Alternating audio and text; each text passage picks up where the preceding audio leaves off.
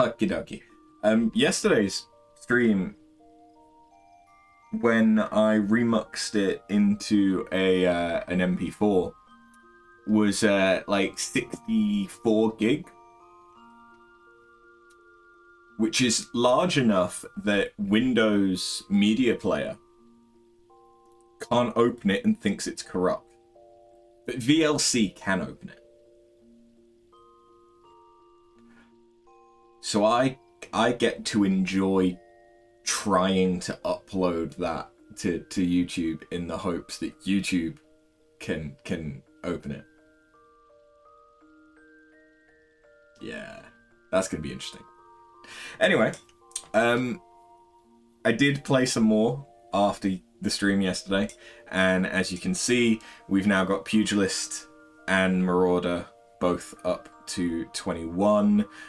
So we now kind of have 4 classes that I could play as, between Pugilist, Archer, Marauder, and Conjurer, which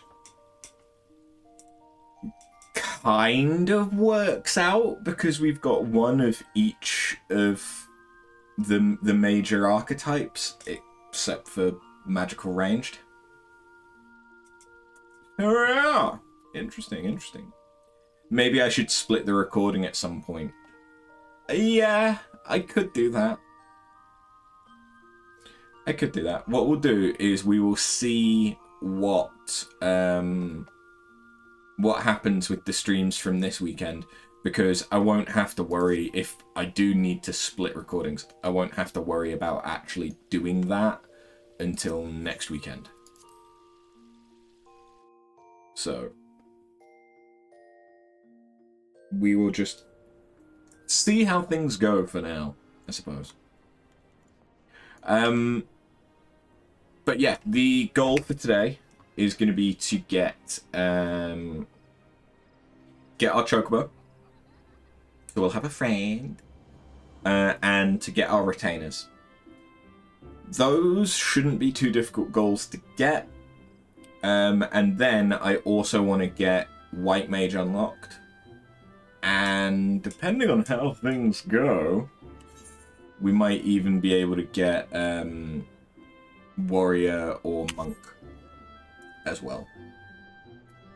The leveling from the hunting log is just so fucking good with the road to 80. Also, you may notice I have more letters. I finally got the stuff to come through. It came through at like 1:30 last night, but I've deliberately not opened it yet. Don't ask how I know that it came through at 1:30.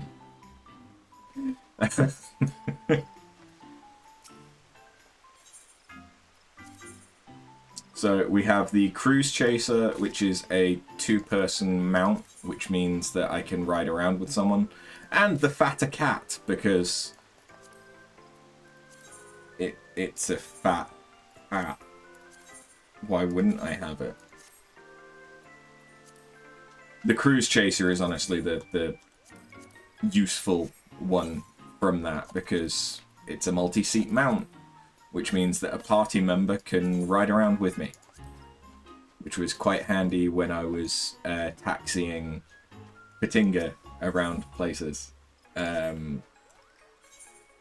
back when he started this character. I have also put UI back up to the high quality stuff.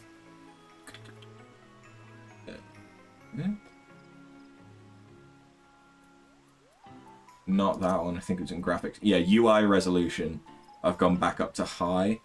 I don't think this should do a massive... Thanks for the random hearts, I think. I don't know if that was to me, but thanks. Anyway.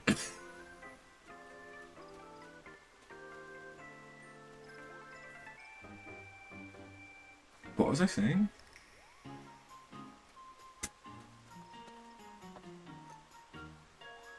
I legitimately don't remember. Anyway, doesn't matter. Oh yeah, the UI. I don't think it should make a difference to how things look on stream, but it will make a big difference to, like, if I blow stuff up like this, they'll still look decent. Whereas when I was blowing them up before, they looked a bit shit. But it's fine. Patinga, I think you said yesterday that you wouldn't be likely to be able to join me today. Is that still the case? Before I queue in for Copperbell? You might play. Okay. Just not right now. But you probably won't be in call. That's fine. If I want a tank, you can log in. Oh, I could tank. If you want to, you can join, but don't feel like you have to. If you'd rather take it easy, by all means, take it easy. Money is becoming a tiny bit of a problem. But we have glams. but we have glams. Oh, that's the other thing that I want to do today, is I want to go to the Gold Saucer, and depending on how things go, I don't think anything...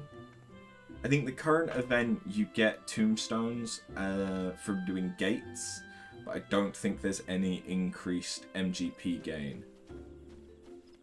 So, unless we get lucky, we're probably not going to be able to actually get anything from the Gold Saucer, unless I get enough of the tombstone events to buy the MGP reward from the tombstone event, which is a roundabout way of going about it. But yeah, okay, let's do Copperbell. Oh, in fact, let's do leveling roulette. Because we might get lucky and get Copperbell anyway. But healer is the thing in need, which means that I'll get extra gil and experience for it. And it... Is it before the daily reset? Is the daily reset 3? Or is that just the weekly? We got lucky, it's Copperbell. Sweet. That worked out very nicely for us.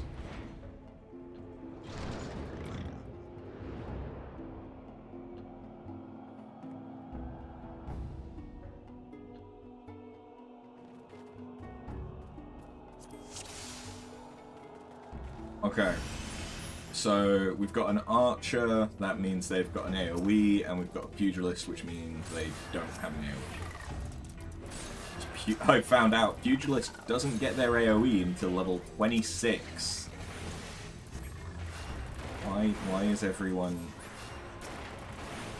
all spread out? And he's already popped Rampart? Okay. I mean, there's nothing wrong with doing that, but...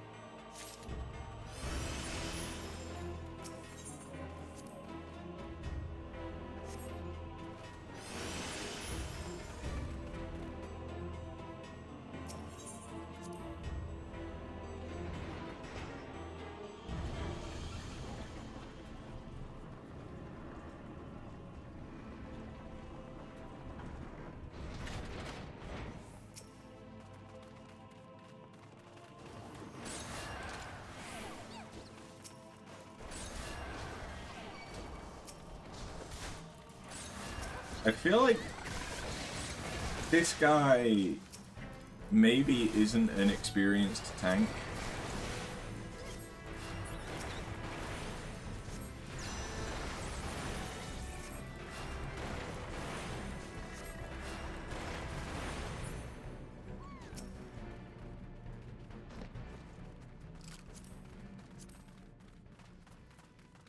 Oh yeah, this guy is relatively new to at least Gladiator. I don't remember where to go, and I don't have the map. So. It's been a little minute since I last ran this. Okay, now he's starting to get it. He's doing... Oh, no, he didn't grab. Does he have tank stance on? No.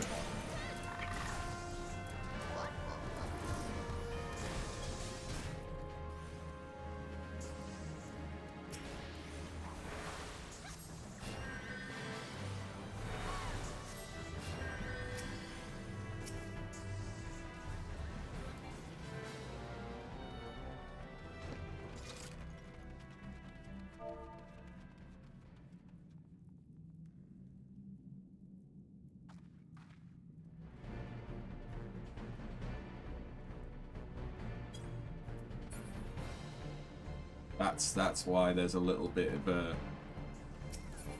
an issue of not keeping aggro on things. There we go.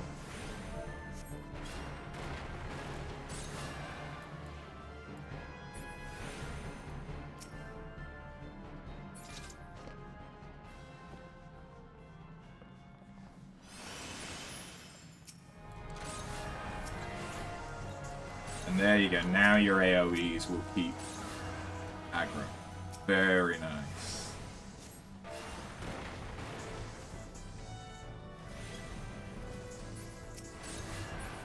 I know that they're an Endwalker, but clearly they are not. They're learning how to tank, because that's only a level 20 Gladiator, judging by its gear.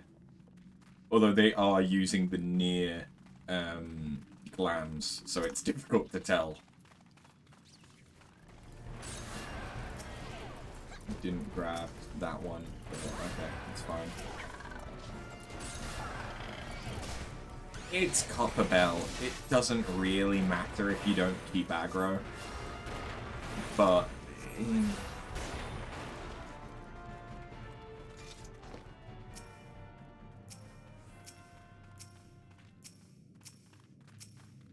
oh wait, is there another?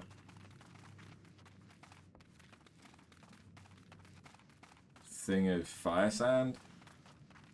Or have you already... Oh no, you've just not put it in.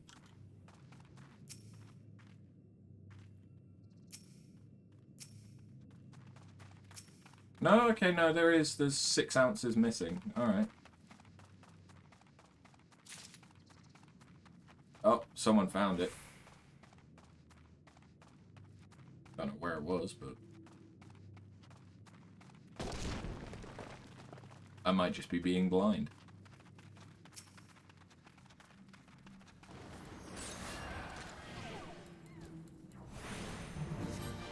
There's the music. Okay, it was a little bit quiet for a second there.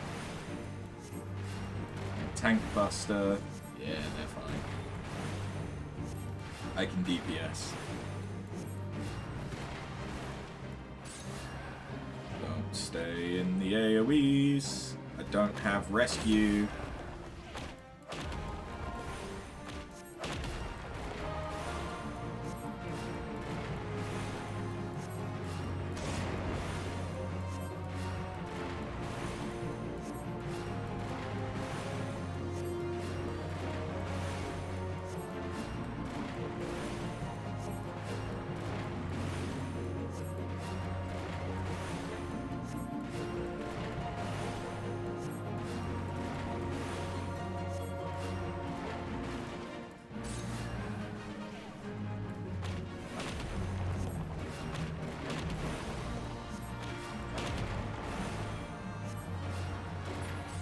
Easy, you didn't even need a healer.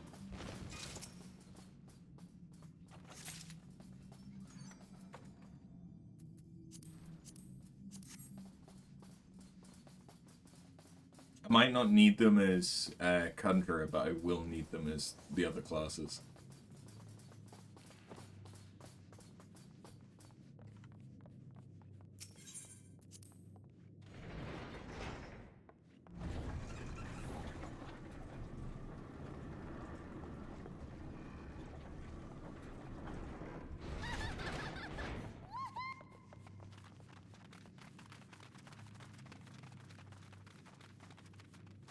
He wants to go that way. We follow the tank.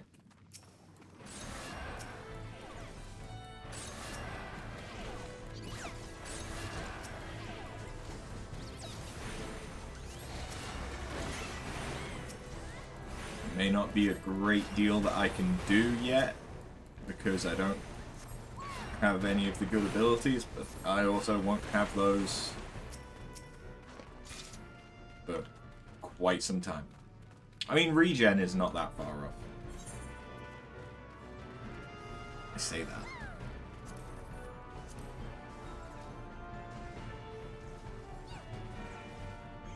Regen must be a white mage ability.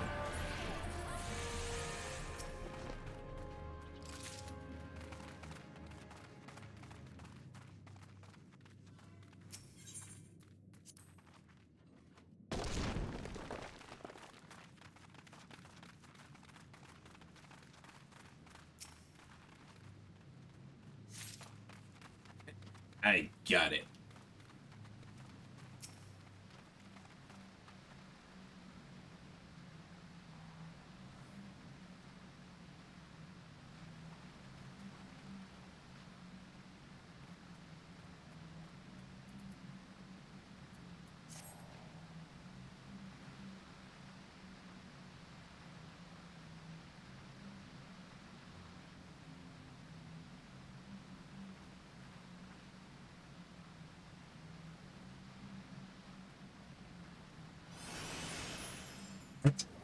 Peloton when we're already here.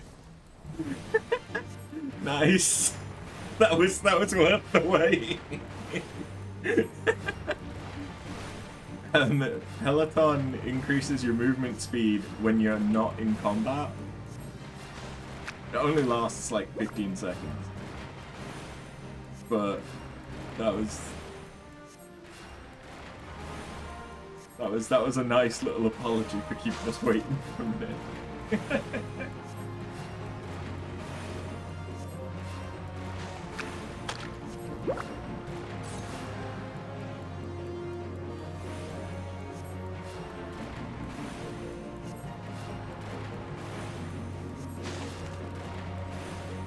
I actually like Copperbell as one of the first dungeons. I think this is a better first dungeon than Sestaka. It's like, this boss, very, very easy to avoid the AoEs. But it's very good at teaching you about the AoEs.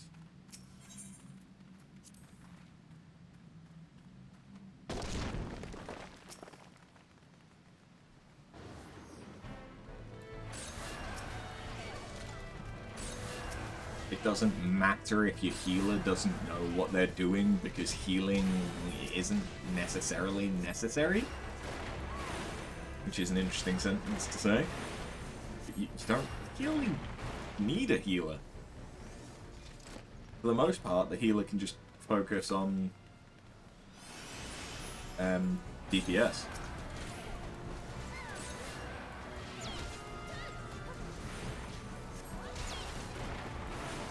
By the time that I change target, it will already be dead. So.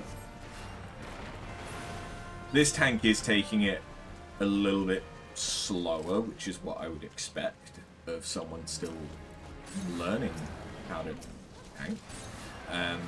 So I really don't need to worry about healing. But even if they were doing bigger pulls,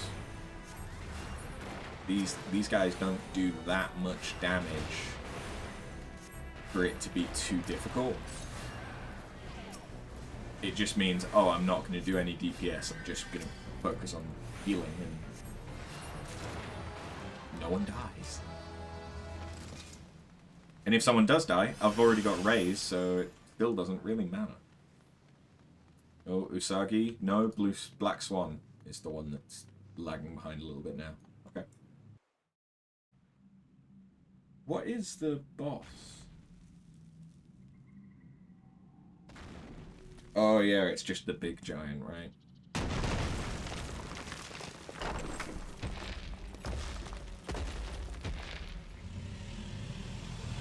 And then is it Copperbell's Hard that has the Spriggan?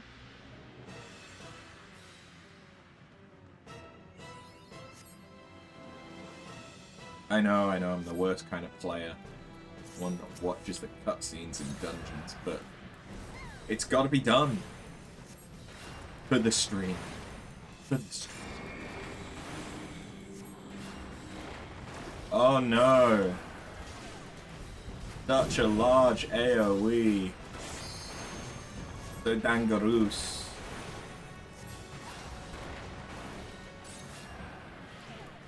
Oh no, they've duped me by What the? Okay.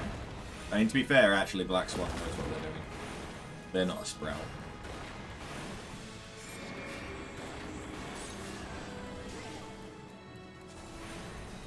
They're just unlucky to get caught in this dungeon with us. They're probably on their leveling roulette, or potentially mentor. Yeah, we'll heal them up a little bit. Good, yes, please do use the limit. Thank you. Sweet, level 30. I went into that dungeon level 28.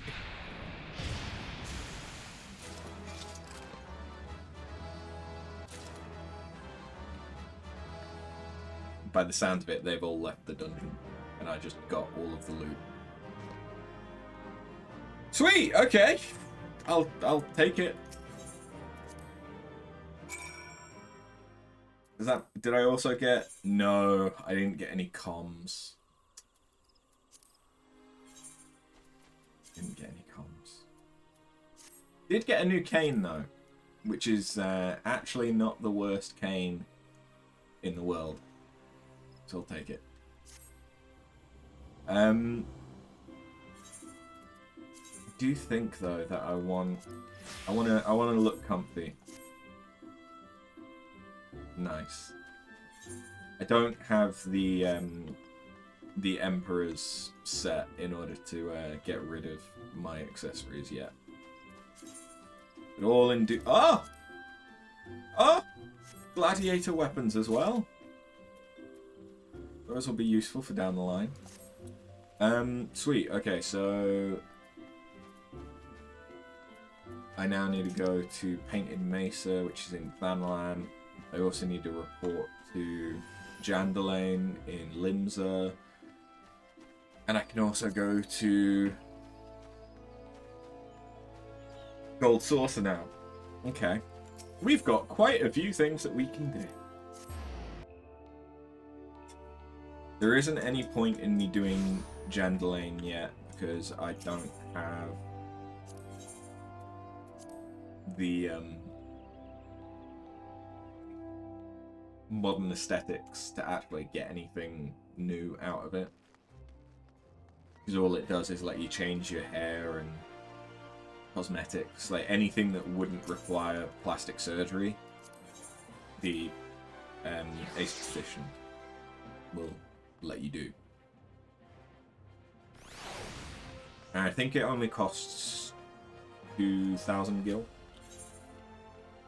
which isn't too bad.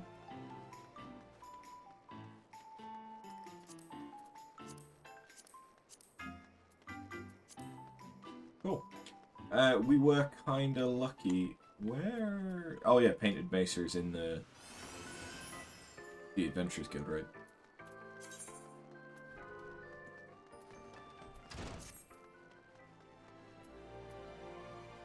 Okay.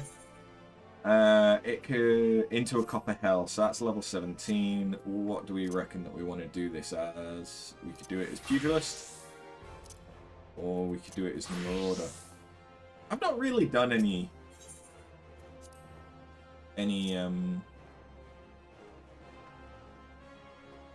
of either of them on stream, to be honest.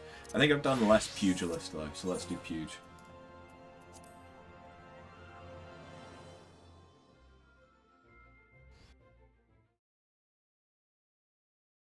Ah, the Conqueror of the Copper Bell returns. Thanks to you, our mining operation can resume, and Uldar will have the materials she needs to rebuild. The entire nation's in your debt, friend.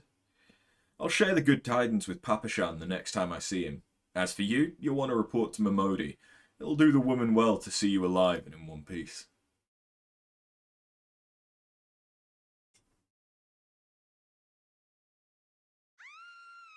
No!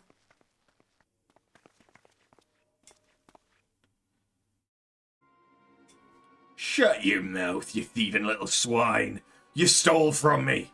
Don't even think to deny it. Please, sir, I didn't steal nothing. I bought this, paid for it with my own coin. What rot? You refugees are all the same. Couldn't afford maggoty mole meat, much less a choice cut of dodo. I'm gonna say it one more time. Give me back what you stole, or I'll make you wish you never set foot in this town. By rights, I should turn you over to the brass blades, you know. Help keep the streets safe for law-abiding citizens. But I'm a reasonable man.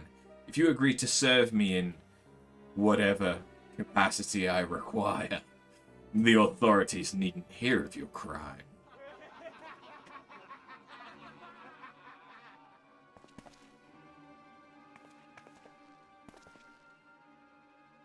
But I ain't done nothing wrong. 12 was my witness.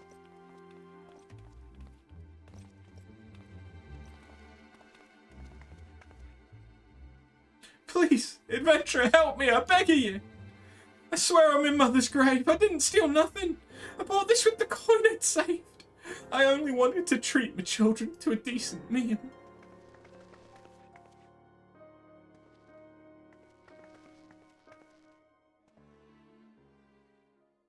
And who the hells are you when you're at home?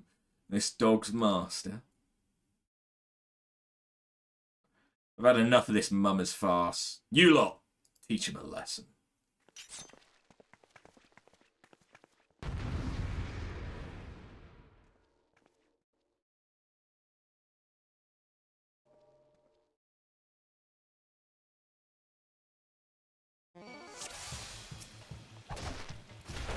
Bonk, bonk, bonk.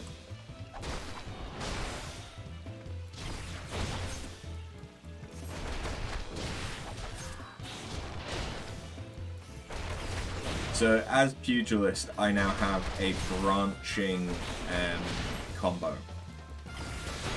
Where if I do Twin Snakes, I do slightly less damage for that attack, but I get a 10% damage boost. I also have Bloodbath and Second Wind, which are healing abilities.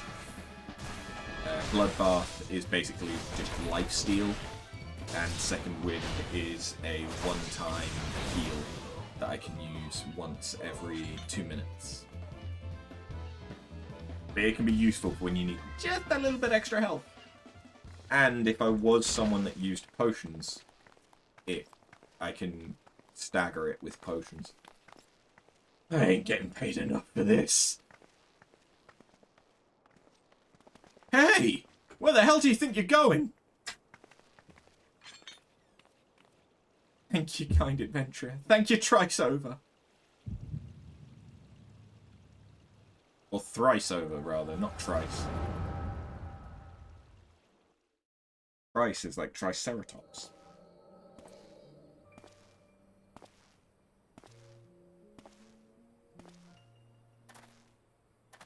Just in case you thought that this was a Final Fantasy that didn't have geopolitical undertones, I'd swear there were more refugees than when I last looked. And you wouldn't be mistaken. But it's been 5 years since the Calamity. Why are they only coming in now?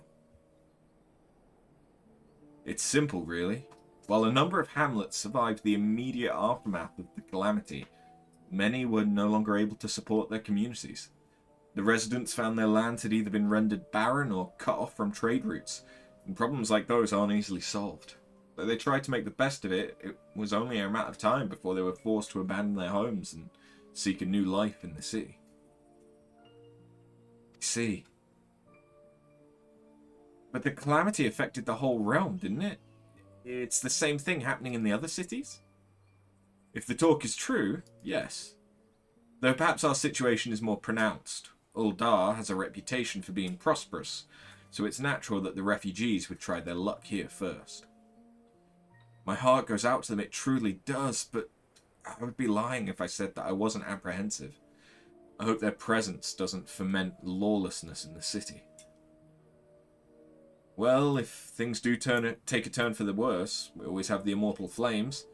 Dare say the brass blades would welcome their help. The heroes who fought the Garlean Empire, patrolling the streets for riffraff? It may well come to that. Impoverished and desperate as they are, you may be sure that some of the refugees will turn to crime.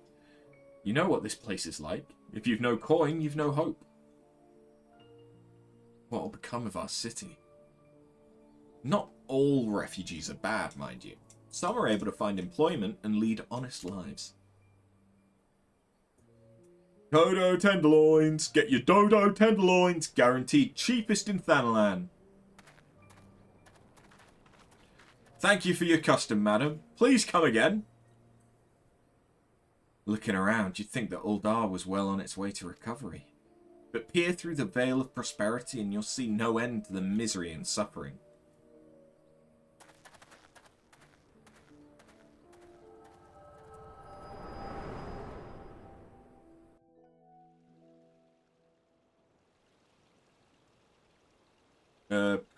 Madam? Are you alright?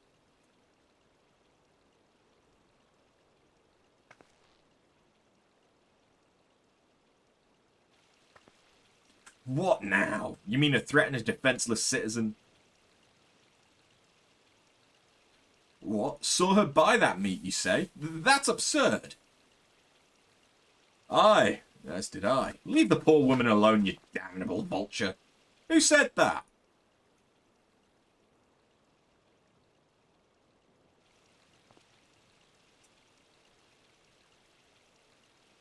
I'll overlook this, but just this once. Gods bless you, adventurer. If you hadn't come along when you did, who knows what that monster might have done. But bear thinking about.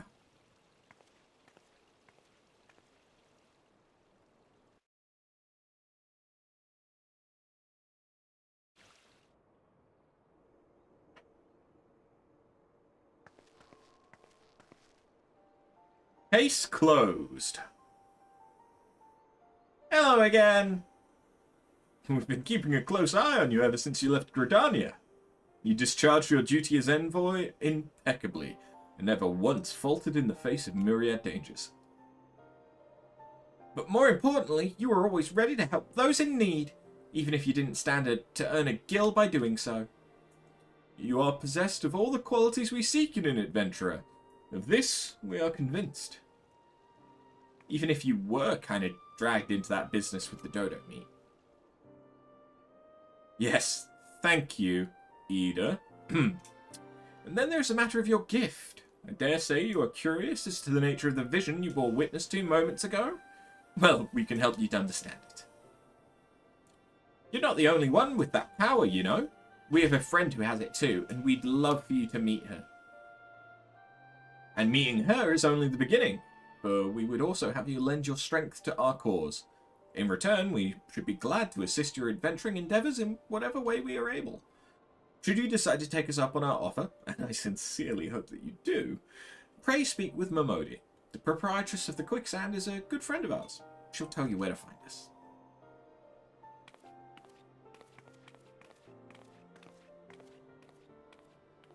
Wait a minute. We haven't even told you the name of our order.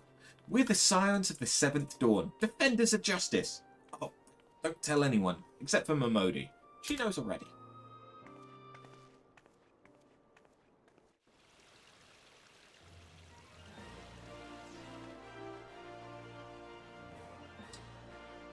Sweet.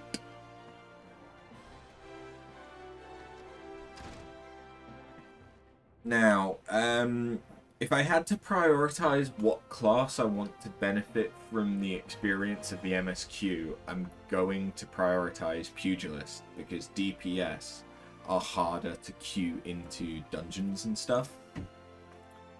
Whereas tank and healer, they're very easy to just farm dungeons. Scenes like that are becoming ever more common, I'm afraid. Don't worry though, if you work hard, you'll probably be alright.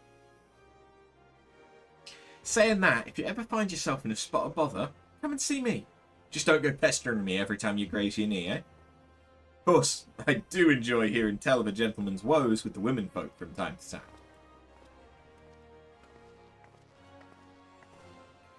Ah, after. Sorry to keep you waiting. I was just providing guidance to a fresh-off-the-carriage adventurer. But gods, it's good to see you safe and well. To look at you, no one would ever guess you've been hard at it with the giants in the dark. Yet every ilm the adventurer Mune said you would be. The station master will be overjoyed when he hears the news. Oh, before I forget, there's a lass here who wants a word with you. Didn't actually know your name, but hearing her description, I knew who she meant right away. Ida? Thank you for sparing the time. I realize you don't know me, but I've been longing to speak with you for a while now. My name is Ida, or Edda, or some shit. I'm an adventurer like you, though I'm not very good at being one, if truth be told. Anyway, I was adventuring with my friends in Gridania when... I'm sorry, we were in Gridania when the leader of our party was killed. His name was Eorzea, and he and I were to be wed in the spring. You may not remember him, but to say that he remembered you would be an understatement. He would sing your praises from dawn to dusk. He saw you for what you are, you see, an adventurer's adventurer, and swore that he would be like you one day. I believe that he would have succeeded had a friend not robbed him of the chance. Since that day, I have thought long and hard about giving up adventuring. But when I think of the woman you are, of all that you've achieved, I find that I'm inspired, just as Eorzea once was. And so I've decided to start again as an adventurer. I'll go back to the village of my birth and begin my training anew. But I wanted to meet you first, to ask you your name. After Bun. I shan't forget. Thank you, After Bun. I pray that we will meet again. Fare you well. Adventuring can be a cruel, bleeding business. Time was, I didn't know why anyone would bother. When they first asked me to take charge of the guild here, I didn't want aught to do with you lot. It'd be a right pain in the arse looking after you all. But against my better judgment, I decided to accept the post. And I'm full glad I did. I feel privileged to be a part of your lives. And that goes double for yours, After. What did you say? You want to know about the signs of the Seventh Dawn? They're beginning to move in earnest, then. Listen, the Scions ain't no ordinary folk, and the work they do ain't no ordinary work. I know full well how capable you are, but even you wouldn't think twice about attempting some of the stuff they do. Or even you would think twice about attempting some of the stuff they do. Knowing that, if you're still certain you want to get involved, I'll tell you what I can.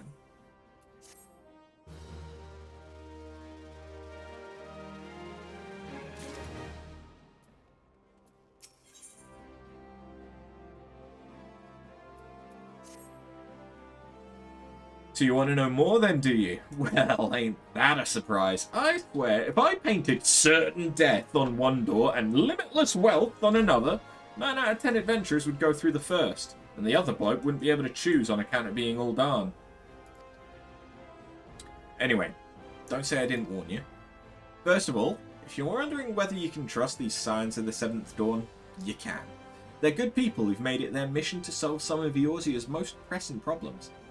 Of course, that ain't no small task, and so they're always looking for dependable individuals to join them. Individuals like you. Now, I've been given leave to tell you where to find the Scions, but you must promise to keep this information to yourself. As you can probably imagine, it's something Eorzea's enemies would very much like to know. The Scions are headquartered in Vesper Bay, out in Western Fanland. The place you're looking for is called the Waking Sands. Give your name to whoever's at the entrance and you'll be let in. You're a woman in demand, After, and the days ahead promise to be busy. But I hope you won't forget about them as... helped... I hope you won't forget about them as helped make you into the adventurer you are. Drop in and tell them how you're faring from time to time, you hear? Right, well I've said my piece, off you go. That was interestingly worded and fucked me up a little bit.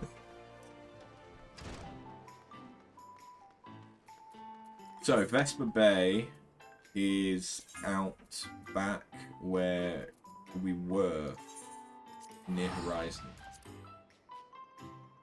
We will be traveling here a lot.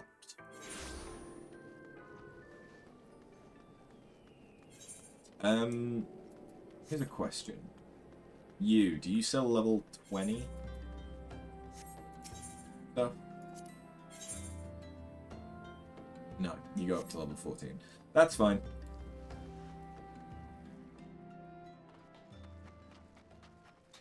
To be fair, we're not far off Palatali, which will give us the level 20 gear.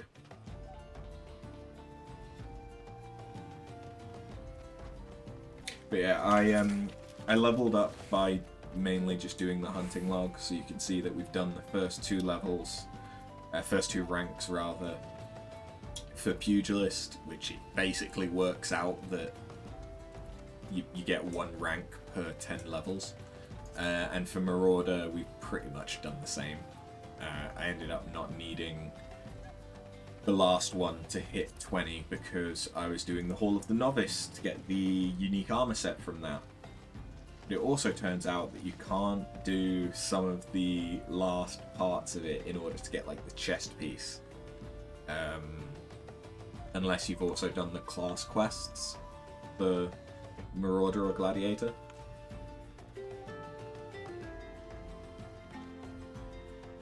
So yeah, we are going to have to do some class quests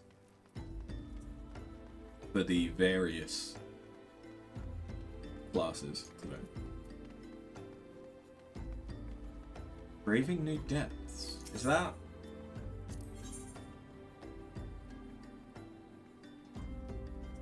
That's... Oh yeah, that's the Sunken Temple of Khan. Is that Aurum?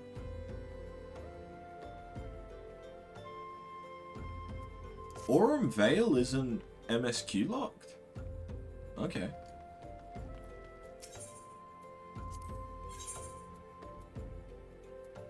Fair enough. To be fair, I do have some stuff that I should mend. How much are you gonna mend my shit? That wouldn't be the worst thing for me to buy. But I should get some free stuff as well.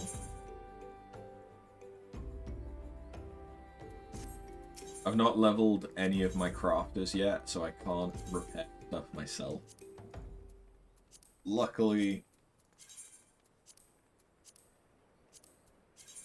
at the moment, repairing is cheap as shit. And the only reason that I want to make sure that I am repairing stuff is because you can only put stuff in the glamour chest. If it's at 100%. What's this one? Trauma Queen, level 50. Oh, that's Wanderer's Palace.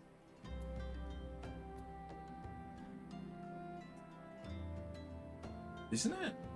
Looks like Wanderer's Palace. Okay, so Vesper Bay has quite a few dungeons that aren't MSQ locked. Hey, Tataru. Deep in the desert of my heart, a lonely flower bloom, yearning for the heavens above to quench my thirst for you. Tra-la-la-la-la-la-la-la-la. What?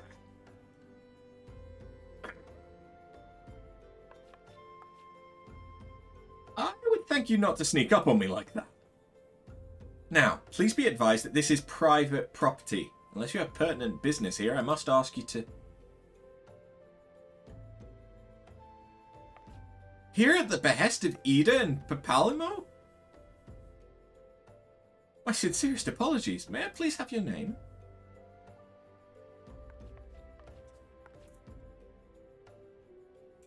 Afterbun, Afterbun. Ah, here you are. I bid you welcome to the Waking Sands, headquarters of the Scions of the Seventh Dawn. My name is Tataru, and I look forward to assisting you during your time with us. The antecedent is within the solar. I shall let her know to expect you.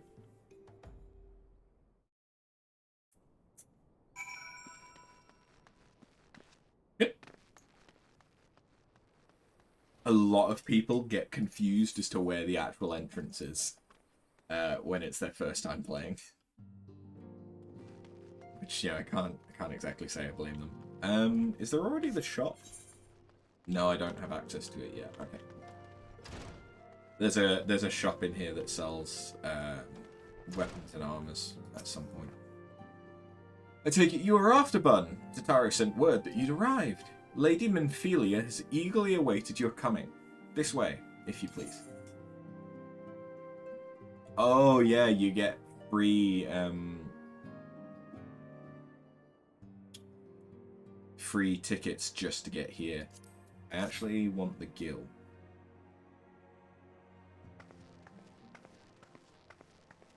So you're the adventurer of whom I've heard so much.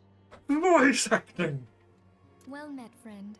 My name is Minphelia, and I lead the Scions of the Seventh Dawn. I have awaited your coming. Pardon? Sorry, I didn't mean to. Please, be at ease.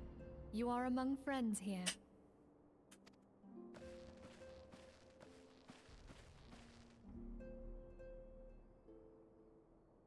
No doubt you are ripe to burst with questions. But have patience. All will be revealed in time. First, let me begin by telling you who we are and what we do. Be good. We are the Scions of the Seventh Dawn, an order that transcends political boundaries. Our single objective is the preservation of the future of Eorzea. Among Lofty our goals. greatest concerns are the godlike beings known as the primals.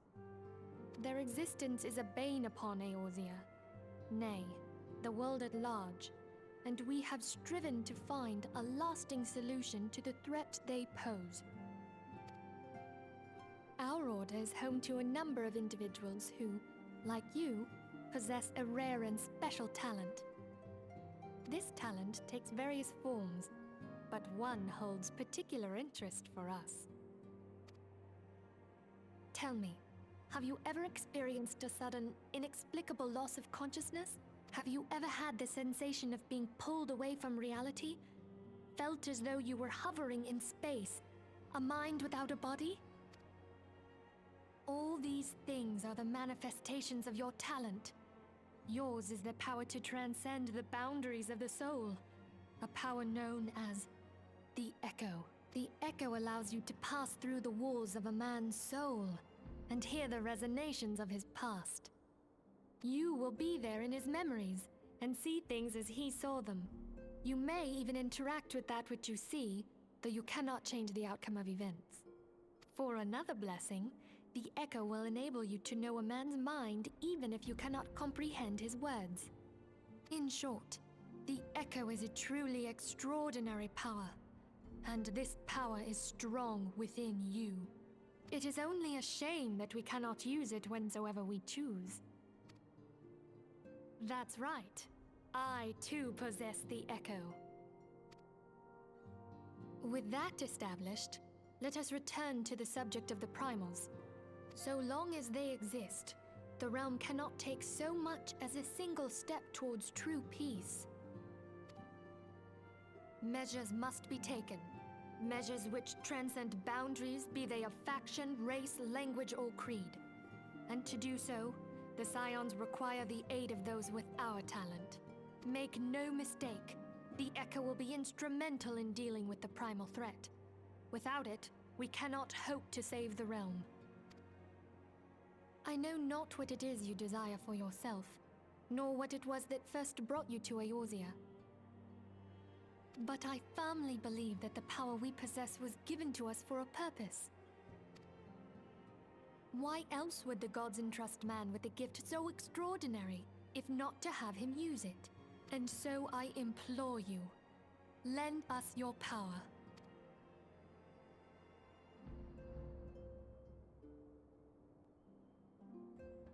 Naturally, your aid will not go unrewarded. We are fortunate to have a number of influential allies, and at a word from me, they will gladly afford you certain privileges that might otherwise be denied you. The right to employ retainers, for example. Are you familiar with them? They are individuals who may be relied upon to manage your assets and belongings on your behalf. The papers you requested, milady.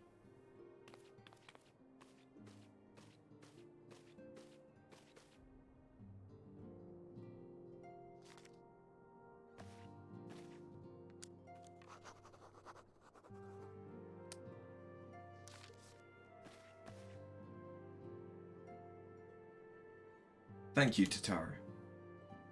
Pleasure's mine, milady. By way of a welcoming gift, I have taken the liberty of adding your name to the retainer's registry. As of now, you are entitled to employ the services of a retainer. You'll need to consult a retainer vocate regarding the particulars of this arrangement, but believe me when I say that retainers will prove invaluable to you in your adventuring endeavours. Let this gesture serve as evidence of our commitment to do all in our power to facilitate your personal objectives. In return, we ask that you aid us to the fullest extent of your talent. A mutually beneficial relationship, I'm sure you will agree, and one which serves the greater good besides. Well, that was a veritable lecture, was it not? Forgive me, but it is important that all concerned are aware of what is expected of them. Now you know our purpose and what we can offer you, I invite you to consider joining us. When you've come to a decision, you may tell me without fear of whatever. I skipped it. Fuck it. In good faith, I shall entrust you with our order's password, which our members use to reach one another when afield. It is Wild Rose. Pray, keep it safe. Which is a nice reference to... Is it Final Fantasy 2? It's either 2 or 3. That's a nice reference. And that cane that they have like framed on display is Louis Soir's cane from 1.0.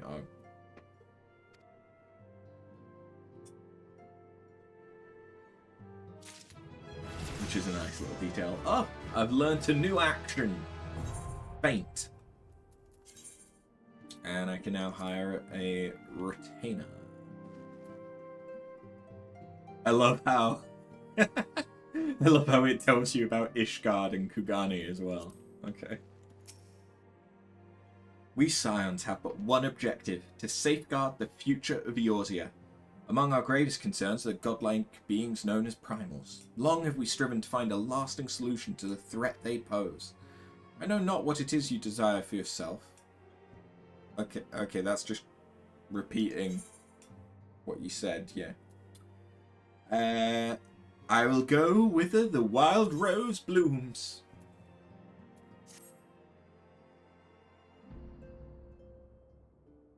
I take it you will help us. Wonderful! I knew you wouldn't let us down. But come, I would introduce you to your friends in the Order. Tell me, does the name Garlean ring any bells? It used to be one of Eorzea's 6 city-states, and was situated in the northwest of Aldenard. The Garleans were the keepers of wisdom both old and new. Their mastery over magic and ether was unsurpassed, and even the Garleans knew to fear them. Among their number, there were a noble few who devoted their lives to safeguarding the future of Eorzea. When the realm began its descent into chaos, and their countrymen fled for the motherland, they alone chose to remain here. These noble men and women were called the Archons. Those same brave souls stand before you now. Oh, okay, so they're all Garlean. The masked woman is Ida, and beside her is Popalimo. The two are charged with surveying the Twelveswood. Hello there. Welcome. I had every confidence that you would agree to help us. Me too.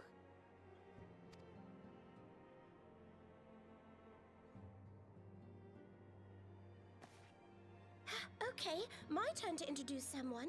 That there is Thancred. He is our man here in Ul'dah, Jewel of the Desert. Welcome to the team. Ooh, I like his voice. If I may, the lovely maiden beside me is named Y'shtola. Limsa Lominsa has the pleasure of being under her care. Greetings. Last but not least is Eorzea, who presides over all affairs within these halls. Pray seek him out whenever you have questions.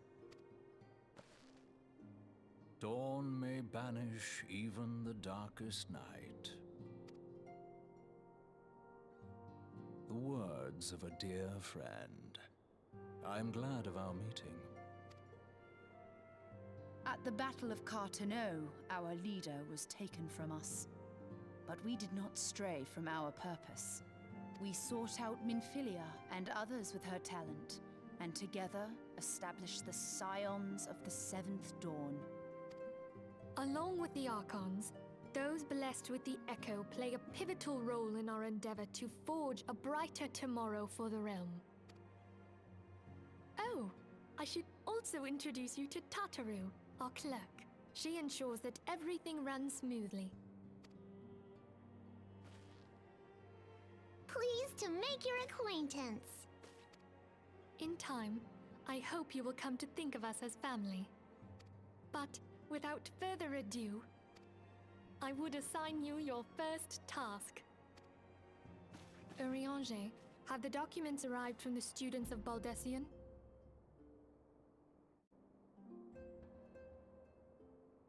Didn't realize that they referred to that already. Aye, my lady. They arrived but recently.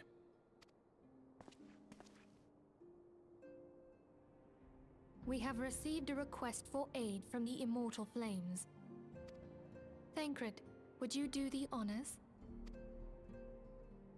It would be my pleasure. Some days ago, a crystal caravan registered to Amagina and Sons mineral concern was waylaid and divested of its cargo. But there is more. Within a bell of the robbery, several people were reported missing from the shantytown outside the city. At a glance, one would assume the involvement of bandits, kidnappers, and coincidence. Such crimes are hardly uncommon, and the Immortal Flames deal with their like almost every day. However, this time we have reason to believe that a primal is involved.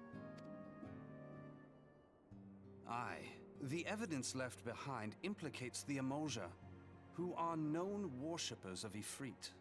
If we then consider the objects that were taken, there is no room left for doubt. The crimes were committed in the name of a primal. That you may better understand the nature of our struggle with the primals, I would have you play the leading role in this investigation. You have my thanks. If there is aught you wish to know, I recommend you speak with Thancred. He is well versed in the affairs of Ul'dah. Ever at your service, fair lady.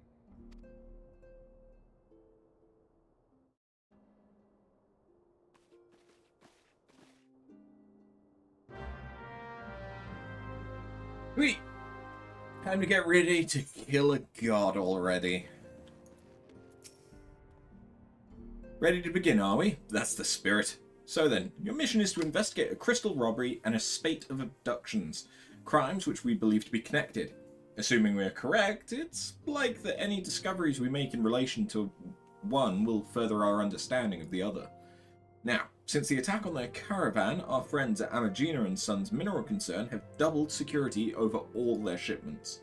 In light of this, it is my judgment that the abductions should be our priority.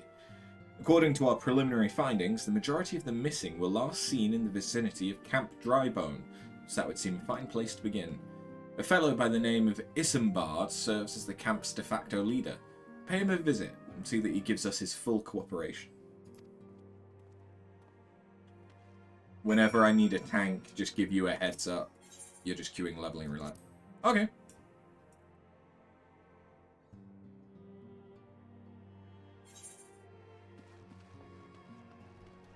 I mean, I'm happy to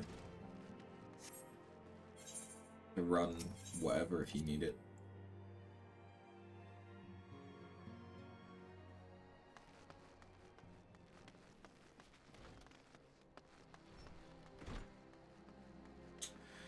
Okay, so I need to go to Drybo.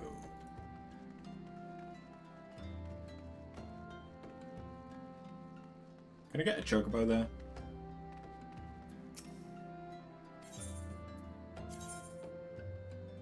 No. Didn't mean to do that. Didn't mean to do that.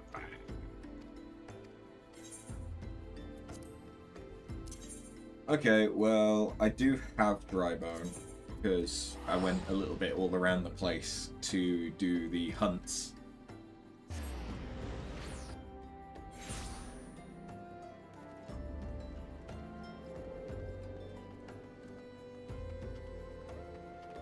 Hey, Isambard. I am Isambard. Here to search for the missing folk, I take it. Nymphelia sent word that an adventurer fitting your description would be along. She also warned us to be wary of the Amalja. It seems we know who the culprits are, at the very least. Now, I bear no official title at this camp, but the people here have come to look to me for leadership. You have my word that I'll do all I can to help see the victims safely returned. Let's get right to it then. Nymphelia named the Amalja culprits in all of this. You would do well to investigate them first. Much harm has been levied on these lands by Amalja hands. The flames burn where they might, but their light cannot stay the darkness in all places at all times. There have been brutal murders of callers at the Church of Saint Adama Landama, innocents wishing no more than to pay their respects to the dead. The poor souls deserve a proper burial. I would see to the deed before mongrels catch their scent, but I know not if the Amalja still linger. Would you secure their remains for me, friend? You'll find them on the Eastern Road. 12 willing, you may even come to learn something about what the Amalja seek in this area.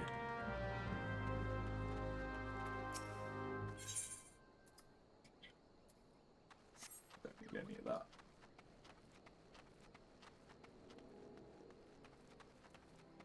Is there... I mean, there's a shop up this way? Or in fact, actually, it's going to be in here, isn't it? I'm just thinking if I can get a level 20 weapon. Armor, less important. Okay.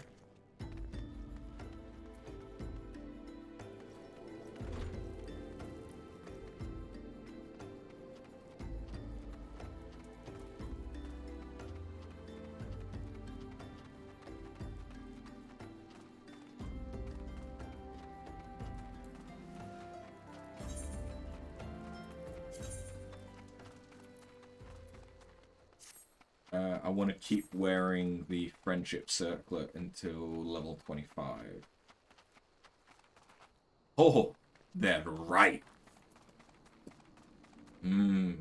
Right corpses. Yummy.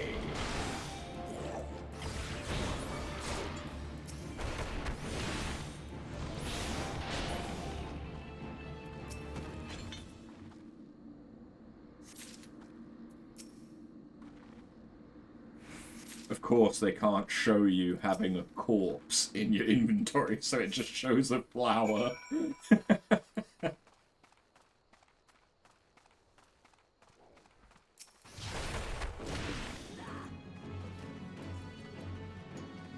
Just a little drive-by punch.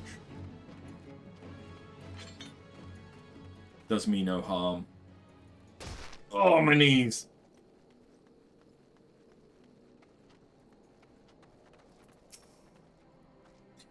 It was good to see you returned. We were able to secure the remains of our fallen.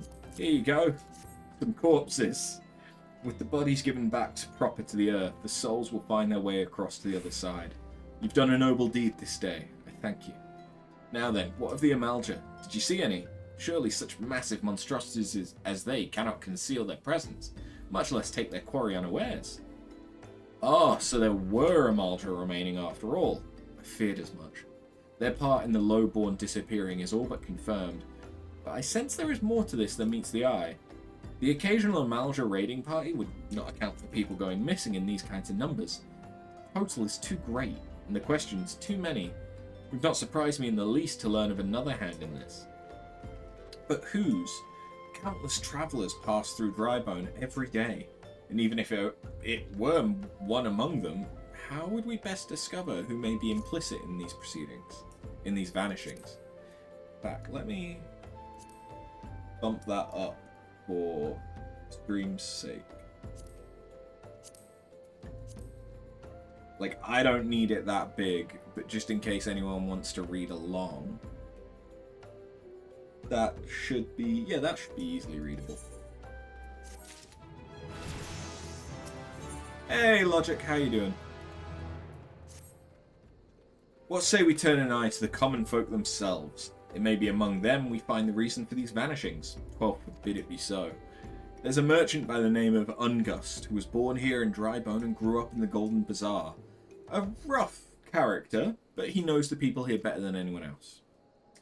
I'd wager he's at the inn, quaffing away the day's earnings. Here, I'll write a note for you to show him, else he's not like to speak to you. You just woke up, you're making some food and logging in? Fair enough.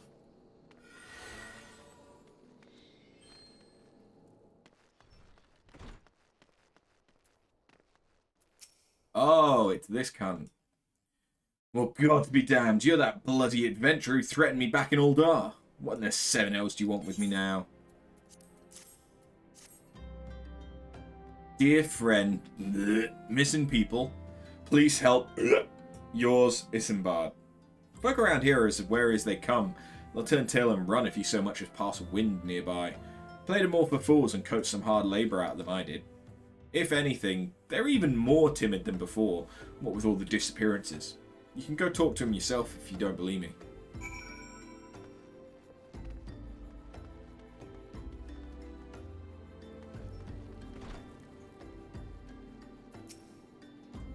Please, miss, just leave me be.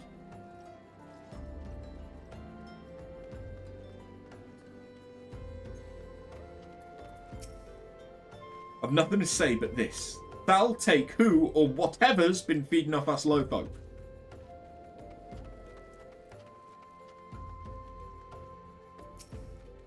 What do you want from me?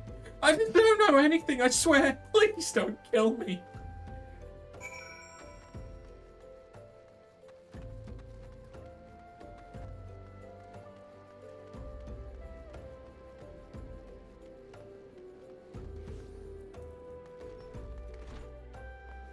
Everyone seems happy-go-lucky as ever. Just as I told you, wasn't it? A whole lot of them are terrified. There's been talk of folk getting abducted. If you ask me, they simply up and moved on to a better place. This place isn't exactly Costa del Sol, if you know what I'm saying.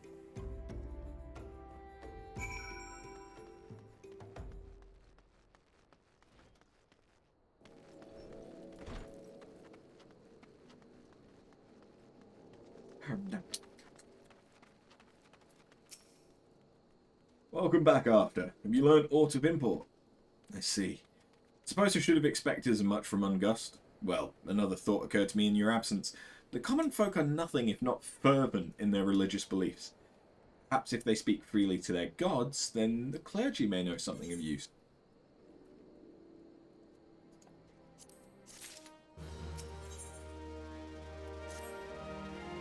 We would know what the common folk speak of to their gods. We've no better place to ask than at the church of Saint Adama Landama. It's a small and humble church found to the northwest of here. And so long as you are headed there, may I ask you to deliver this embalmed corpse? A morbid request, I grant you, but it must be borne to burial, and I trust none more than you to see it done. Seek out a man named Marcus. He tends the graves of the Lich Yard. He'll tell you where the body is to be interred.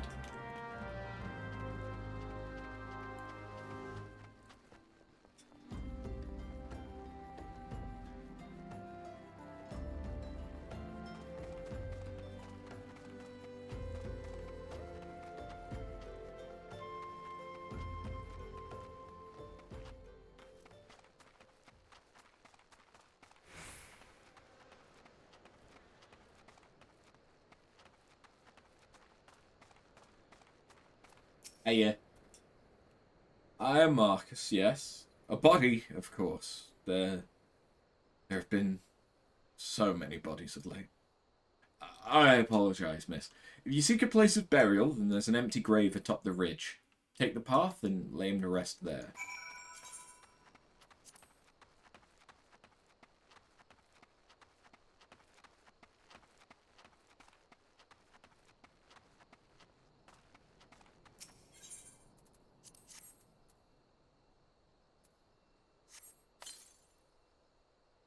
I'm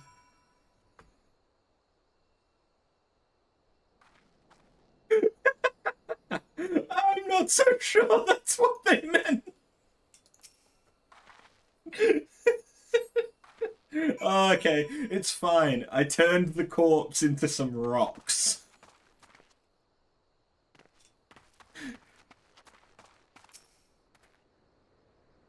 May they all walk in Thul's realm.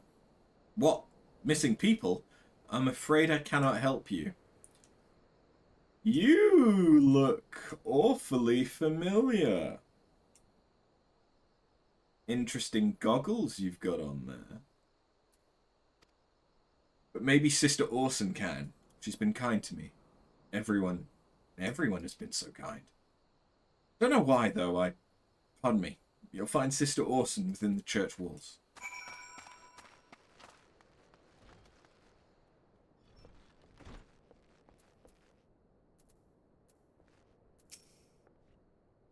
I hear you've done us a service of burying a fallen soul. Please accept our gratitude and extend it to Isambard when next you see him. You seek knowledge of missing Drybone inhabitants. It's true I am closer to the people than any other of the Order. I confide in them and they in me. When they wish to speak to their keeper, Thal, I am the medium through which they do.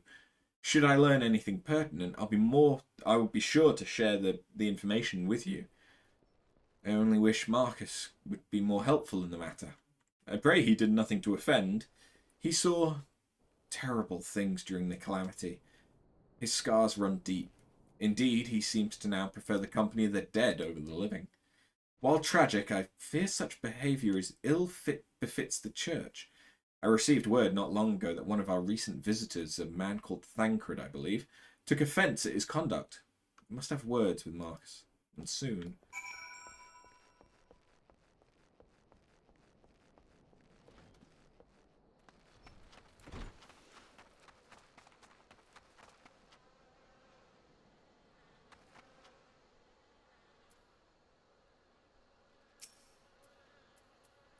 That's an unfortunate name. Don't look at me. I'll come.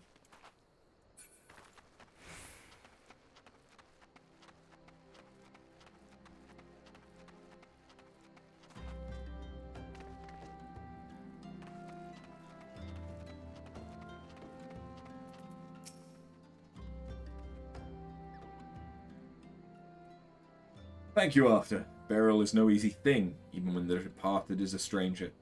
Were you able to learn aught of the missing common folk?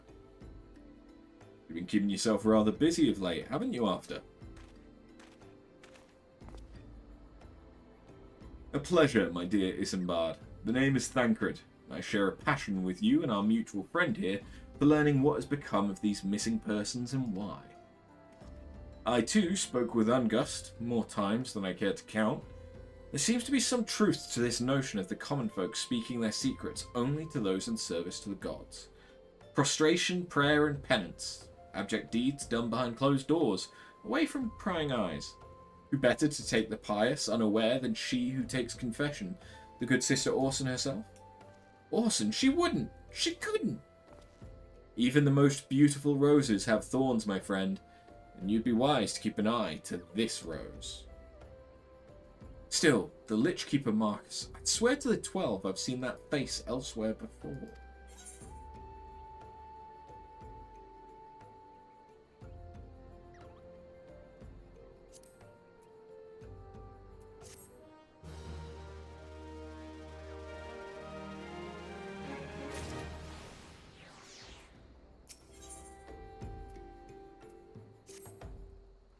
Sister Orson, it cannot be.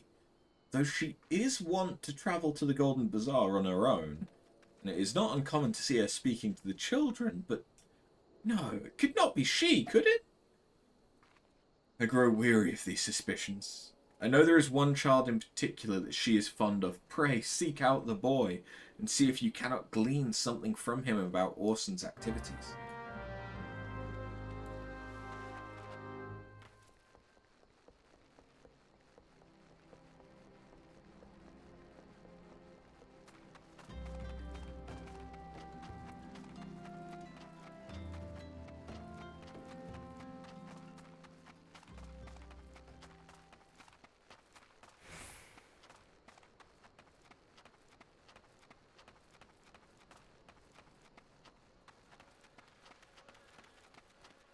Oh.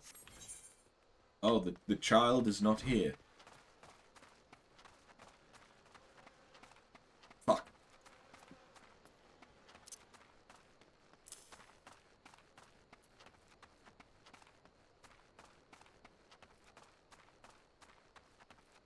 Oh, I forgot that Feint also works on magical damage. I thought Feint was only on physical and Addle was only on magical.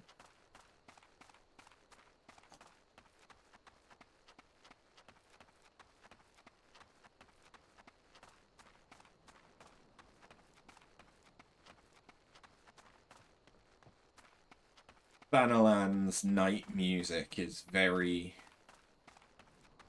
shit. It's just crickets.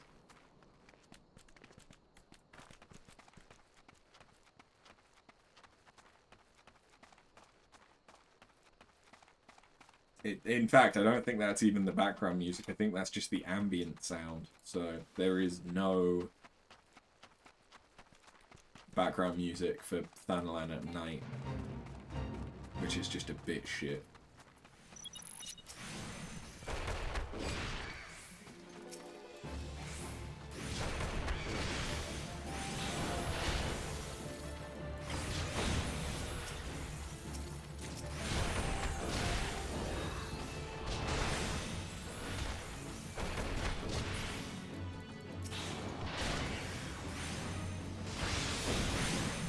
I mean, I was running through the area anyway. I've got no reason not to take part in the fate.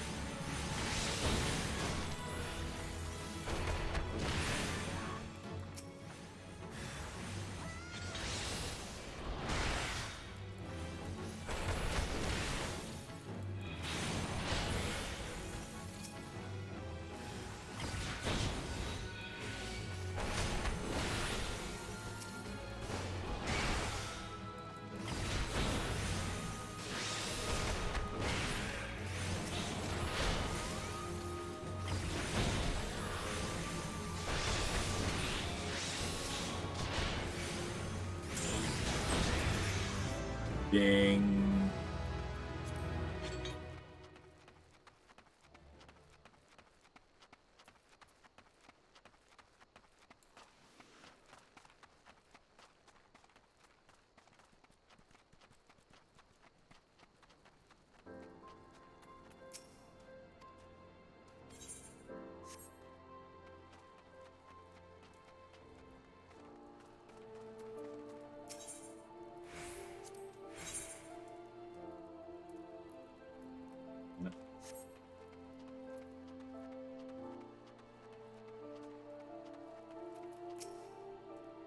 Please help! Sister Orson went out all on her own and hasn't come back.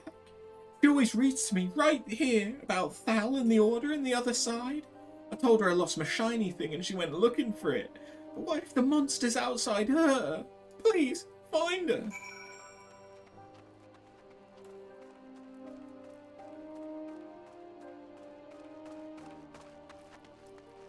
Sky reminding me of Skyrim.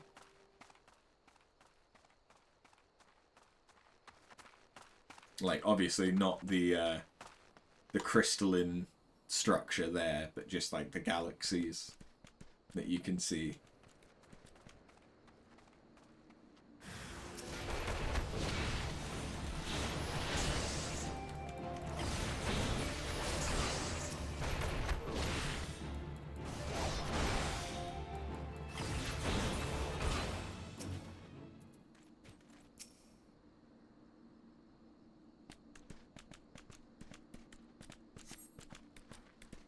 You are the one from the church. Thank goodness you arrived when you did. It seems my gratitude is yours yet again. You spoke with the child. Yes, well, I was able to find his lost trinket. It is a ring given him by his mother before she passed. I will see it safely back to him.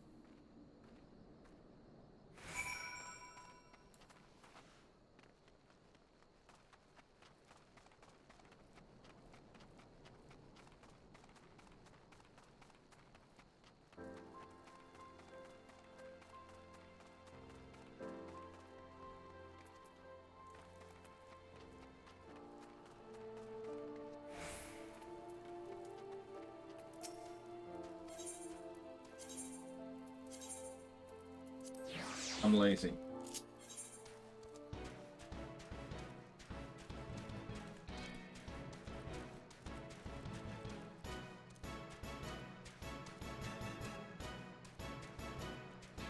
And this way we get music. Joy, always a benefit.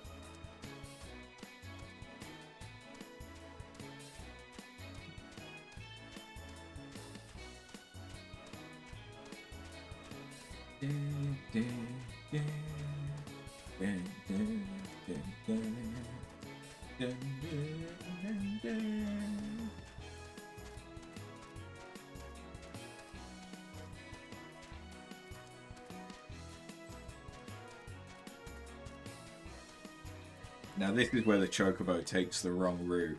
You don't go down the ramp. You just fall. There's no railing. Clearly it's designed that way. Sister Orson was attacked outside the Golden Bazaar. God forfend. I'll secure a room at the inn for her should she require any rest. Searching for the mementos of orphans. And risking her own well-being in the doing, no less. Certainly not the dastardly deeds Thancred would have us believe.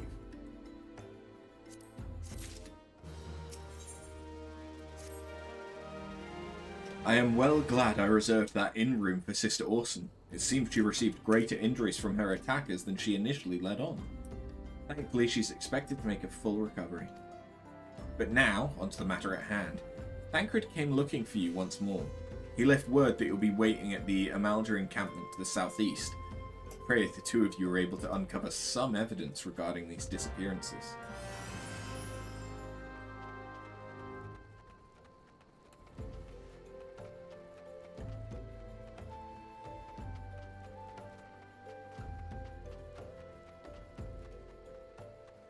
A dancer? Yeah, what the fuck is a dancer doing here?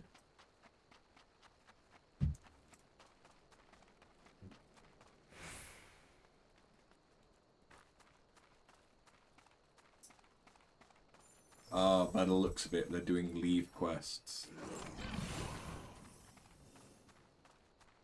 They might be achievement hunting then.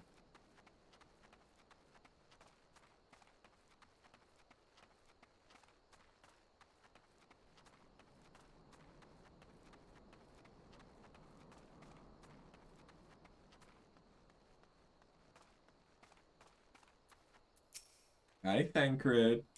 There you are after, so good of you to come. Indeed, I've heard all about good Sister Orson. Isambard said her wounds were serious. It would seem my suspicions about the poor Rose were misplaced. But false they were, perhaps my suspicions were not entirely without merit. Whilst following Sister Orson near the Golden Bazaar, a band of Amaldur caught my eye. I tracked them as far as this encampment, but, well, let us say that I would much prefer to keep my distance and remain here. This is, of course, brings me to why I requested you, dear After. Would you be so kind as to take a look inside? Yeah, because at the moment, and I say at the moment because almost all of the Scions change class with the expansions. At the moment, Thancred is a rogue.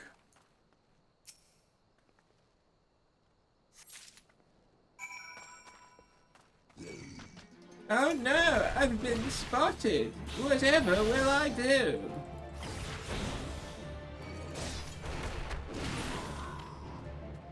No witnesses.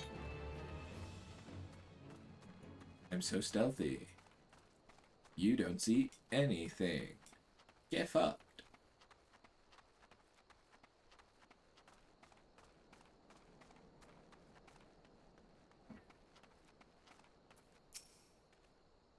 Well, did anything tickle your fancy? This leaflet. See the wealth of Nal to the hands of your children. Looks to be some sort of assembly to provide the poor with work. The lettering, though, atrocious, is it not? These bit about Naldthal seem somewhat less than studied. I find it hard to believe one among the Order penned this. Pray, take this to the inn at Camp Drybone. Let us see what Sister Orson makes of it. The penmanship sucks, and it's not very learned. It's the children.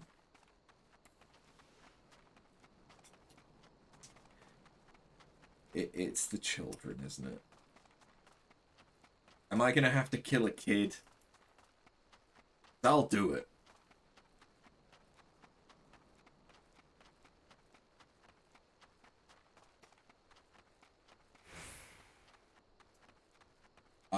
I've been scarred enough by interactions with children in Skyrim. I can kill a kid in a video game. I'm not scared.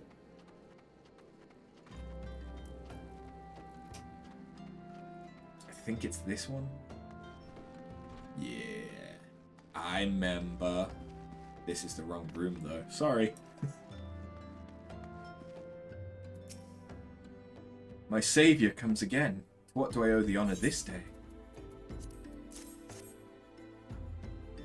What is this? Blasphemous! These are not our teachings at all!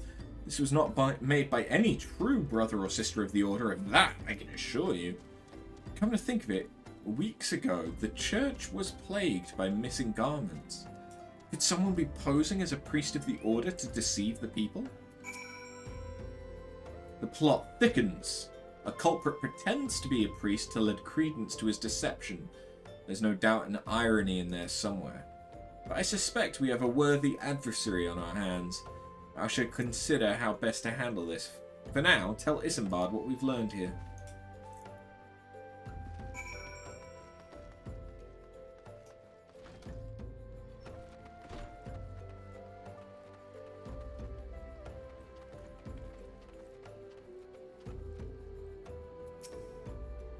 Posing as a priest, to think!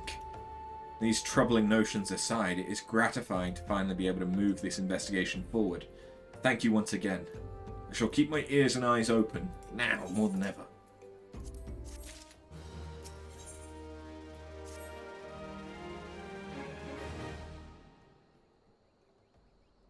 I'm afraid I have not seen any unusual activity, nor have any at this camp given me cause to doubt them. But unless we can identify the culprit, and soon, more innocents will fall victim. Do not despair just yet, my friend. An idea occurs to me. Our suspect has been posing as a priest, using leaflets bearing false promises to lure the poor. Let Arthur and me serve like with like by posing as impoverished souls in need of succor. I dare to hope that this will yield us any answers we seek. It will be a dangerous undertaking, but you two are more than capable of looking after yourselves. I'm next to useless in a battle, but I can supply the garments for the disguise. These old tunics and slops should serve your needs, as long as you don't mind the smell and stains. These will serve very well. You have my thanks. Listen, so as to lay the foundation for our little ploy, we must make it widely known that more vagrants have arrived at camp and are desperate for coin. To this end, I want you to don the old garment Isambard has lent us and beg for work around the camp. Before long, the false priest should catch wind and approach us.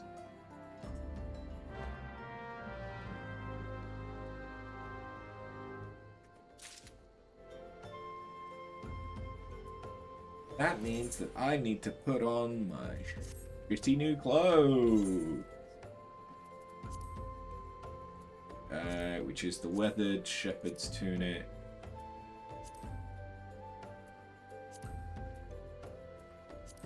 And weathered slops.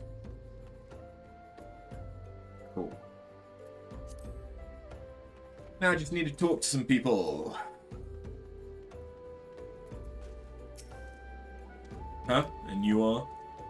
Another refugee by the looks of you. The immortal flames have neither work nor coin for your like. Be gone. See to it you don't make a nuisance of yourself.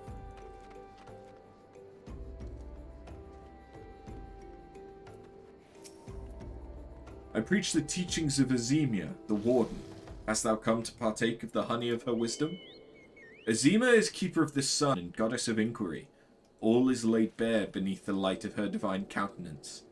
Once thy heart, open thy heart to this light, needy child, and thou shalt want for naught till the end of days.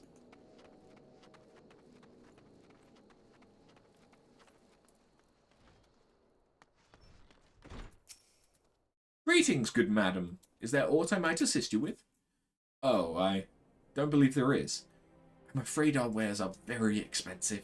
Mayhap you should rejoin your fellows out at the pond north of Sandgate?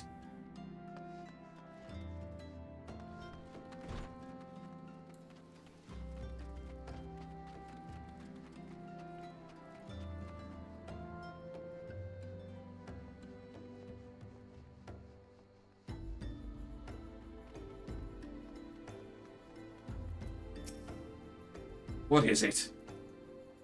Gods, not again. Look, being poor doesn't give you the right to pester whomsoever you like.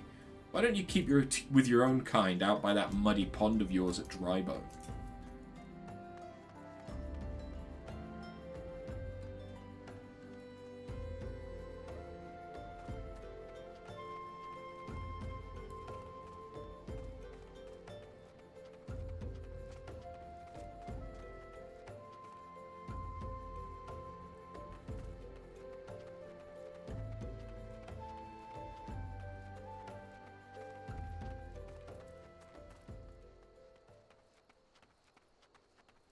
Okay.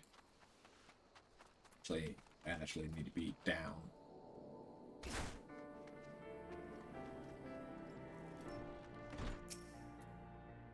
No, I was about to get to the good part.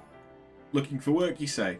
Sorry, but we don't have any openings. Now get out of here so I can finish my story.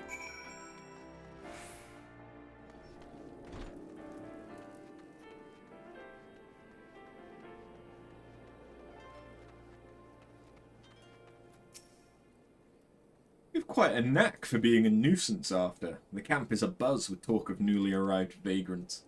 And though we were unable to attract our wayward transgressor, we were able to learn that the poor have a commune by the pond north of Sandgate, to the east of here. The eyes of the authorities do not reach this place. Rather ideal for spiriting away hapless souls.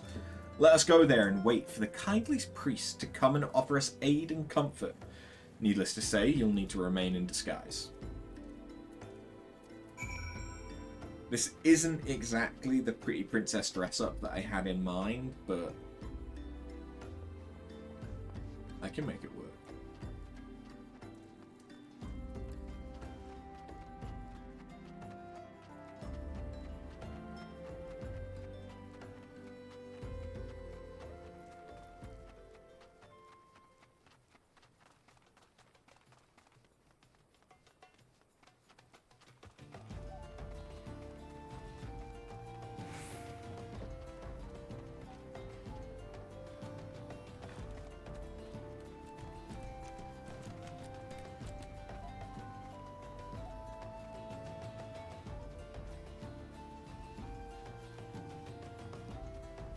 What's the best way to get... Okay, do not anger the aggressive hunt next to the quest. Jesus. A fine morning for catching false priests, wouldn't you say?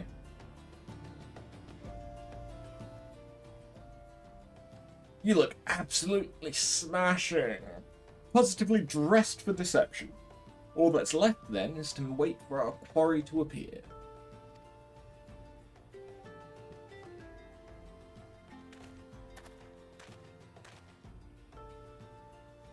Oh, you poor unfortunate souls.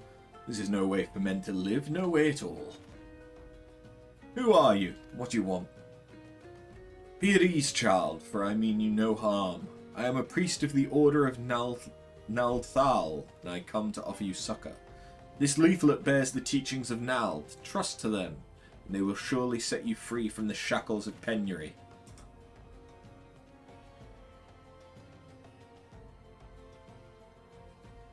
A tempting offer, but I'm afraid I must decline.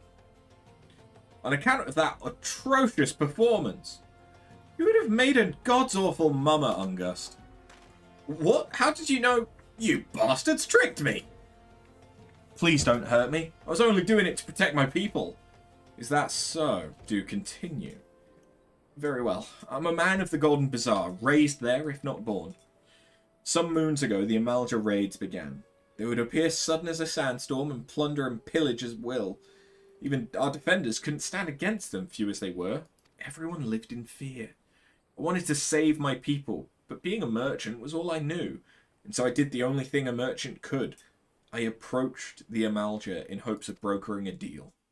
In return for sparing the Golden Bazaar, they made demands. Outrageous ones. Demands of what kind, pray tell? First of all, they wanted the schedule for crystal shipments from the Nananwa mines. For this, I bribed one of the workers to leak me the information. Next, they wanted me to bring them people. So I posed as a priest to lure in the vulnerable and give them over to the Amalja. I didn't have a choice. Protecting one's home is a noble thing, but at the cost of innocence. You could have sought the aid of the immortal flames, yet you did not. I suspect you're not telling me the full story. What made you sell out your own people? Speak! It was good. What did you say? The coin was good, I said. I could sell mole meat for a score of lifetimes and not see a fraction of what the Amalja pay me. You sacrificed innocence so that you could line your own pockets? Words fail to express the contempt I feel for you. Spare me your contempt. If you want to blame someone for the mess the world's in, then blame yourselves or the gods. Ugh, not you again. Were you the one leaking the Immortal Flame's patrol routes to the enemy as well? Spit it out. No, I know nothing about that, I swear. At this stage, I'm rather disinclined to believe aught that leaves your mouth. But no matter. There'll be time enough to learn the truth. After, be a dear and take word of these developments to Minfilia, would you? I shall prize everything I can out of this filth. The abductees are still somewhere out there.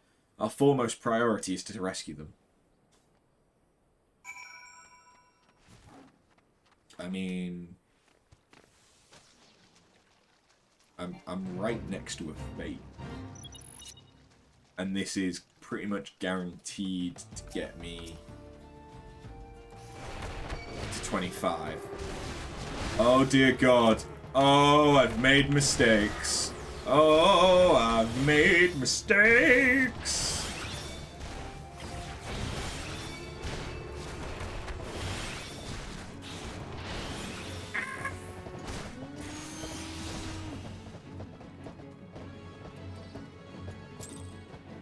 Okay.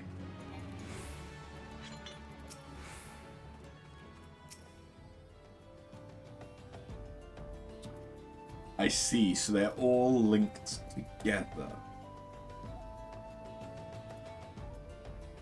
That could be problematic.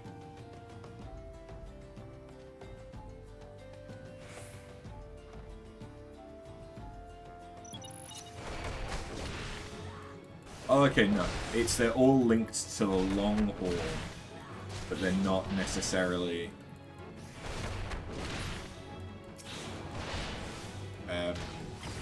all gonna aggro if I attack anything other than the Longhorn. Or the Elder, I suppose.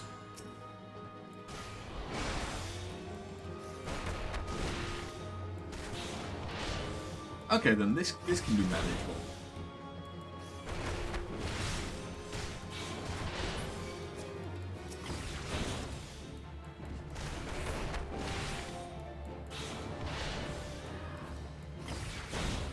Uh-oh.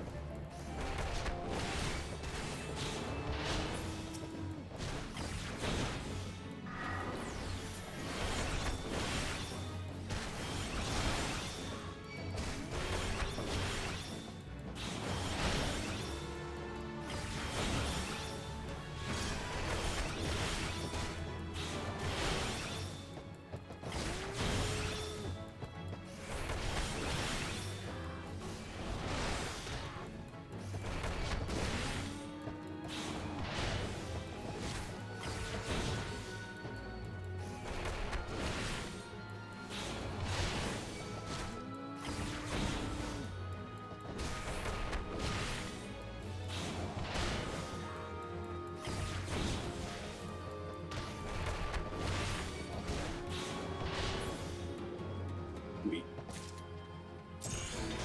You just gotta be a little bit smarter with it than I usually am.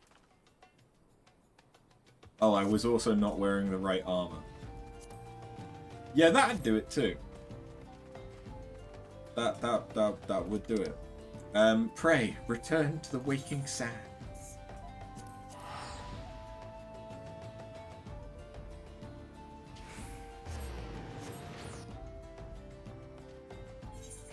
Whoa.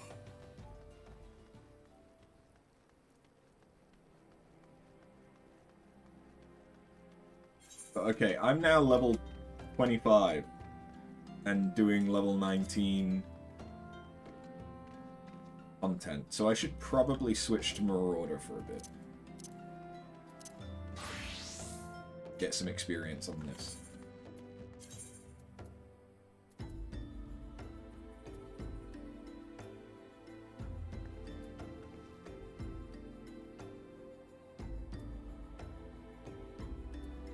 So yeah, it seems to prefer the DPS armor.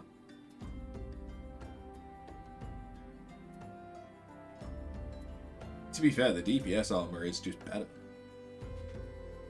Why the fuck does the tank armor not have like slightly higher defense or something? Oh wait, no. No, it legitimately is just worse. The only thing is that the tank armor has crit hit. Right? No. No, it doesn't even have that.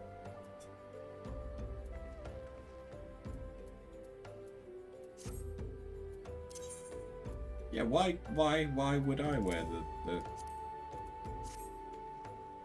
the tank armor? It's just worse.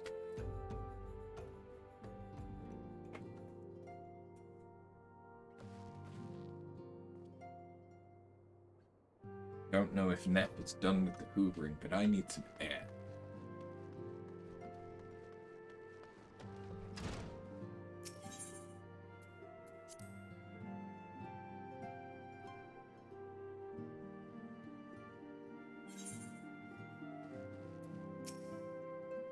Welcome back, Arthur. I'm pleased that you and Thancred have been getting along. See, you've done well to uncover the truth. My thanks for the report. As Thancred said, we must ascertain where the abducted were taken, and none but the Amalgam may know the answer. Suffice it to say, they will not willingly part with this information. They fear blood will be spilled before all is said and done.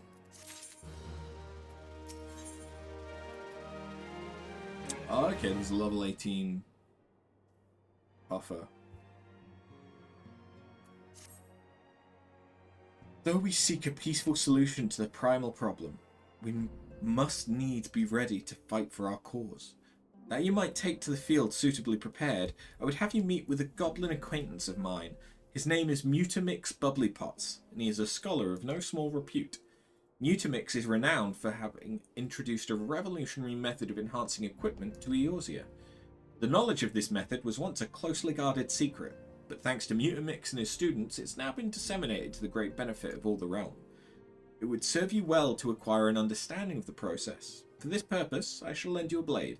Take it to Mutamix and bid him use it to demonstrate his craft to you.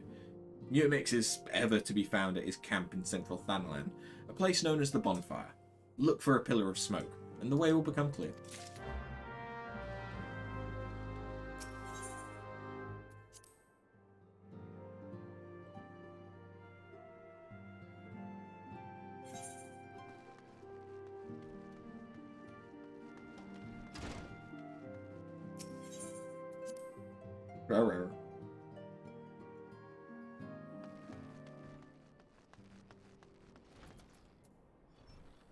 Oh! Halatali is just... Okay. I thought Halatali was linked to the Grand Company. Hail there, adventurer. I'm Nedrick Ironheart, an explorer by trade and a scion by allegiance. And you, my friend, look to me an adventurer in need of a challenge. I happen to know just the place that'll offer it for you. Tucked away in a corner of eastern Thanlan lies Halatali, and it is there that you will find all the excitement you crave. The place boasts a storied history. It was built some 100 years past as a training ground for gladiators. The Calamity laid ruin to it, though, as it did to most things. Now, Halatali is a shadow of its former self, but in the dark of that shadow lurk wild beasts, both bloodthirsty and beyond count. For one such as yourself, I dare say there is no place finer than Halatali to test your skill and refine your technique. Indeed, I've taken the liberty of passing your name along to the flames who oversee the place. Should you visit, speak with one Fafajoni near the entrance. Cool. I think, if I remember rightly, Halatali is where you can get the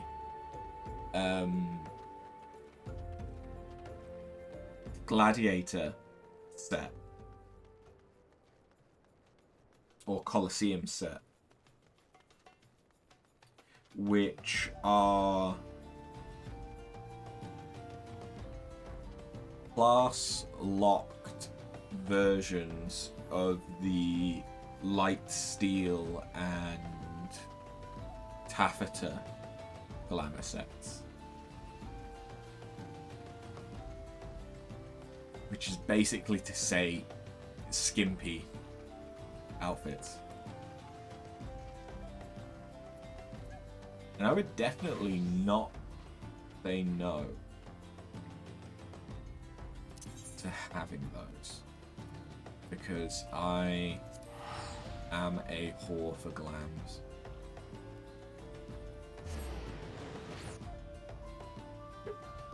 So, Logic, Tinga, if you want to join me in Halatali.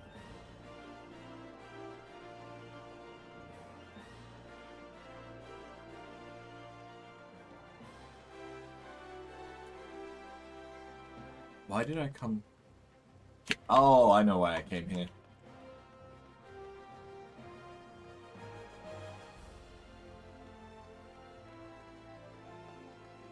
It's time to make our retainer.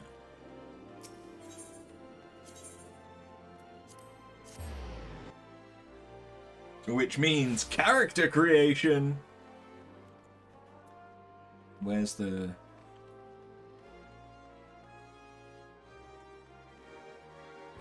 Not there, so it must be down here. No? Where's the retainer vocate? Oh no, it's up here. It's just nestled away.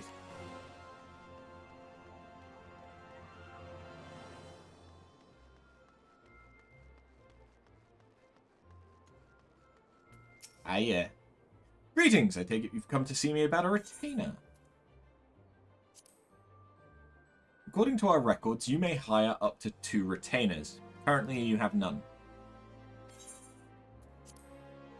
Excellent. We have quite a few men and women on our list, so I invite you to describe the retainer you desire, down to the most minute detail. Now, I could have my main as one of my retainers.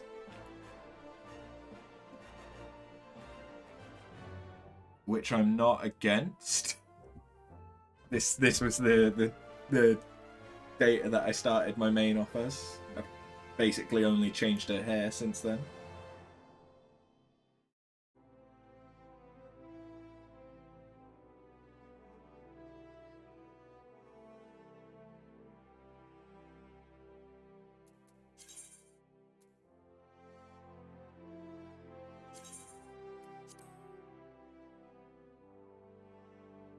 I can think of several retainers that are exactly as you describe. Oddly enough, they have strikingly different personalities. If you'd be so kind as to state a preference, it would be most useful.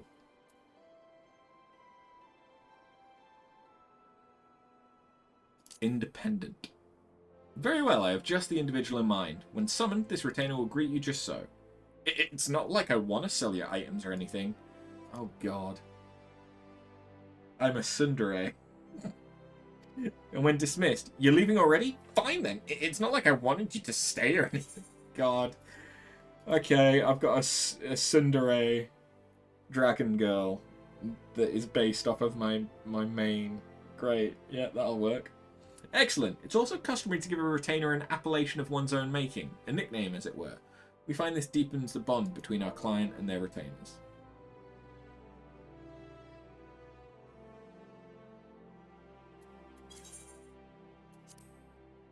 One moment whilst I draft the proper documentation. Congratulations! Arthur is now in your employ.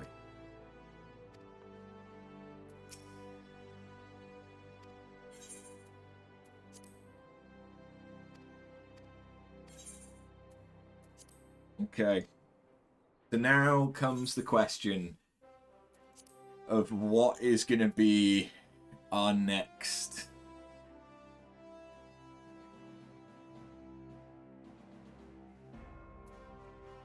retainer. So on my main, I have a Mikote and a Throthgar, where logic is the Throthgar. Because Patinga is my chocobo.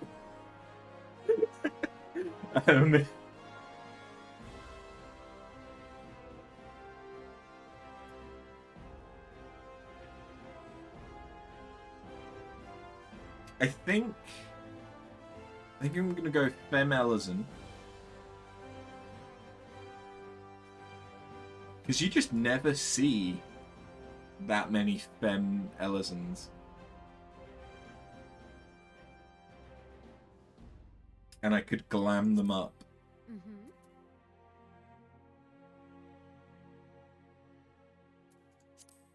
Mm-hmm. She's gonna be a huge bitch. With huge boobs. Because why not?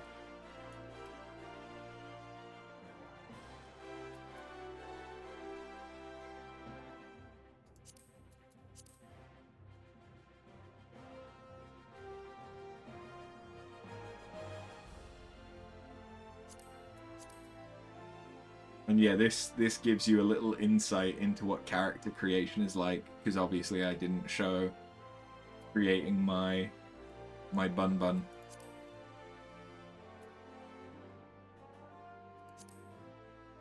No.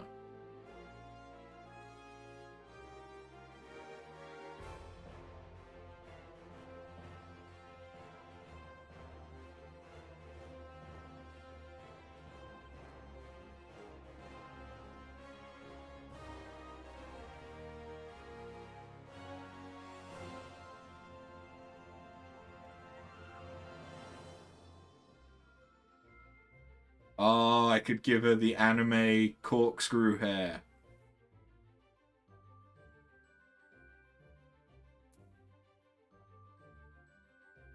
That might just be what wins. I thought that was the Raincaller hairstyle, which was locked behind a modern aesthetics. Huh. Yeah, we're gonna go drill hair.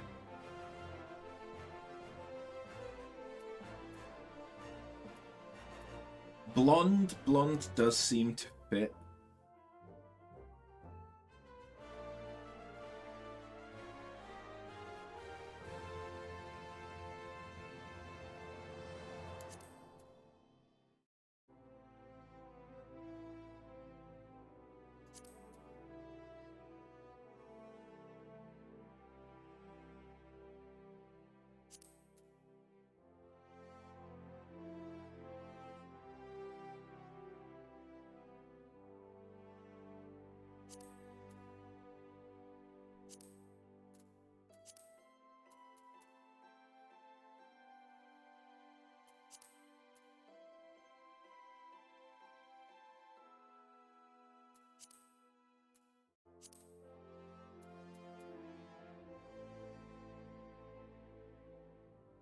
Shall we go Aryan? I don't. really agree. To be fair, I really like the way that like silver and grey eyes look on most things, so I think we're gonna go with that. And you can't really see the eyebrows. I'll just keep them standard.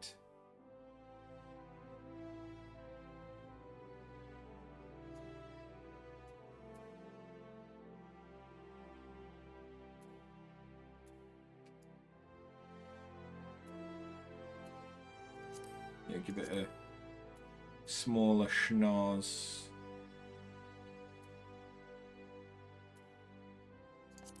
I like the fuller lips.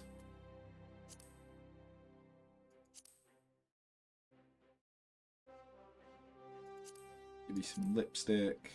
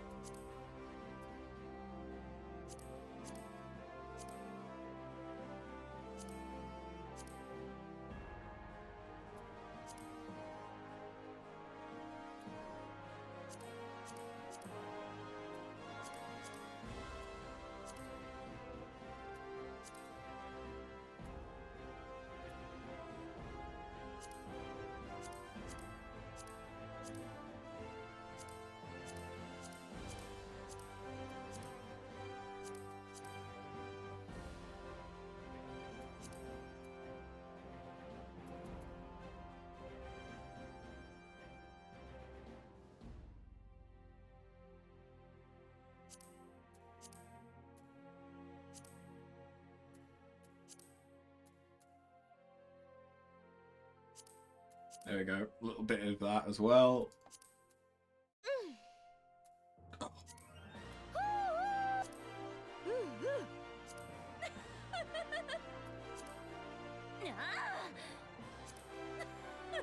Oh yeah, that sounds sufficiently anime.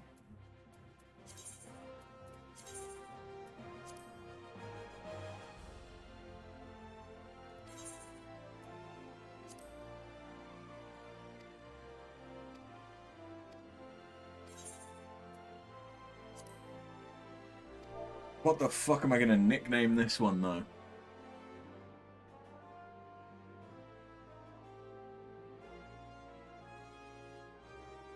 I just kind of went with it.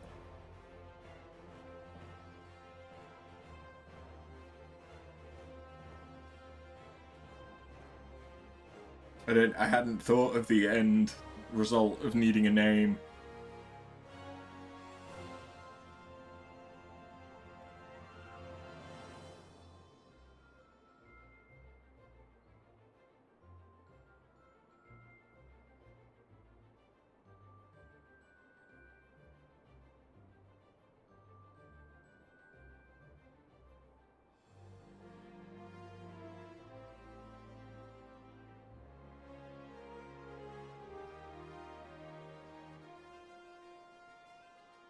Because that's my normal go-to would be Fiamet, but that's not what Fiamet looks like to me. Fiamet has purple eyes and red hair, but there's already enough red hair going on with my characters.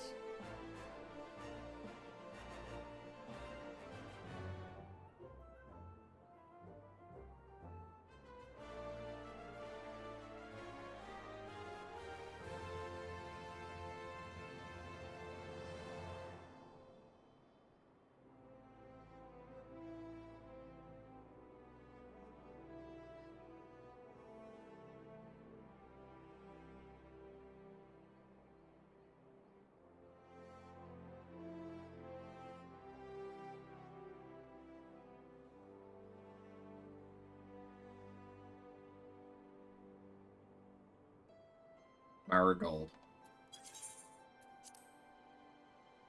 Don't know why, but that's... Wait, what?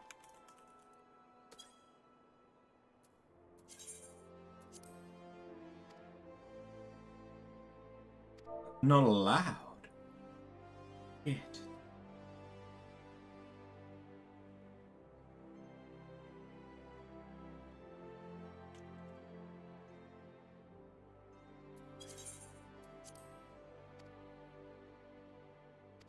Yeah, I should have expected that.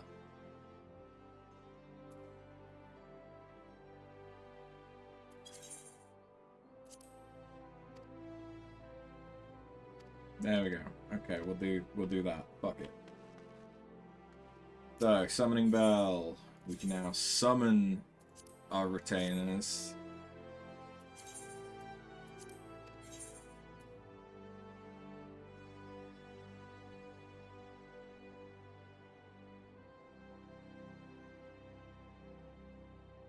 Can I not send them?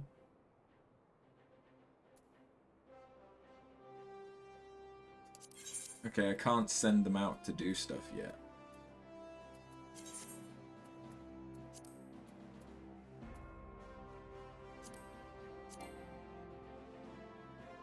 Oh, it's market prohibited. Okay. I can't wear hats. But that hat doesn't sell for anything.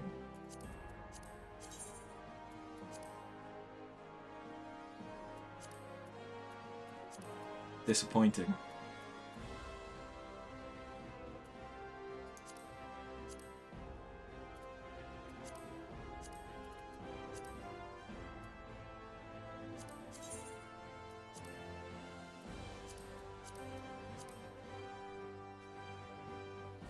I don't know what I'm expecting. Nothing that I have at this point is going to sell.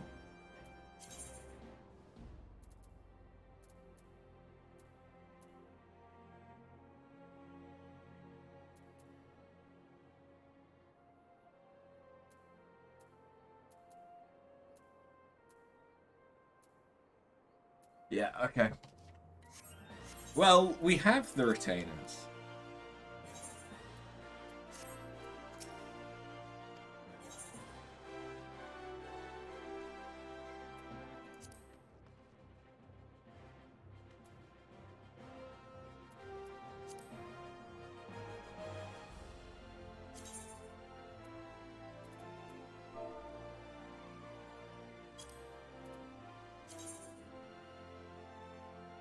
Additionally, you can send them a field on ventures. Yes. But I need to set their class to do that. Which it appears is the thing that I cannot do yet. But that's fine. That's fine. Okay, so,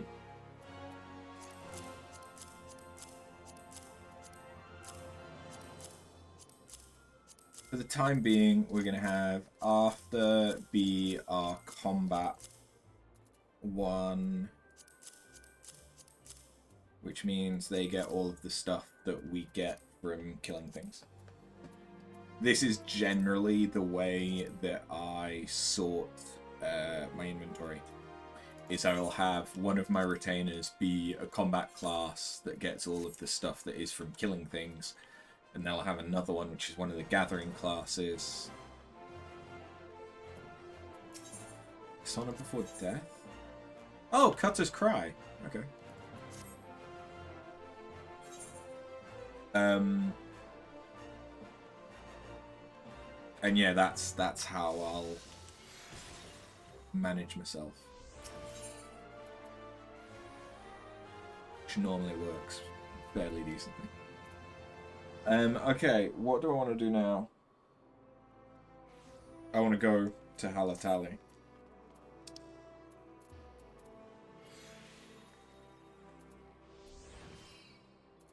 Which there isn't a quick way for me to get to, so we're just going to go to Drybone. Retainers are good. I love the random shit that they bring back to sometimes be able to sell on the market board, and it's just like passive money. And if I can't sell it on the market board, there's a decent chance that I can turn it into my grand company and use it to buy more ventures so that I can send them on more quick ventures. Leveling them up can take a while, though. And it can be a little bit annoying gearing them when you're trying to level them up. Because you want to be constantly sending them on the highest possible level, like, long exploration. Okay, so that's one of the goals of this stream down, which was get retainers. The other one is get chocobo, which is from a level 20 quest. So we're on level 19 now, so we're really not that far off. Permit me to tell you something of this place. The name comes from an ancient tongue, Halatali, meaning the land of many shadows. You just noticed, but how am I playing? Mouse and keyboard. On PC.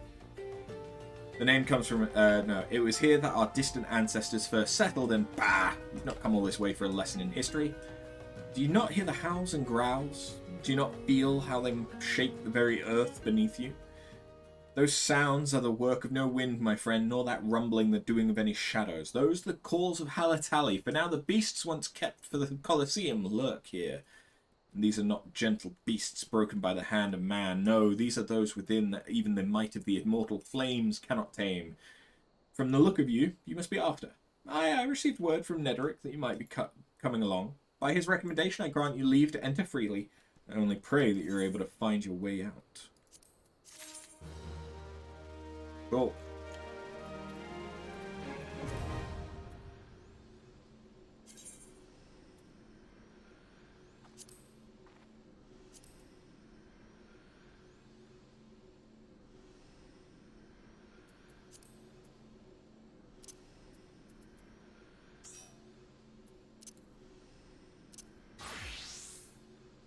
Yeah.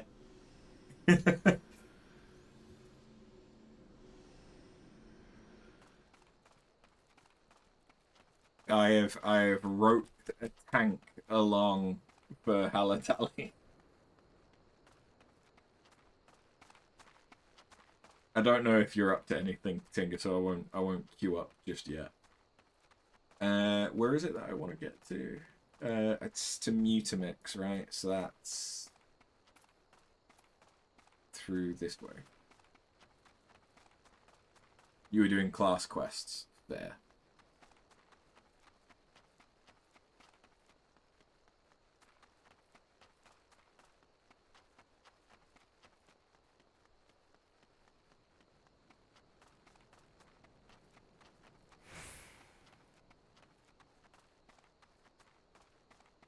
There really is just no fucking music in Thanalan, huh?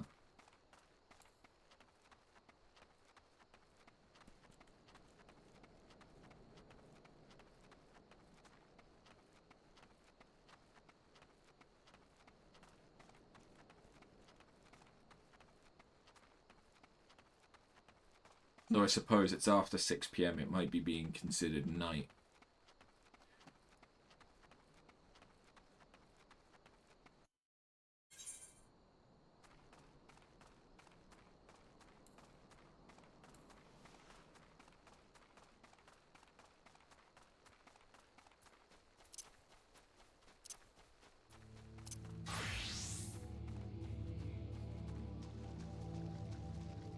So, here's a question. Since I have a helpful tank that I can rope into doing dungeons with me, do I queue as a DPS for the experience? Or do I queue as healer so that we get guaranteed instant queue pop? Well, pretty much guaranteed instant queue pop.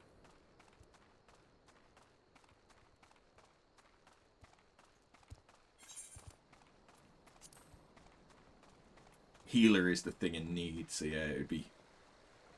Oh, it's after 3 PM as well.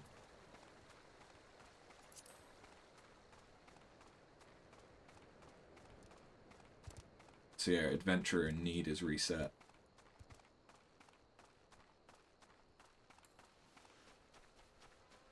Try DPS first, and if it's too long, switch.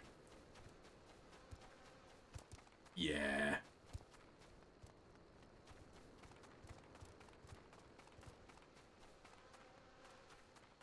I've kind of been spoiled by maining a healer.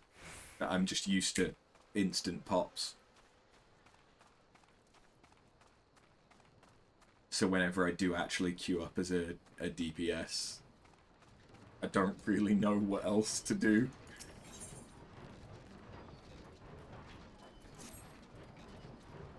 What would you say if I told you that inanimate objects can possess a soul? They can, believe it or not, although the soul in question is not their own, but that of their owner. Through faithful services, the arms and armor that we use come to hold our spiritual energy. Thus do we form a spirit bond with them.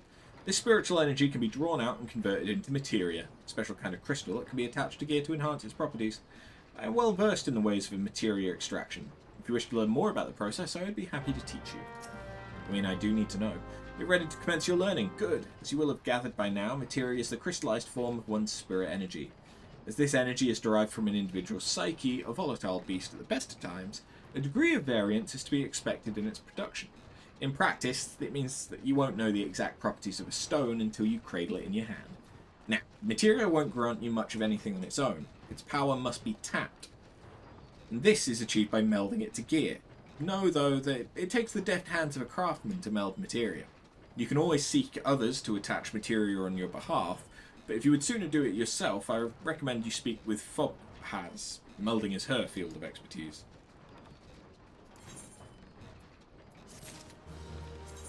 Thank you, because I actually have a couple of bits that I need to extract anyway.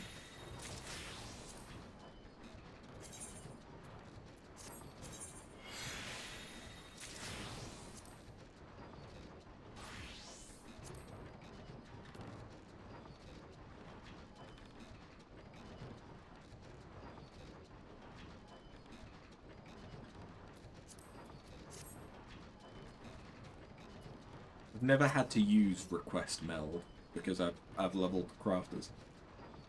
Who is Uplander come to tent ring of Mutamix bubbly pots?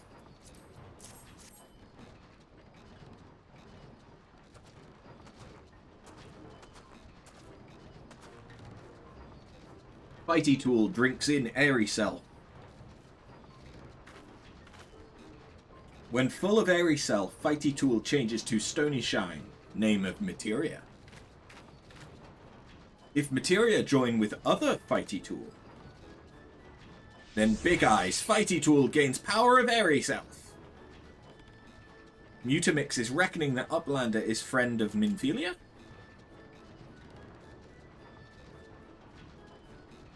Yes, tongue flaps reach ears of Mutamix with fastness. Minfilia wants Uplander to see power of materia. Uplander brings Fighty Tool to Mutamix, yes?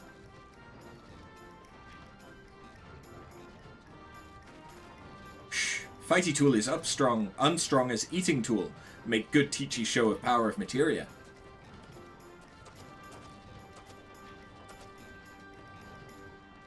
The Materia Master. Now Eyes of Uplander point at Fighty Tool, yes? Materia join with Fighty Tool.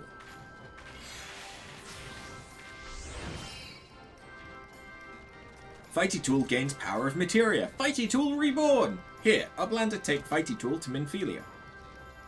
Materia, strictly speaking, is a kind of crystal. It is created by drawing out the etheric constituents from a piece of equipment and then crystallizing them. Not just any old equipment will serve, mind you. It must have sufficient spirit bond, that being a measure of how fully an item has been imbued from its owner's spirit. When you attach a piece of materia to gear, you imbue the host item with its power. That's how Master Mutamix turned that dagger of yours from summit as would have struggled to cut steak into a weapon worth wielding. Uplander wishes to be joiner of materia? Then Uplander best fill braincase with knowings of crafty making. With knowings of crafty making, Uplander can become joiner of materia. If Uplander wants braincase to rattle with knowings of materia, Uplander best trade tongue flaps with learny ones of Mutamix. I'm having a stroke.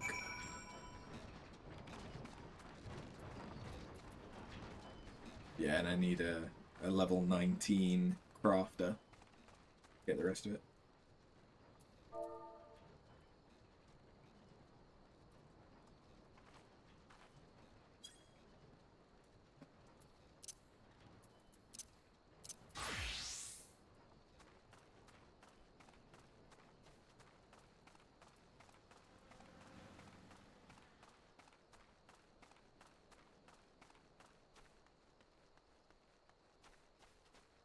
See if Patinga's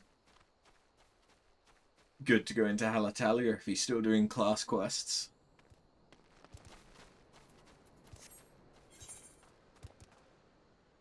Sweet!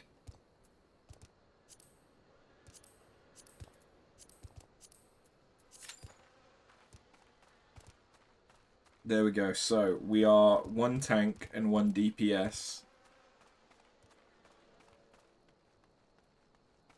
We just need a healer and another DPS. And it's not that long after the daily reset, so I would have expected this to have not necessarily been that long. Although again, I suppose we don't have a healer, and healer is the one of the things in need most often.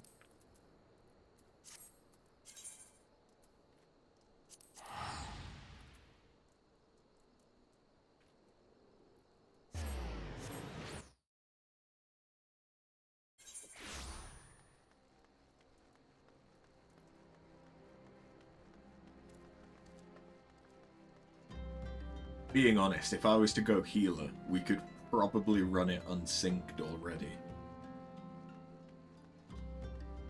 Because Patinga is just shy of 40 with his Marauder, and I am 30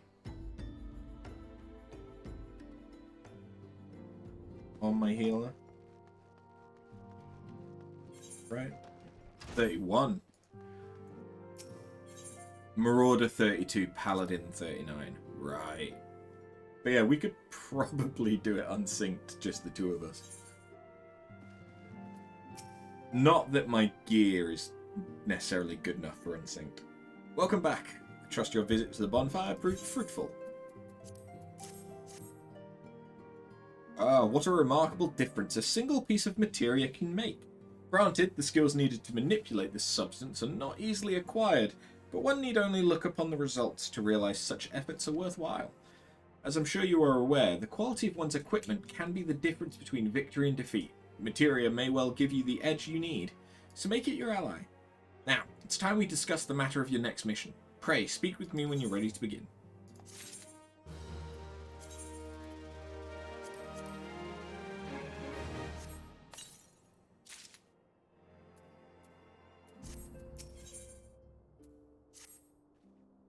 Word has arrived from Thancred concerning our ongoing investigation. It appears he was able to extract some information from our friend Ungust, the false priest. He revealed that he is due to meet with the Amalja to discuss their dealings. The Immortal Flames believe that the meeting will present an ideal opportunity to ambush and capture the Amalja responsible for the abductions, and so they mean to have Ungust attend as planned. As the Amalja are anticipated to offer fierce resistance, the Immortal Flames have requested our support. I would have you provide it to them after. Thancred is presently attending the other matter, but will join you as soon as he's able. Until such time as he does, you will be the Scion's sole representative on the ground. Before he left, he bade me tell you to save some fun for him, such as his confidence in you, a confidence that I share. When you've made ready, pray take yourself to Camp Drybone and report to the Flame Sergeant leading the mission. May you walk in the light of the crystal.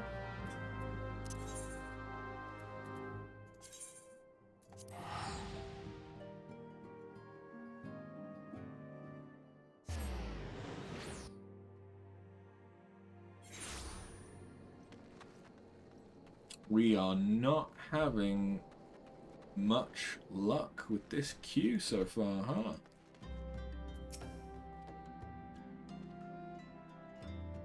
Ah, you're Afterbird of the Scions. My thanks for coming, friend. We're stronger for your assistance. Allow me to brief you on our mission. Our objective is to capture Amalja and prize from them the whereabouts of the abductees. The Lizardmen aren't aware of that our...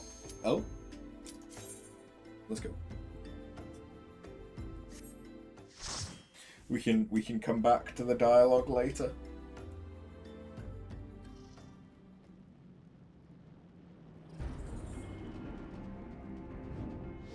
Ugh.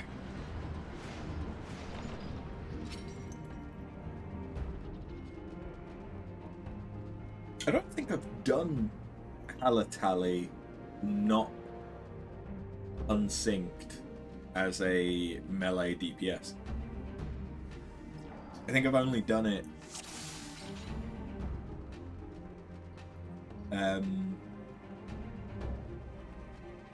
unsynced for like a Realm Reborn relic stuff.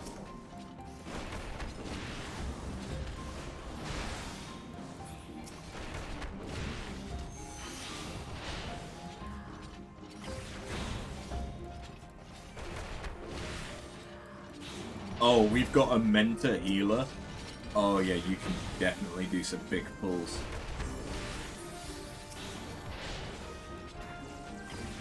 I think, yeah, Machinist has its AoE by this point.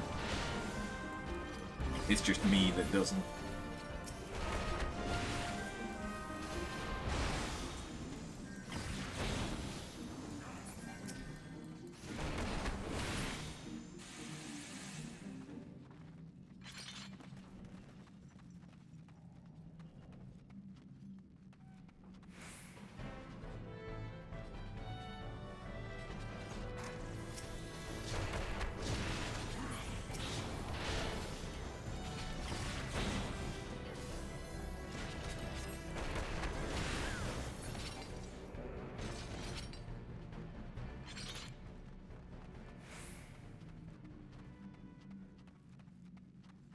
Is it not?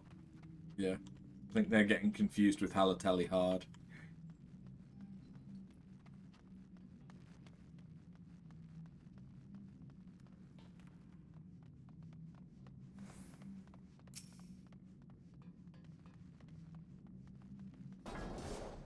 Go, Tingles, our almighty tank.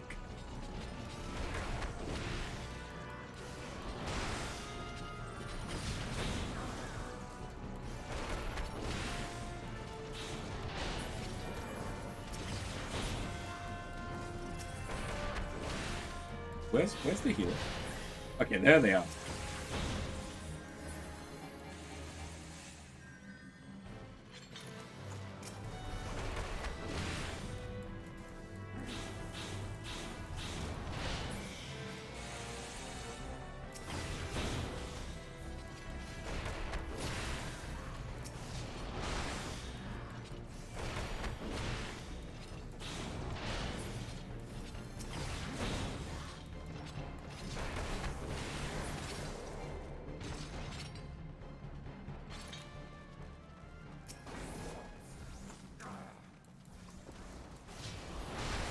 Right, are we actually going to have to worry about mechanics for this fight?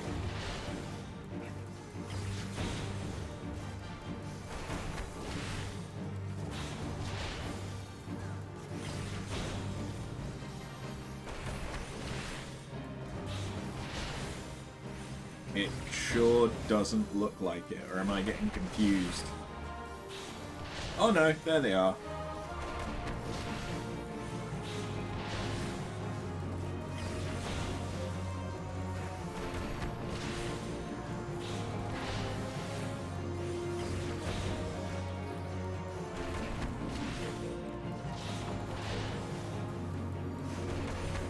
Look at Tingles being a good boy doing mechanics.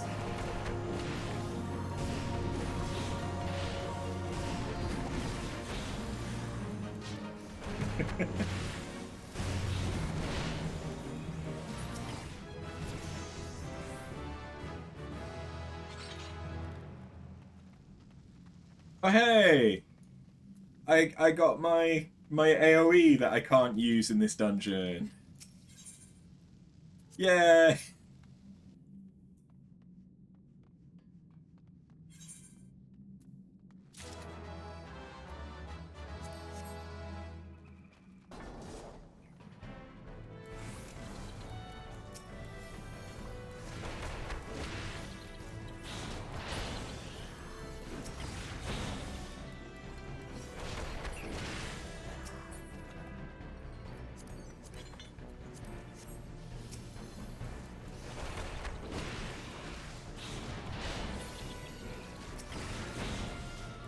This is not where you get the gladiator stuff.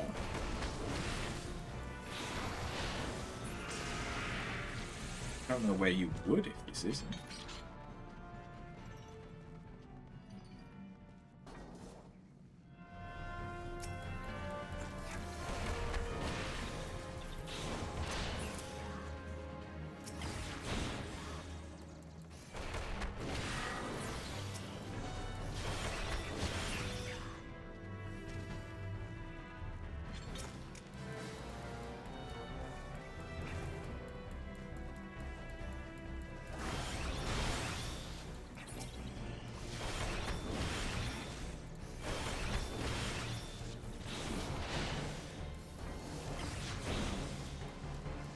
Oh, big pulls. The DPS with an AoE. Well, thank you.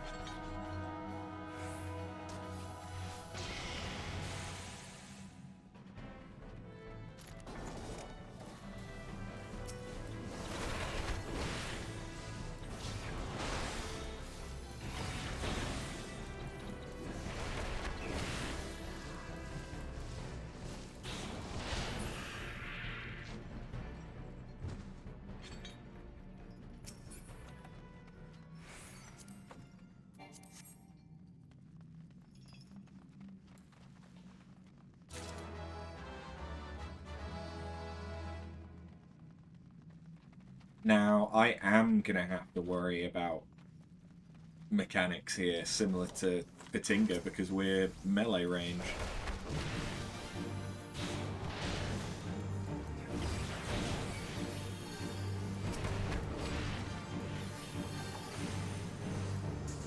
Or if they're gonna heal us, I'll just, yeah.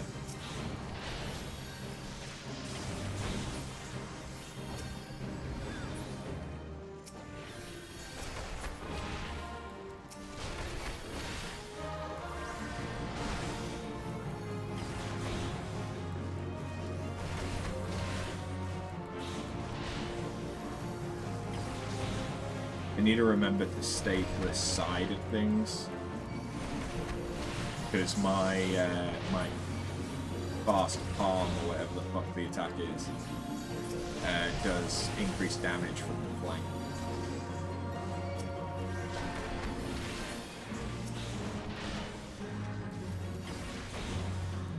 Snap punch.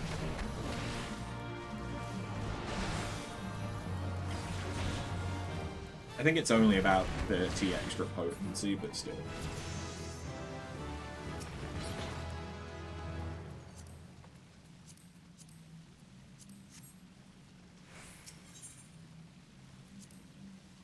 Yeah, I think it must be a different...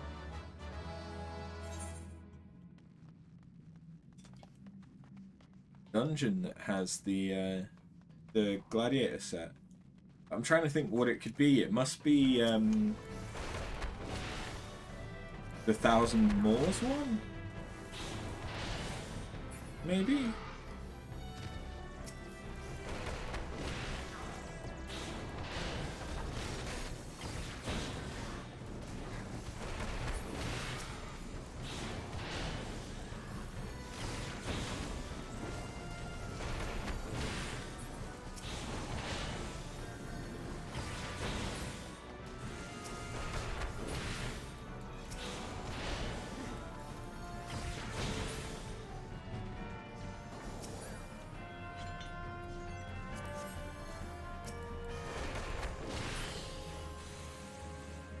Still, this armor is all worth it. So fuck it. It's good anyway. It's all level 20 stuff for my multiple level 20 classes.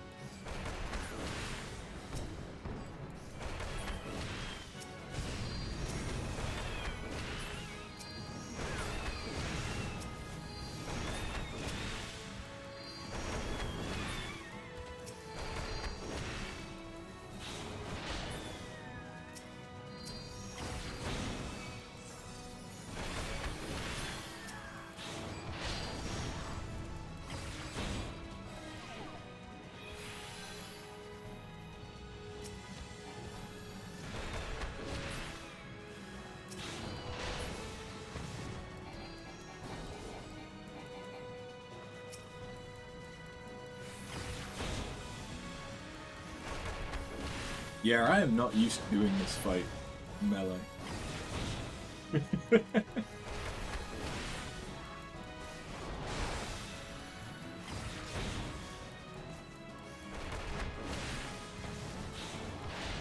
Oh, you know what?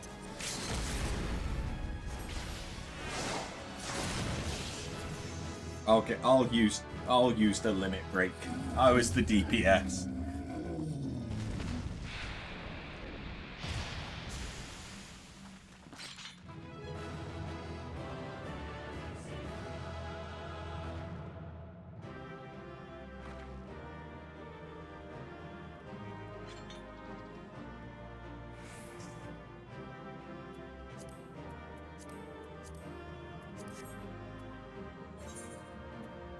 Can't calm my party members, so I guess Nikolai gets the calm.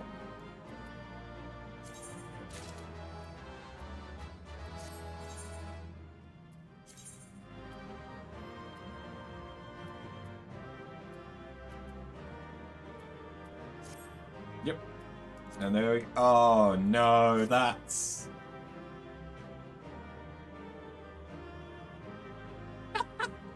That's an interesting look. That's what that is. Why does it look like those are coconut shells? I'm sure it's leather, but that looks like coconut shells.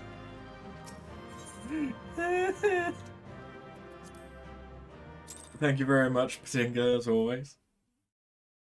Helping me get some better gear. Right, so where were we with the Flame Sergeant?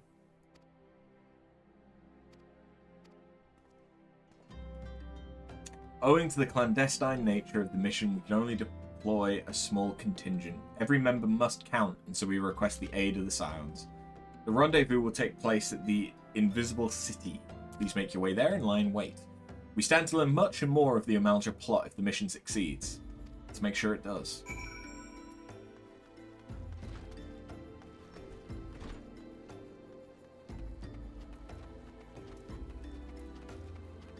The fact that... Well, hold on. I went into that dungeon... like, level 25, right?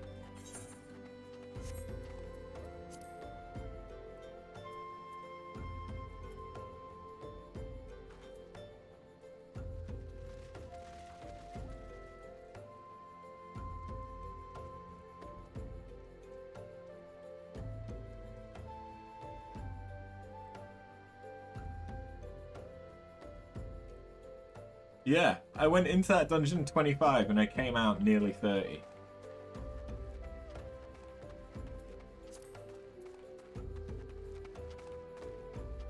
Nice. And that wasn't even with the adventure in need. God damn. No worries, Patinga. Catch you in a bit. I'm gonna need to do the same anyway, because I'm pretty sure that I'm about to get an instance. But Ifrit here. I suppose that if my pugilist is level 30, close enough, and I'm doing a level 20 quest, I should switch to Marauder. After all, to be fair, is it still tank? It's still tank. Let's do it. Let's do an adventure in need dungeon. What's the worst that could happen? Yeah, it's just one of my first times tanking.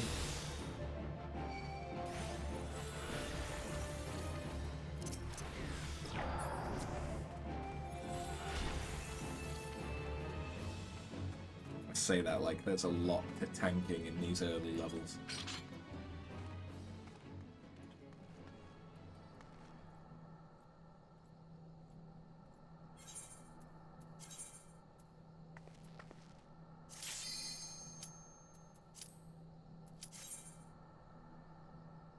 Cool. Where's it gonna be?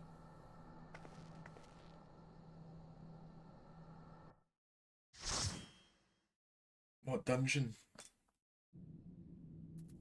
Oh, we're back in Halatali. Cool.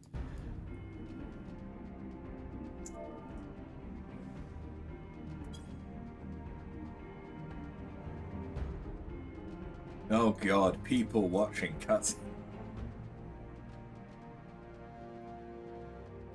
To be fair, what is that title for? That they're still watching the cutscene? The Darkest Shadow.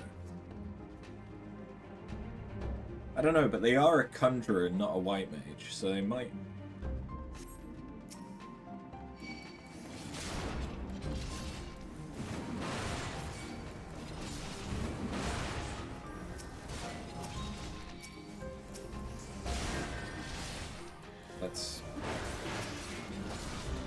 Oh, Reaper, I don't think has a an AoE by this point.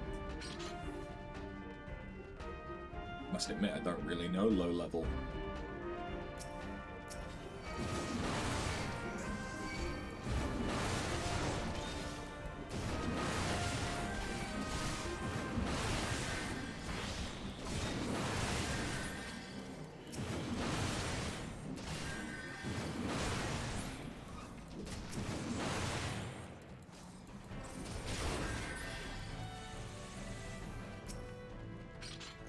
Okay, we're not doing a full clear, that's fine.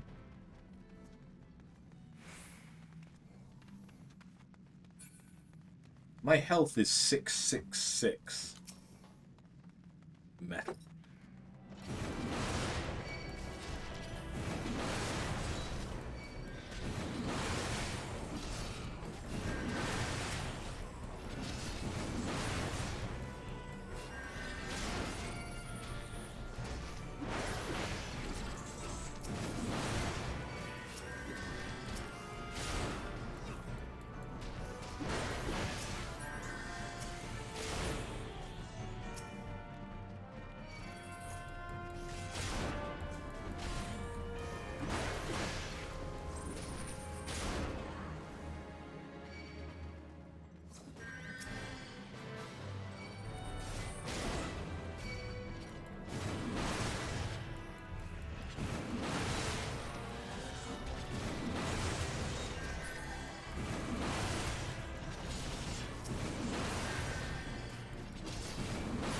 What's the potency on? That's 110.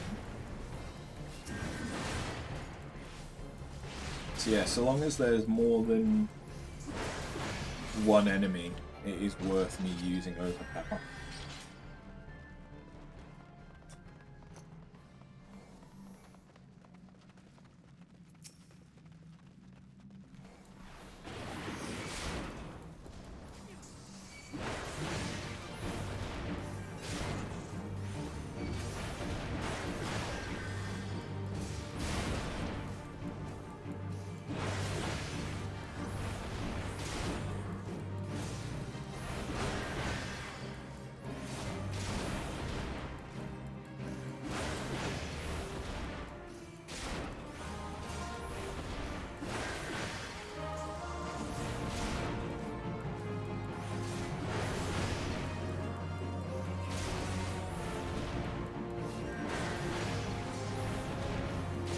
Just keep smacking it.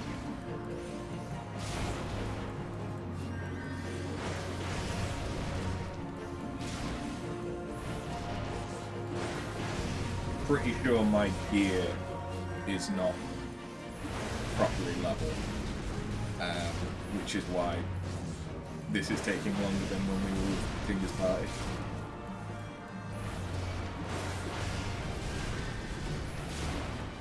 I could be using Berserk, but I can't be asked. Reprisal? What the fuck is that?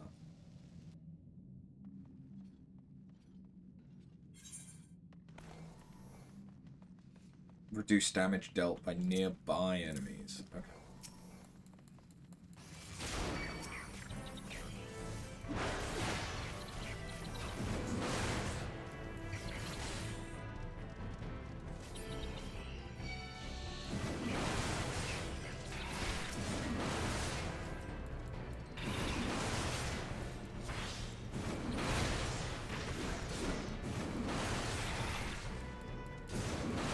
That's the healer.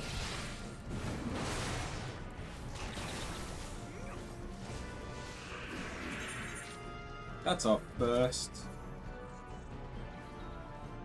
That's our first death. Oh, they're not. They're a returner, not a mentor. Damn. And they're not using quick cast. I mean, not that they had to by any means, but that's our first death. But we got revived, so I'm not counting it as a death. Those were the conditions that were set.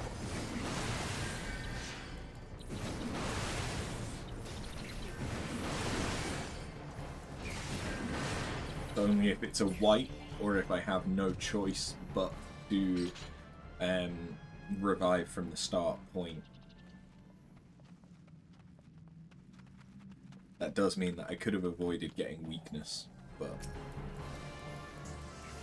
it's a low level dungeon, so it doesn't matter.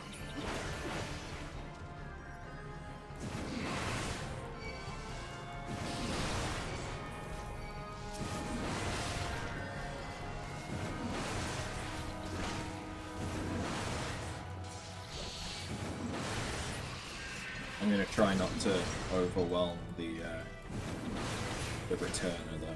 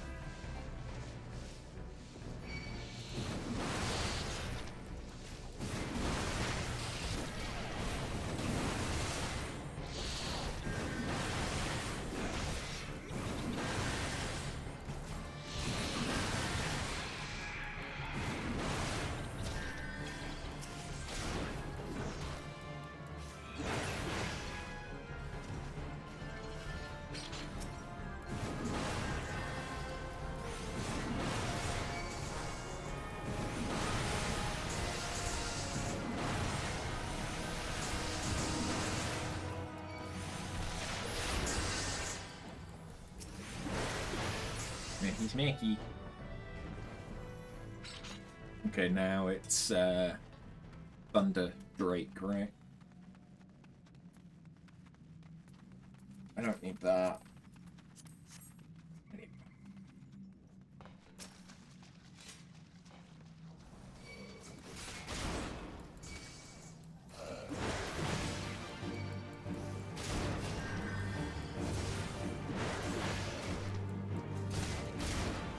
What do you think you're doing, Reaper?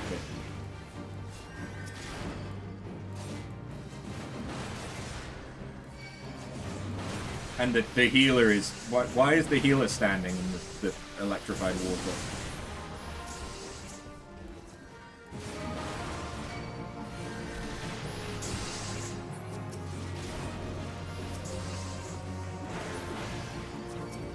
Because they're just using Medica? Wait, were they Asunering?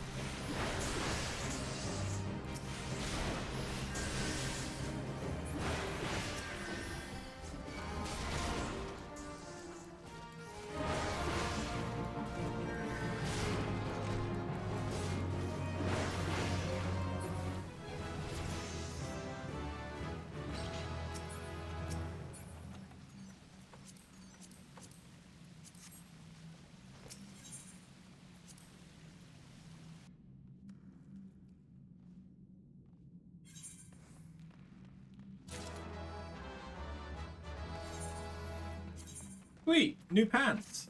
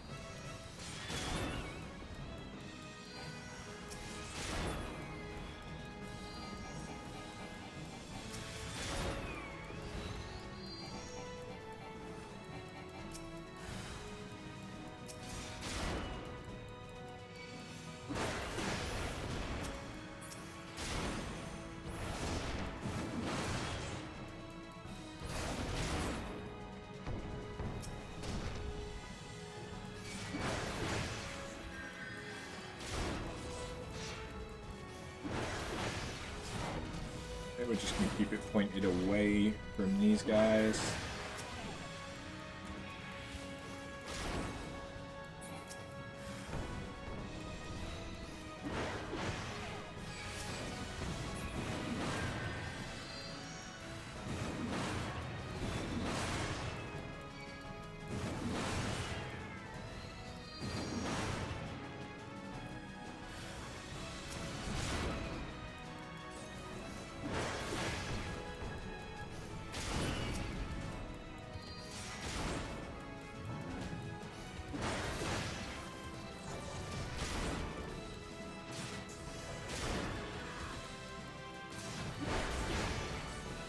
If anyone wants to LB.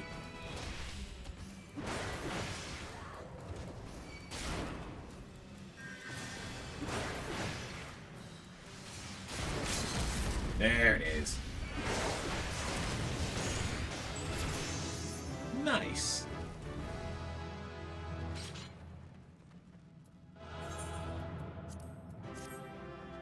Pump can go to the returner.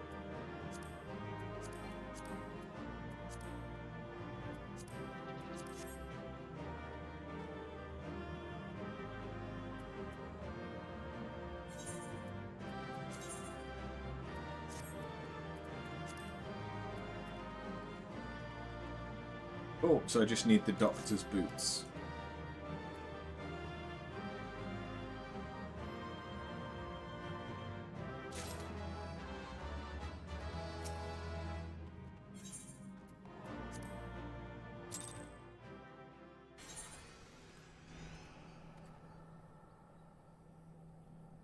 Well, This makes things a little bit more confusing.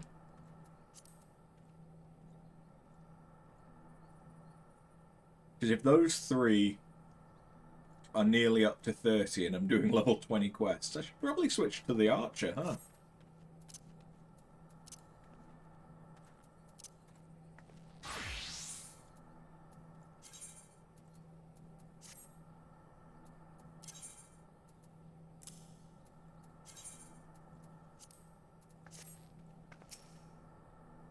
Okay.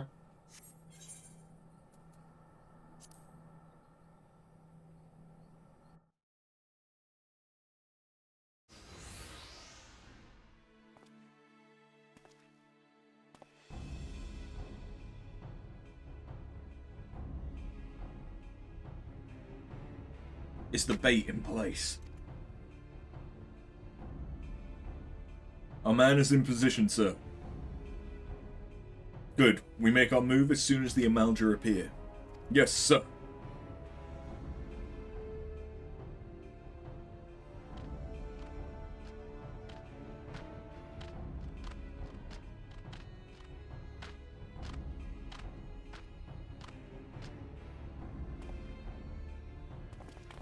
I've always felt like you should be able to ride the Amalja.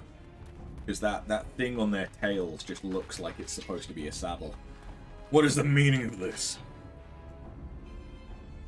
Wait, something's amiss.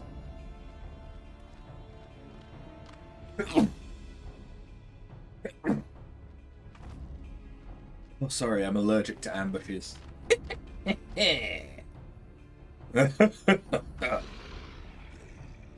I'm afraid your little ambush ends here. I eluded the Immortal Flame's clutches for moons before finally being caught. Did you not wonder how I managed it? It was almost as if someone was feeding him information from the inside. Ah, your every movement was known to me ahead of time. Now, as much as I'd love to chat a while, I have appointments to keep. They're all yours.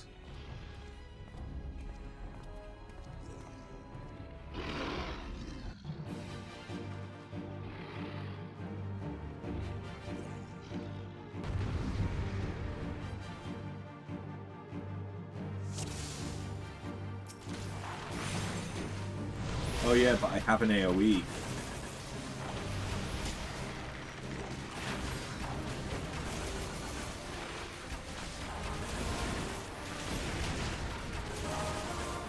God, I forgot what it was like to have an AoE as a DPS.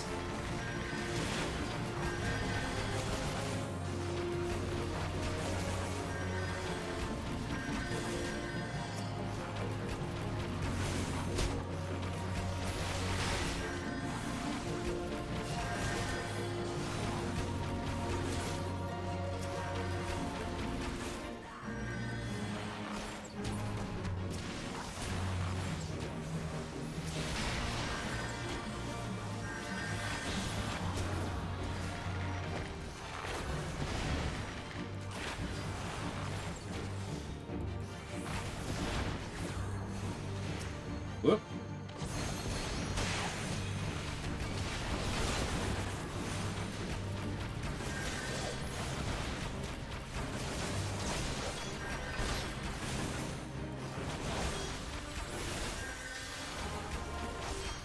Oh, okay.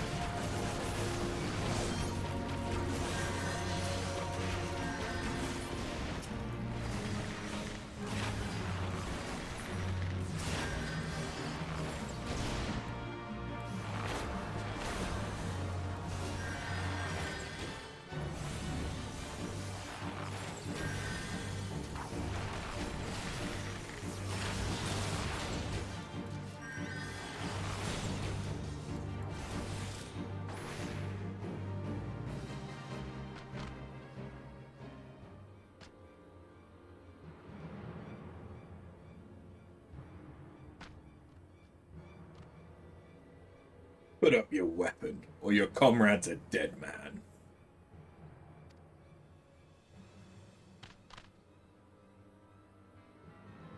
Behind you! They hit me with sleep. Because I was too strong for them to kill me. Bring her. The rest of you, march!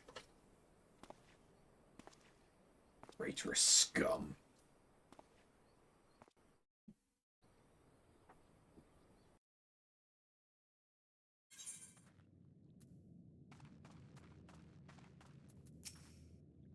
I fear the Amalgam mean to give us to their god as an offering. If I must die, then let me die a soldier's death, with steel in hand.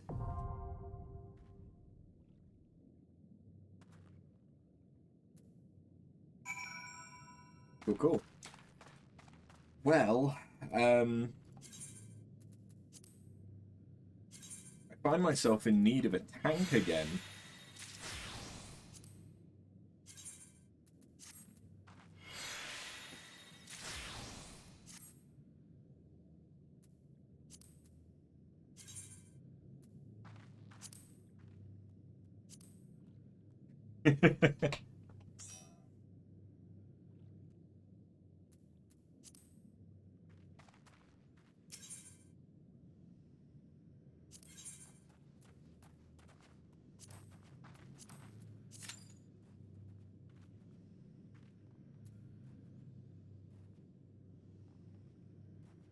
I didn't expect... I mean, I don't know why I didn't expect to have 4 characters leveled for my content. But... because you can have 2 leveled even without the road to 80. So it would stand to reason that I can have double that with the road to 80.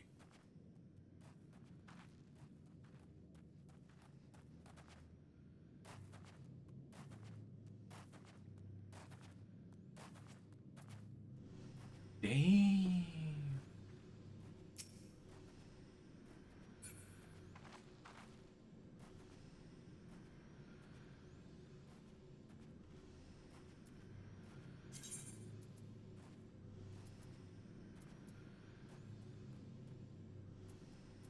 A decent bit of gil here for when I couldn't get around to selling it as well. To be fair, my gil troubles are considerably less than they were at the start of the stream.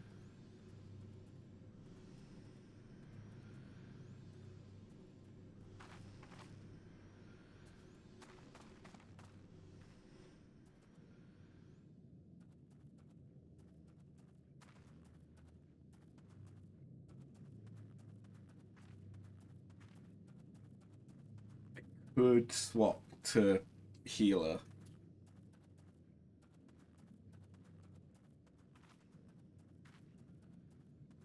You've been teleporting so much you ran out of gil earlier. Oy.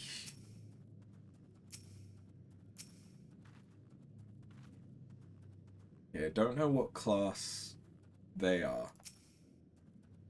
But to be fair, neither of these are queued into the duty, no. There's a fate nearby? Is there? Where am I?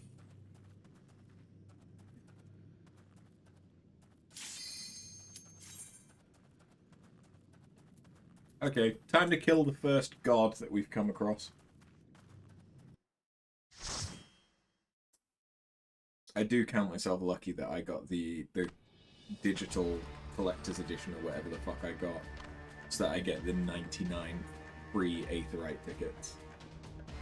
I've not been teleporting that much. I've been using chocobos and the airship where I can, which has also saved a lot of money.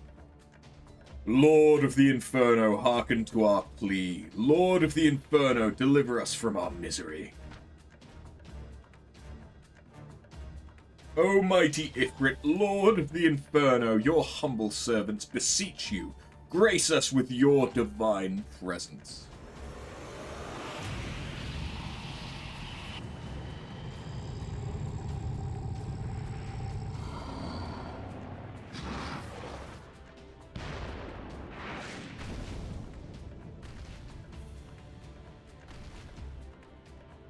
Almighty Ifrit, we bring before you ignorant savages who know not your godhead. If it please you, Lord, scorch their heathen souls with your cleansing flame and mark them as your own. Bloody hells. Bring those two as well. What's going on? This ain't what we agreed. None but servants of Lord Ifrit may behold the rite of summoning. The souls of unbelievers are forfeit. No, spare me, I beg you. Pitiful children of man, by my breath I claim you. Arise once more as my loyal minions. Feed my flames with your faith, and all who stand against us shall burn.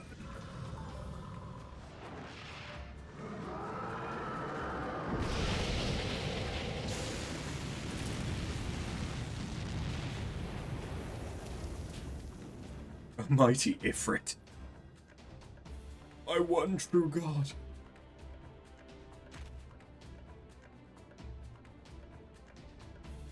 Your words are my bread. Impossible! By what sorcery do you resist my master's will? Could it be? Your soul already belongs to another. Yes, that is the only explanation. No, I was protected by these coconuts.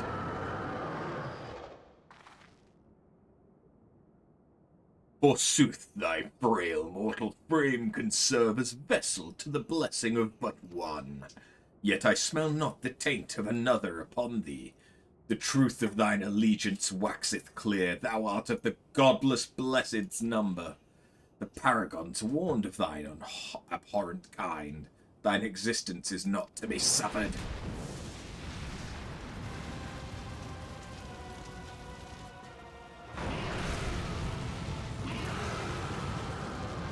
Sorry to those in my party.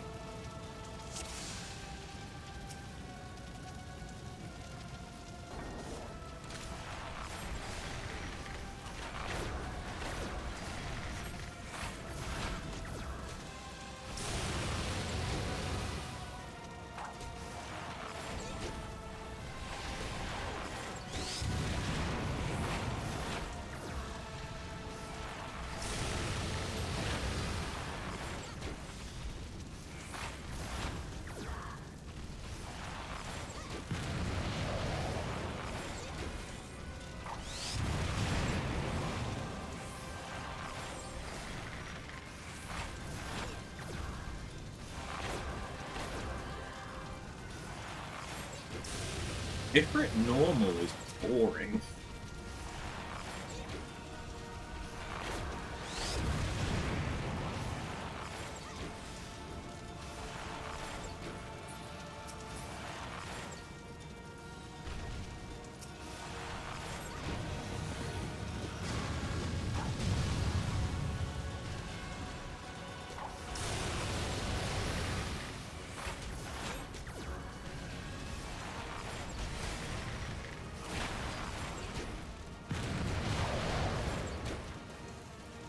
Once I've killed this god of fire, I'll get you your sip. And Finn. Because you're doing axe and prayer.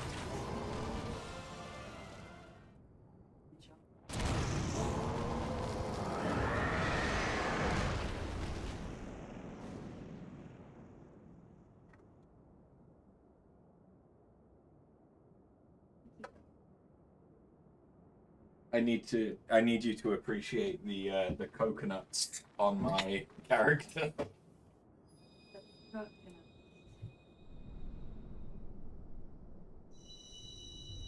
It legitimately looks like she's wearing a coconut bra.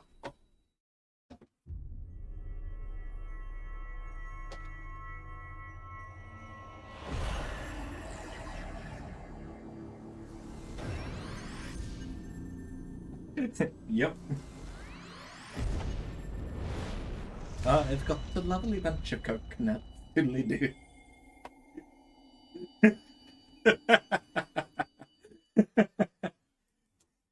True, a lot of the normal bosses are boring. Pray forgive my lateness.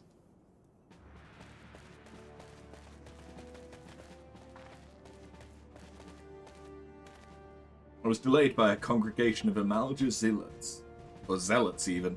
I swear, each seemed more evangelical than the last. Persistent lot.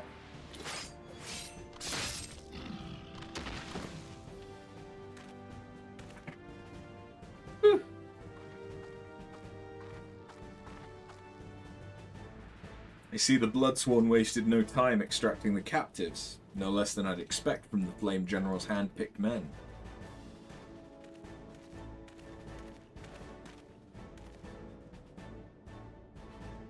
As for those two, it's fair to say their hardships have only just begun. They have much to answer for. I feel I owe you an apology after. Had I known this mission would prove so dangerous, I would never have left you to face it alone. You've been given a veritable baptism of fire. But let us continue this conversation in more agreeable surrounds. Camp Drybone, shall we say? This way, sir.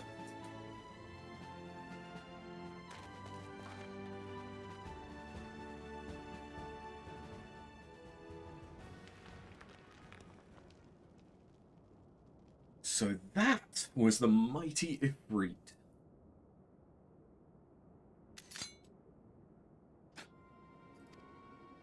And what a disappointment he was. The readings are nowhere near what I'd anticipated, even taking Ul'dan interference into account. You should know better than to rely upon 5-year-old data left by the 7th Legion. Nor can we expect any form of support from the motherland, given the troubles at court. We have only ourselves to rely on. Ever the pessimist, my dear Livia. Promise me, you'll never change. We've wasted enough time here. The meter of yours is too old to give any reading worth a damn. Not that there was aught worth a damn for it to read, but I take your point. Suppose we must content ourselves with the knowledge that we've achieved our primary objective. Yet I find that I am troubled by that adventurer's unexpected show of strength. Could such a foe prove a hindrance to our plans?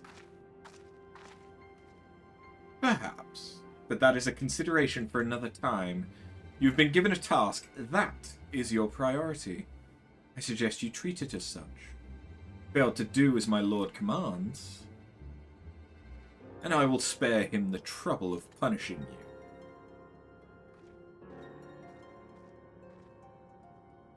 With allies like that, beware a woman in love. I shall need to be on my best behavior.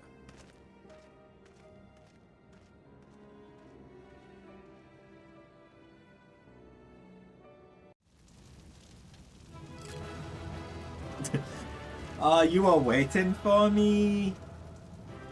Oh, you're taking me on a hot date. Is that what's going on, Patinga?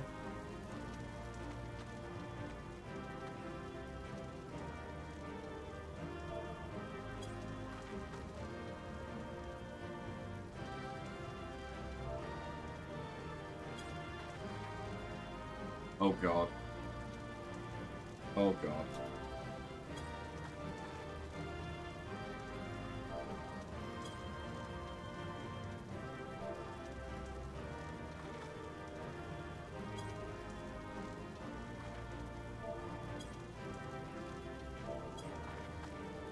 There it is.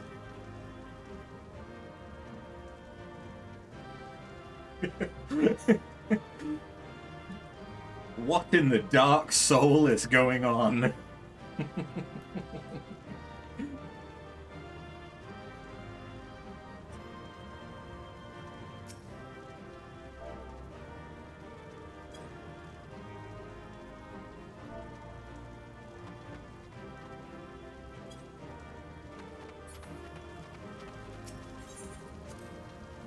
Do I not have hat?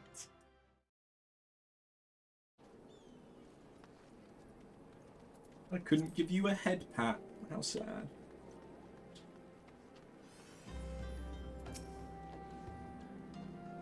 Also, I didn't get much experience for that.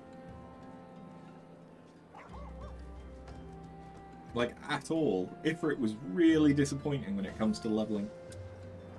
There you are, After. Come, rest a while. We'll have no better opportunity. After witnessing their god's ignominious defeat, the Amalja will be less inclined to risk our wrath. For a time, at least.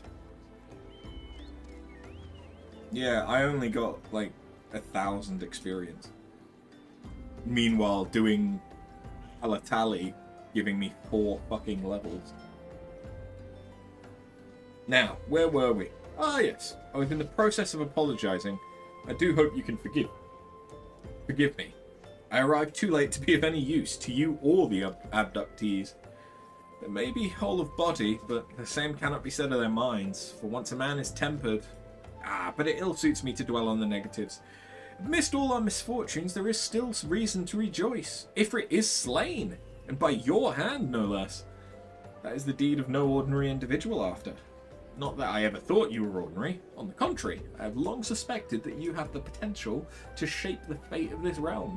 What can I say? My fine eye for talent remains undimmed. Minfilia will be proud beyond all reckoning when she hears of your deeds. I trust you shan't object to my bearing the tidings to her? That way I can claim to have contributed something to this mission. You, meanwhile, have earned yourself a rest. Take some time to relax and return to the waking sands when you are good and ready. We can discuss matters in more detail then. Just don't take too long, will you? The realm's problems won't solve themselves.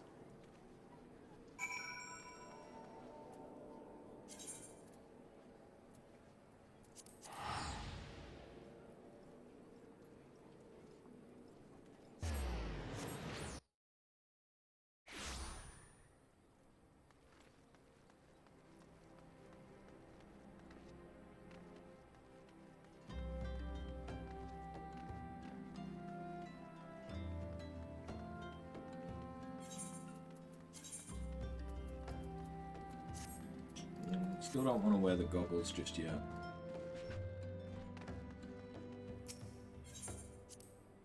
Although whether or not I level up the archer doesn't really matter to me. But I may as well. Ah, the triumphant hero returns. Thancred told us the news upon his arrival. He's presently in the Solar, giving a full report to Lady Minfilia. You should join them at once. Lady Minfilia is most eager to see you.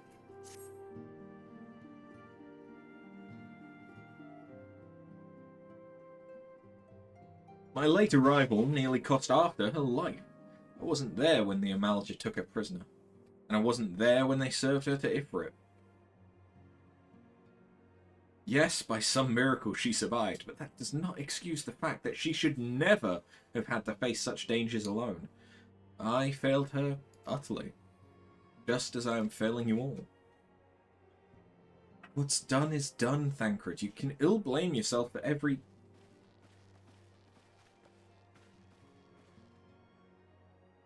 After, it's so good to see you again.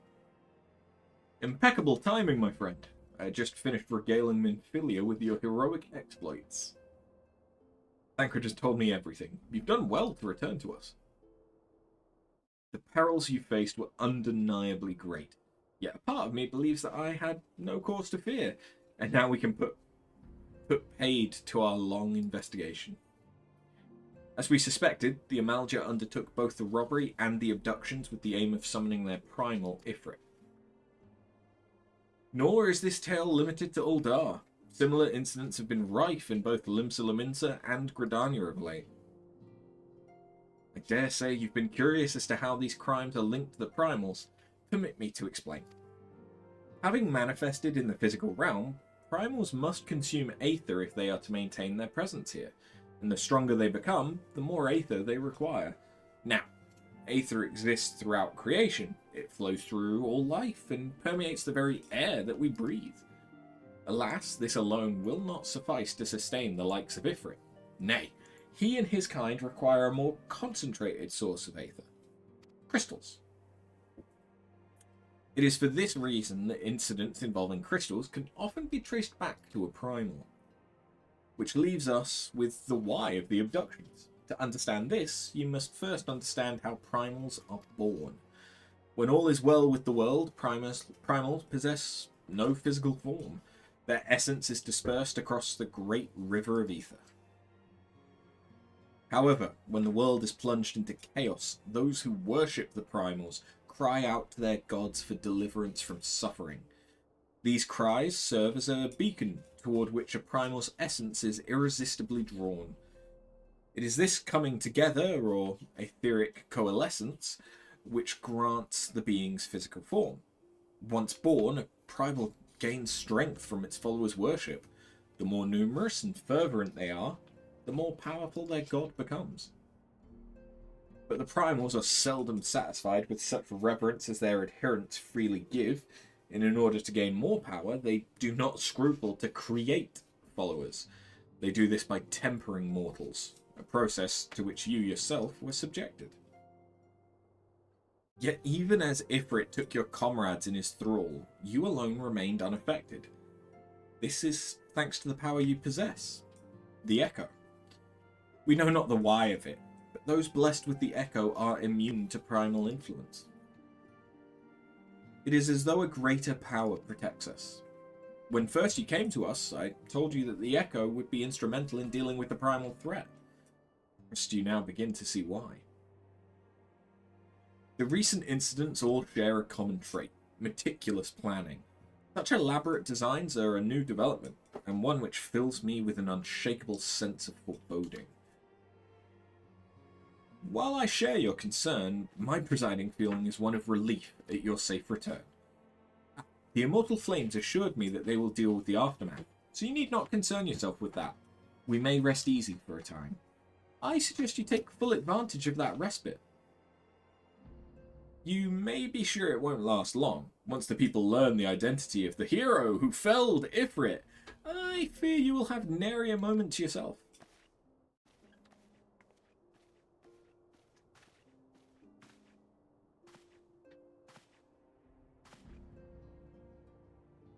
Whether she intended to or no, Minfilia neglected to tell you something. Something I think it would be best you heard from one of us. It concerns the tempered abductees that were rescued. I am sorry to report that all are to be put to death, the flames with whom you were imprisoned included. Needless to say, this information must not be made known to the public. I swear to you that we would not do this if there were any other recourse. Once a man is tempered, he is tempered for life. His very existence lends strength to the primal whom he cannot choose but worship. And so we Scions continue our fight, that no more innocents need be sacrificed. I hope that you will continue to stand with us. I should be going. I must offer my apologies to the Flame General for the losses his people suffered. Till next time.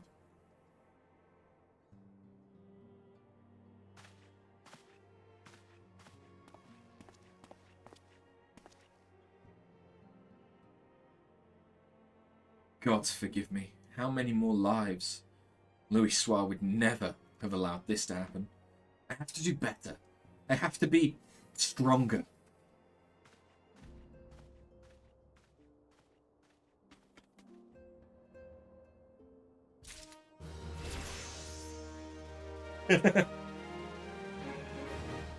That gave me 14 times the experience that we got from killing a god of fire. Just talking to some people.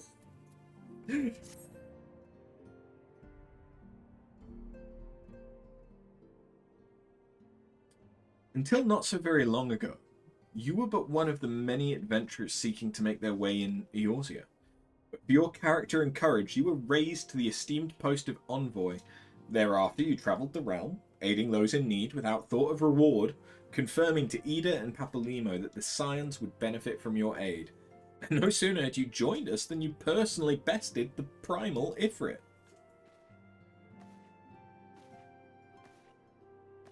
You have achieved a great deal in a short time, and won fame in doing so.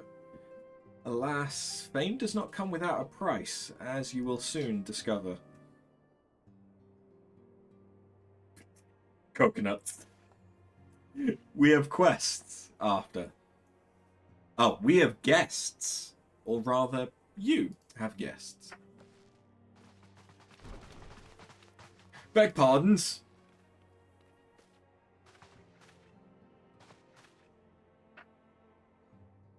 Ah, Lady Minfilia, radiant as always.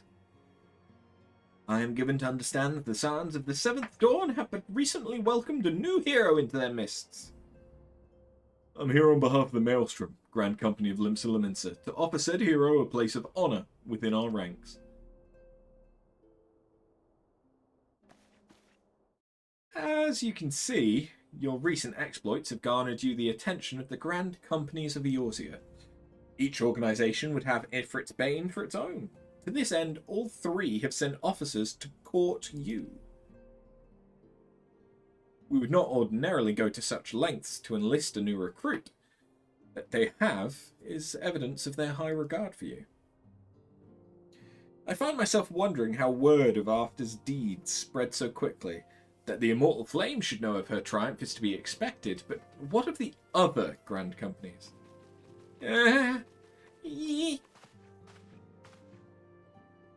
Your reputation precedes you, Mistress Bunn. 'Tis no ordinary woman who can face a primal and emerge the victor. And imagine our pride when we learned that you began your journey as an adventurer in our own Gridania. Know that the people hold you in high esteem, and that you will always be welcome among us. The Order of the Twin Adder has need of valiant women such as you. Join your strength to ours, friend, and together let us ensure that peace ever reigns over the Twelveswood. What a pleasure it is to finally meet you, Mistress Bunn. My comrades speak of you in the most glowing terms. A woman of your talent belongs with the Immortal Flames. Join your strength to ours, friend, and together let us secure a prosperous future for Uldar. The Admiral was not exaggerating when she said you have the look of a hero. Full often does she speak of you, friend. It is only natural that we should want you for the Maelstrom. Join your strength to ours, and together let us see the grand vessel of Limsa Lominsa to the shores of glory.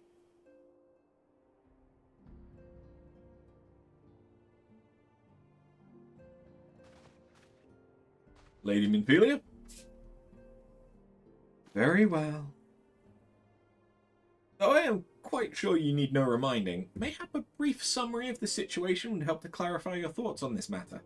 As you know, the Grand Companies are all-encompassing organisations empowered to call upon the martial, economic, and technological resources of their respective city-states in times of strife.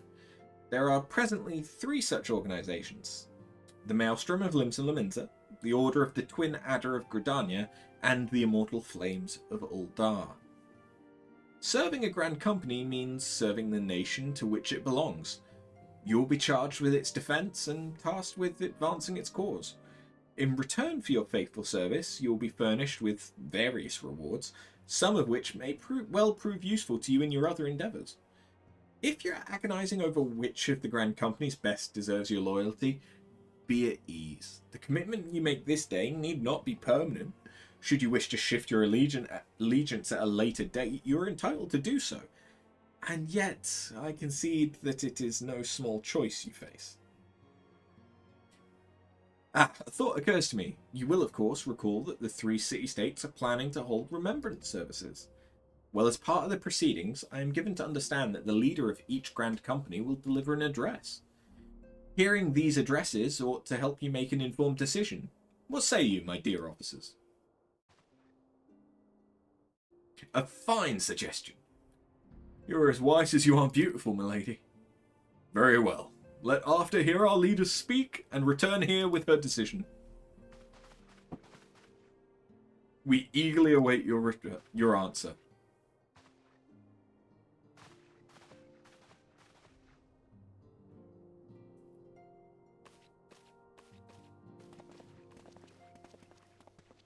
I know full well that adventurers are by their nature a liberty-loving breed, not best suited to the discipline of military service, but I strongly urge you to join a Grand Company nonetheless.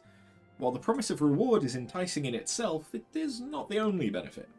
You are possessed of great power, and with it you are capable of doing untold good. Yet know that great power is wont to attract attention, not all of it friendly. There will be those who wish you ill, and you must needs be on the lookout for them. Yet, however vigilant you are but one woman. In the midst of a grand company, however, you will be one woman amongst many, a friend amongst friends. Your achievements will be shared, and so will the danger. I can think of no better arrangement. Of course, joining one organization need not mean leaving another.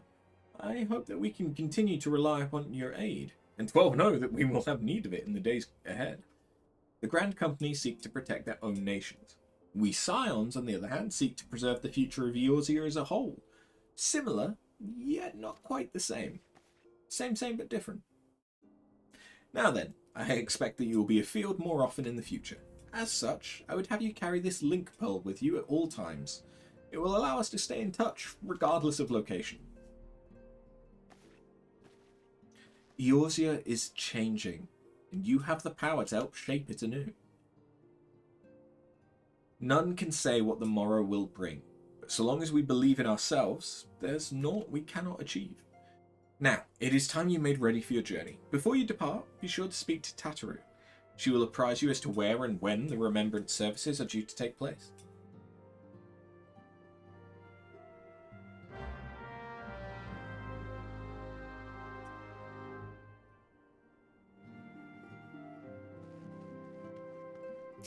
Okie dokie.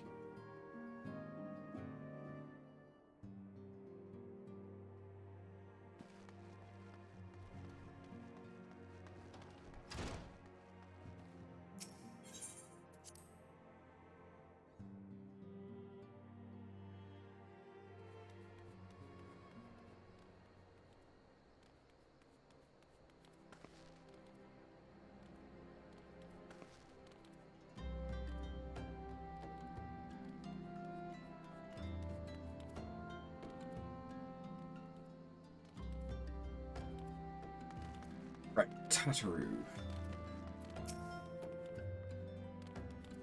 I'm sorry about all the attention you're getting after. Might have sung your praises a little too loudly and often to a few too many people. Next time I'll be sure to hold my tongue. Literally, if necessary. Anyway, I expect you want to know where and when the remembrance services are taking place?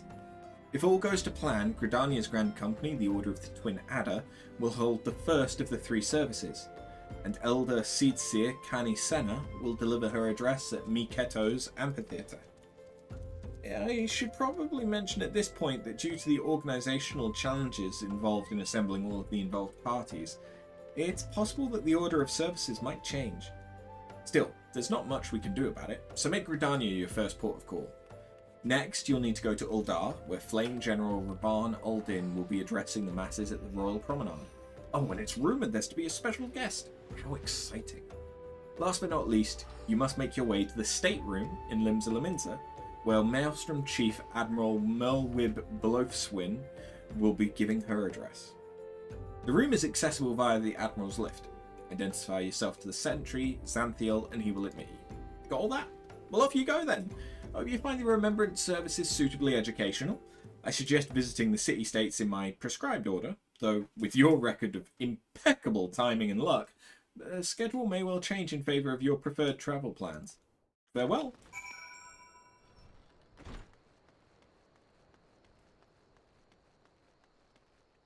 Right, well, I should be able to take the ferry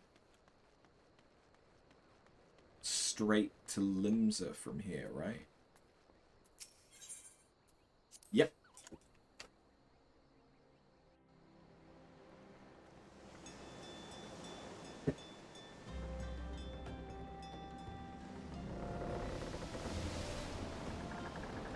Bear with me one moment.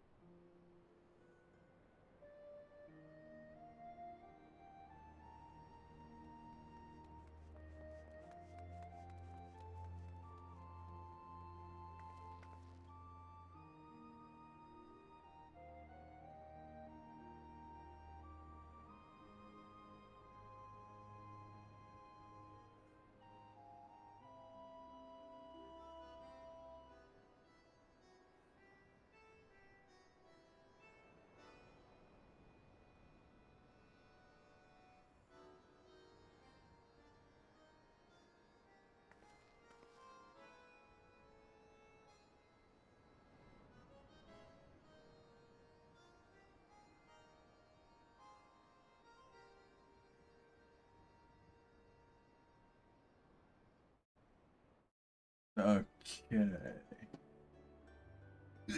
Sorry about that. Needed to check in with Neff about dinner and go to the toilet. Probably got about another 2 hours before I need to finish up and start cooking.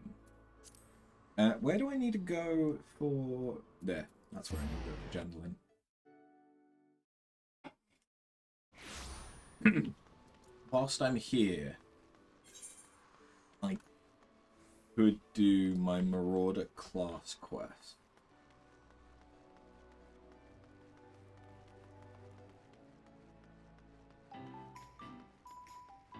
Because that would let me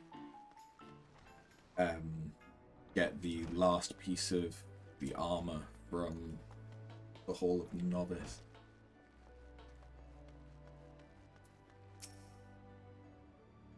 If there is an ounce of compassion in you, friend, I beg of you, retrieve for me the tools of my trade, for I am none other than Jandalain, the ace...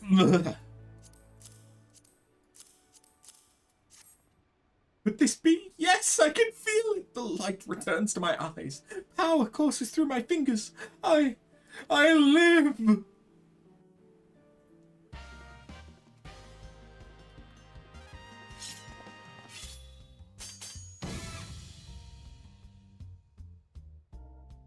And as I live, this unspeakable embodiment of ugliness must die.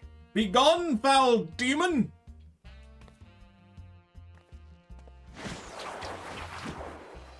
Aye!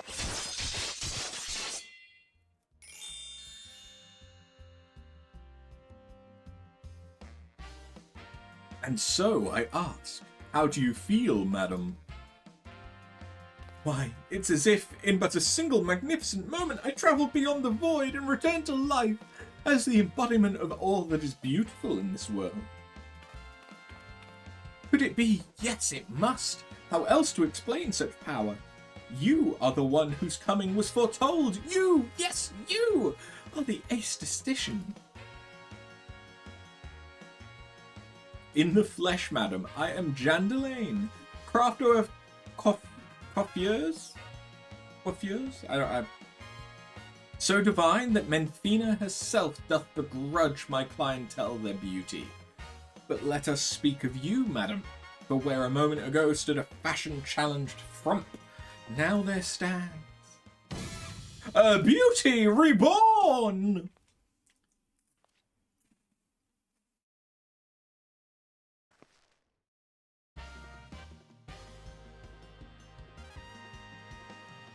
And you are the one I must thank for reviving my soul, that I might once again bestow my gifts on a realm bereft of beauty, a kindness I intend to repay in full.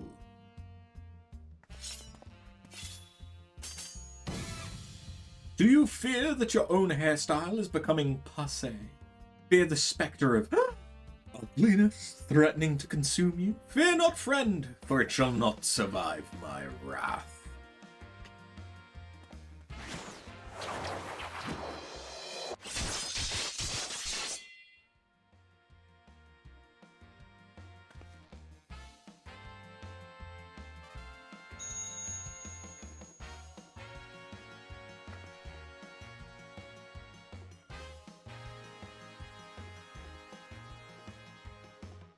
As the madam before you, as this very realm we call home, from an abyss of unfathomable drabness you shall rise anew.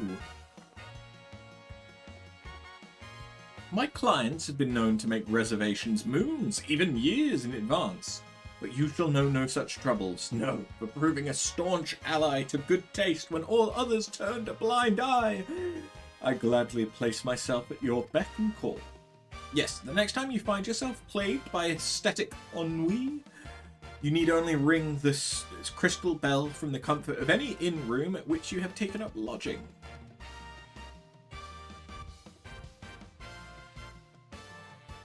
Jandalain shall hasten to the scene. Yes, in a flash, the dreary, uninspired life you have hitherto known shall end. You shall travel to the realm beyond and return to us as a beauty reborn. I give you this as a token of the trust between us. Treasure it, for it is the key to a world of aesthetic wonders ordinary women shall never know.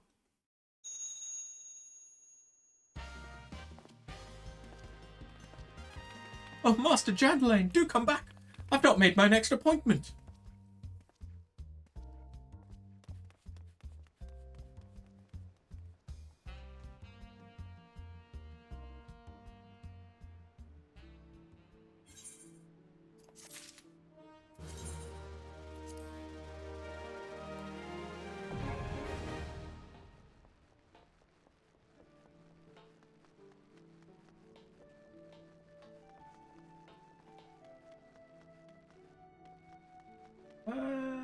I mean, since we're here...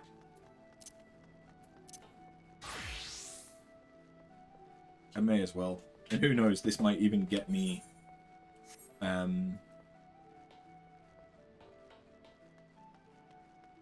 get me up to level 30.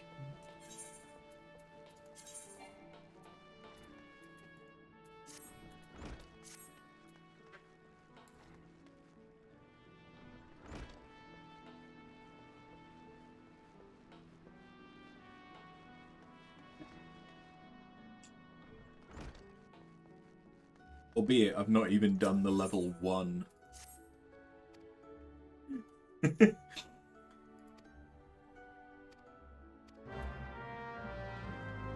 Quest. I think I can pretty safely accept and kill all of the stuff for the level 1 quests. I might not be able to hand them in. Of course, I now have AoEs.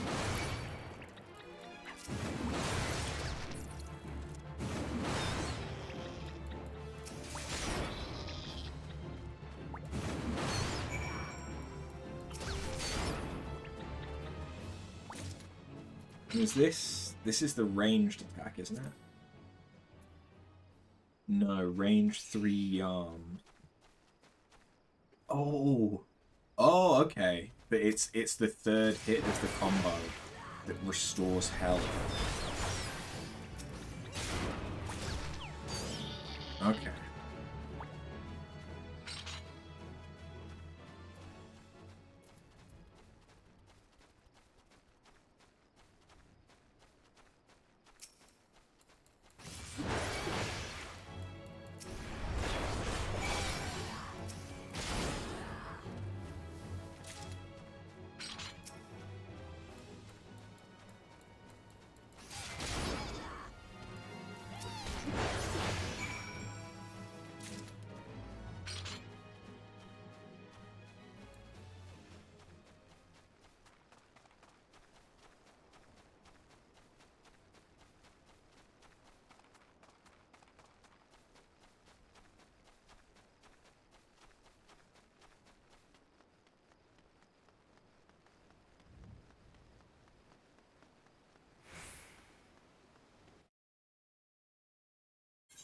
Maybe I should get my mount first.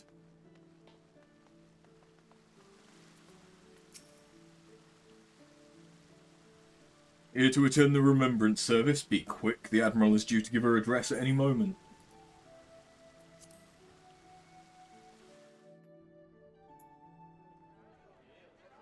The Garleans are another matter altogether. So much for our alliance. It's sunk beyond the seabed.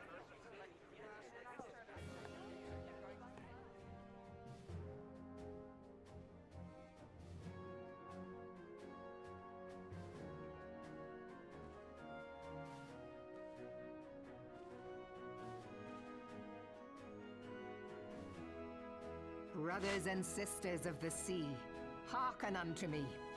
Look upon this, our mighty crimson standard, and tell me your hearts do not swell with pride.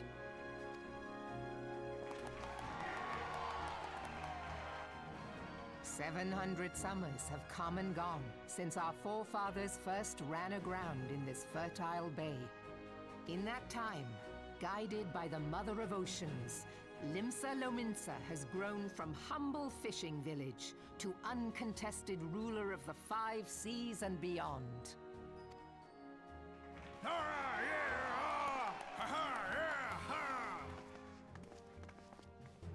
Did you look as the Admiral bid you? It is a rather stirring standard, I must say. Well, hello again, twins. The Crimson Field is meant to signify the blood of fallen crewmates, while the Black Longship represents a pirate vessel. When the Garlean Empire marched upon Eorzea, we assembled beneath the Maelstrom Standard, and our grand company was reborn. All answered the call, from the Knights of the Barracuda to Hilfir's bloody executioners. And together, we met our would-be conquerors upon the field of Cartano. That day, the world bore witness to the united strength of Limsa Lominsa.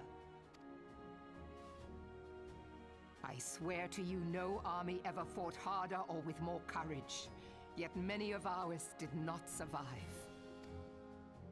Join me now in remembering those who fought in the name of freedom and fell. May their souls be returned to the sea.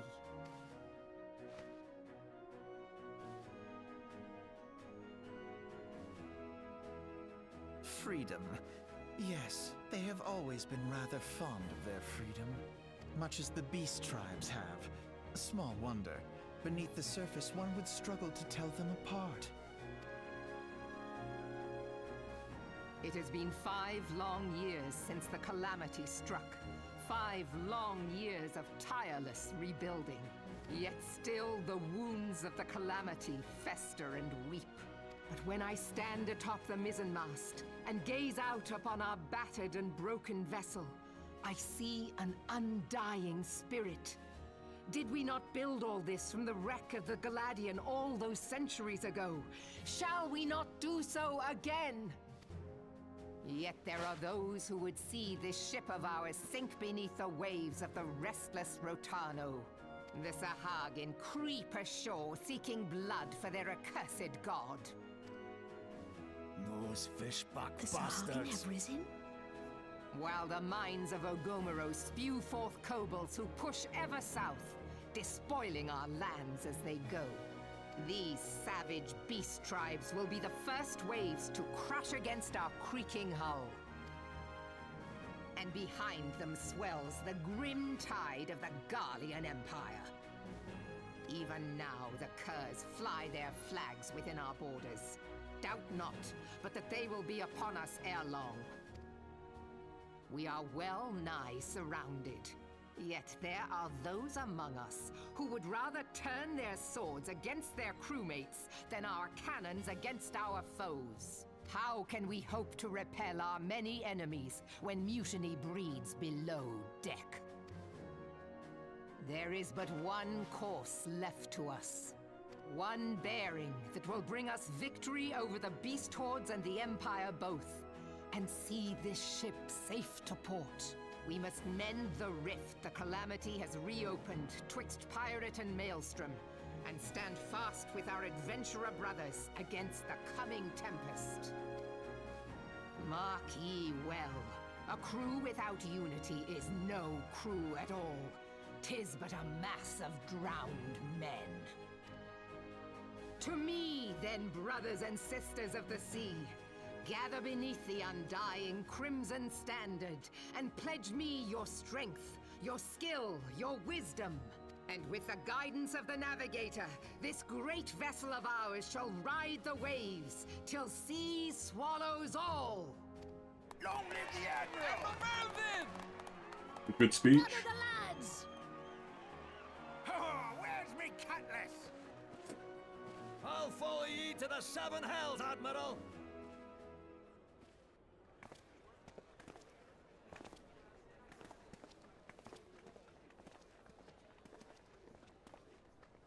If you'll permit me, Alfie, no. Do your shoes have exhaust on them?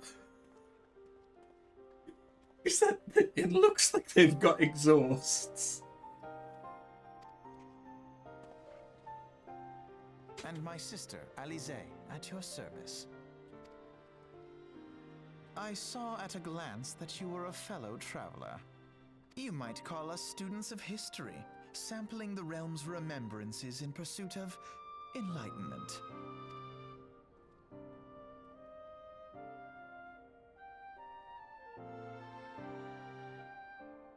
As the Admiral mentioned in her address, Limsa Lominsa is plagued by two beast tribes. The first are the fish-like Sahagin, worshippers of the primal Leviathan. The second are the kobolds, who dwell beneath the earth and take the primal Titan for their god. As if the beast tribe's presence weren't troublesome enough, the Garleans have also chosen to erect a fortress right in the Lominsans' backyard. That is to say naught of eternal strife. As a nation of pirates, there is no end to the blood feud between the various factions, and while they fight amongst themselves, the Garleans whet their blades and watch. If the Lominsans are to have any hope of withstanding the Empire, they must first resolve their own affairs. Differences must be set aside, and the primal threat dealt with once and for all. To this end, I expect that it will soon take decisive action against the beast tribes. Mark my words, the Maelstrom Standard will be drenched a deeper shade of crimson ere long.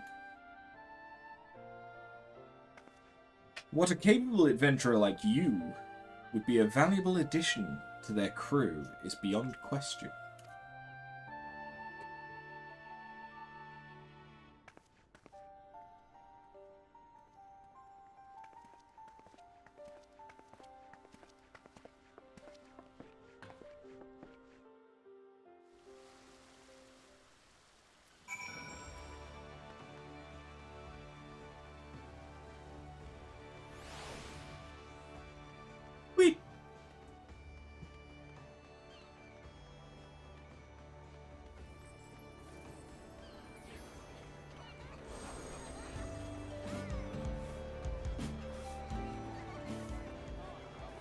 Good old Limsa.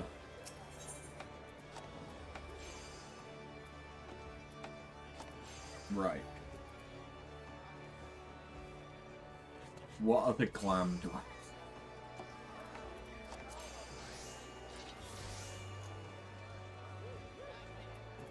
What is the gladiators?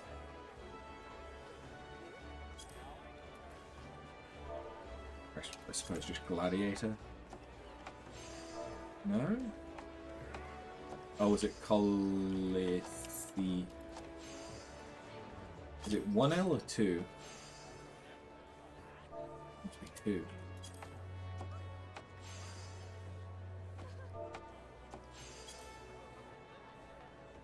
Or, no, I'm just forgetting how to spell it.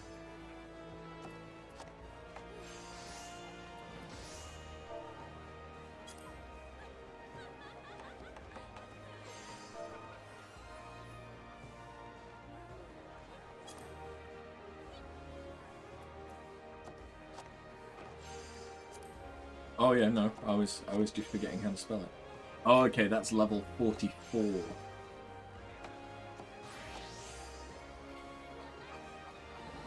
What is that from then?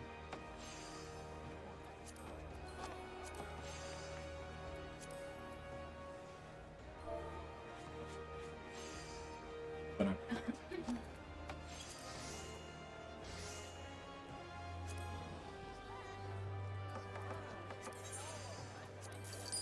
Give me that. Sometimes people will sell low-level stuff for really damn cheap.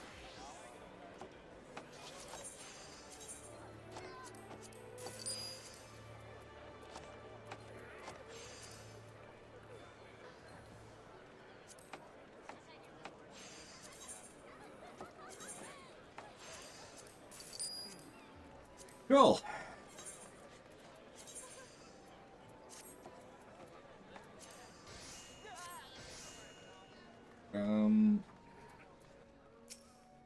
Still can't really do anything.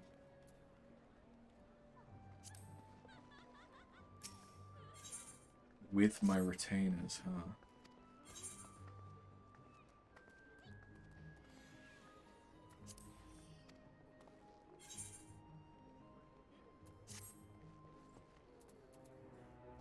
Is it that I have to do a quest in order to unlock it?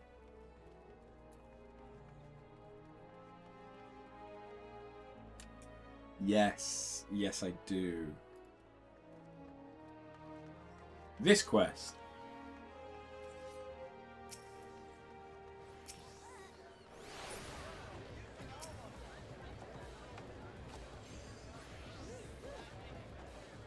Several adventurers are having difficulty summoning their retainers. Should you wish to offer your assistance, you will find these troubled souls in Limsa, Gridania, and Uldar. The reward will be the same regardless of whom you help, so do not hesitate to aid the adventurer of your choice. Bloody hell, I ain't got time for this. Friend, you look like the helpful sort. Mind handling a meddlesome task for a man in need? My retainer? He reckoned he had what it took to go on an adventure in Skull Valley with naught more than what I gave him. But now the little bugger's up and vanished. Probably got eaten by a dodo or some such. Any road, if you happen to come across his remains in western Lenosha, I'd like you to inform the local watch so they can set about notifying his kin. Wow, that was cheery.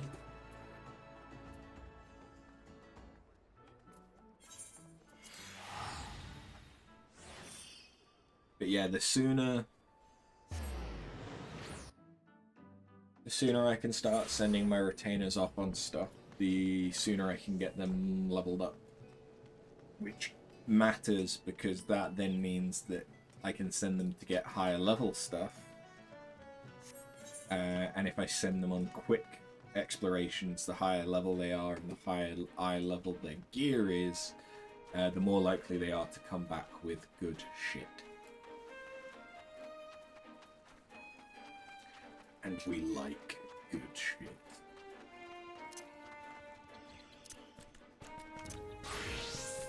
Probably should have gotten a new bow.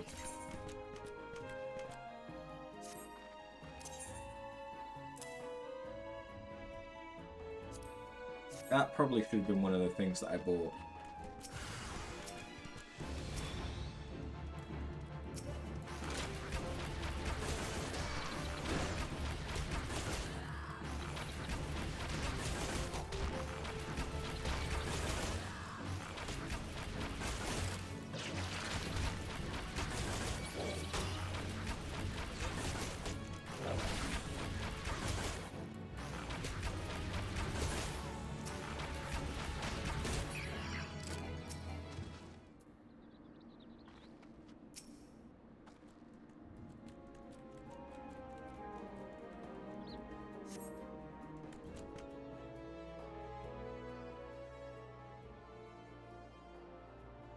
Of course, it's a fucking potato. I don't know what you think you saw, but I assure you that I had everything under control. What? That oaf presumed me to be dead? Who does he think I am? Some wet behind the ears weakling? You could have at least shown some remorse for furnishing me with such poor equipment. Well, speak of the Sahagin. A moment. It's about bloody time. Do I sound dead to you? Fine, but you're buying the first round. Lemalian, have mercy. I am not getting paid nearly enough for this work. I hope you treat your retainers with more respect, madam. Anyway, courtesy dictates that I thank you for your intervention. To that end, I ask that you seek out Fridwib in East Hawker's Alley. Tell her what you did, and I'm sure she'll reward you handsomely. Farewell.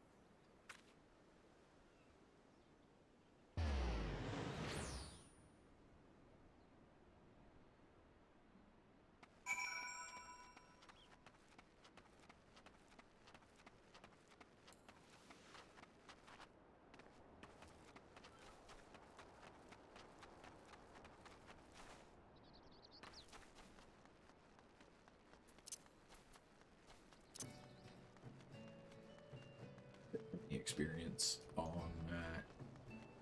the archer.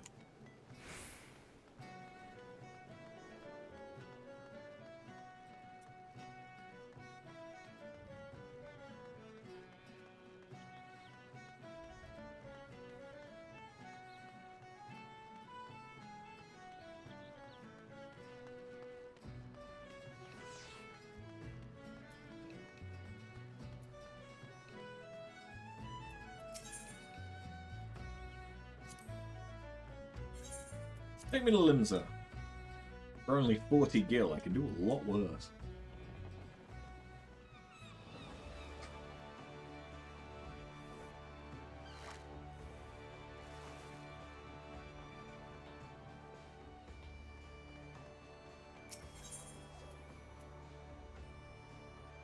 So I want Hawker's Arrow. Shit.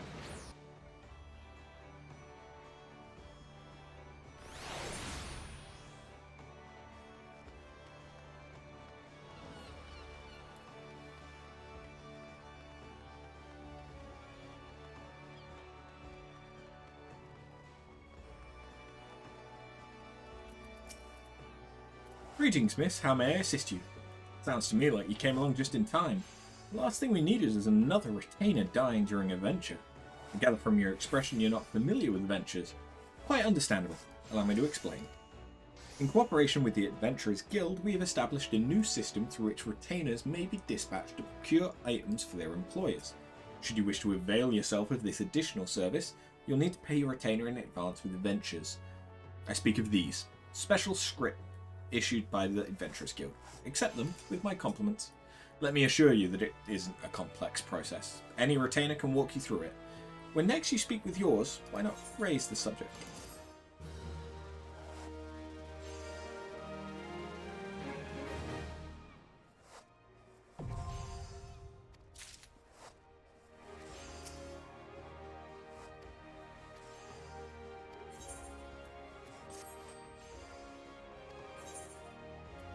Well, of course, after is going to be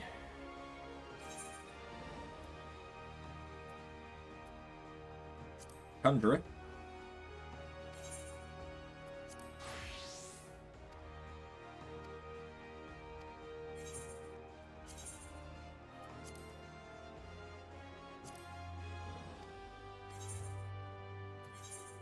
Which means I can equip them. Oh, I don't have my weathered cane anymore. Shit.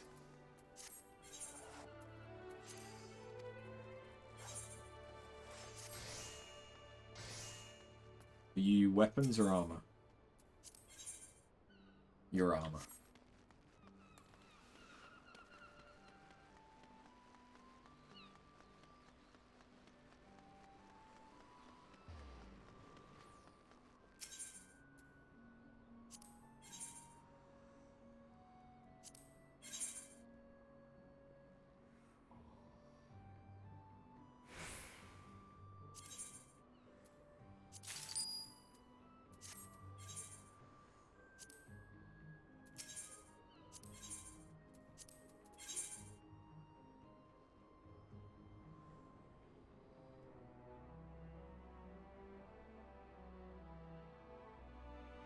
Ah, there it is, weathered cane.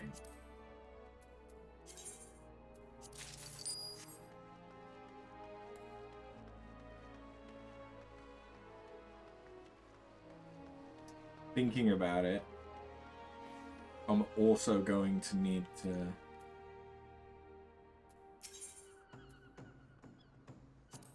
get a weathered thing here. What's going to be quicker to level?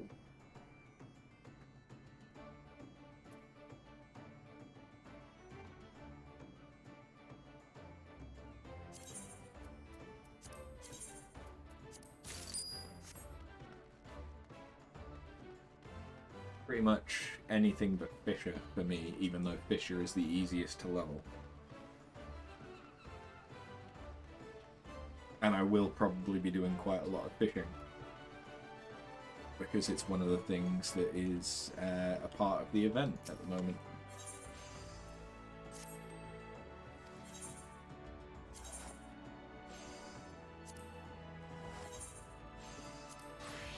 There we go, Sundrop is going to be a botanist.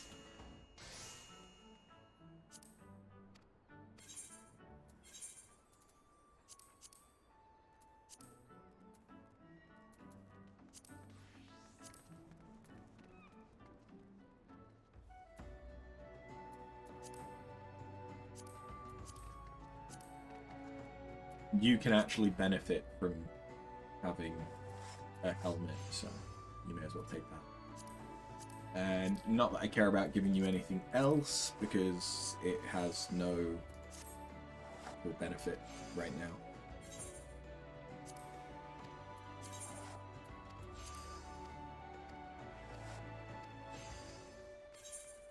So basically, I can send her to get specific items, but only if I've gathered them as a disciple of the land, a gatherer. They can only gather something that I have gathered myself.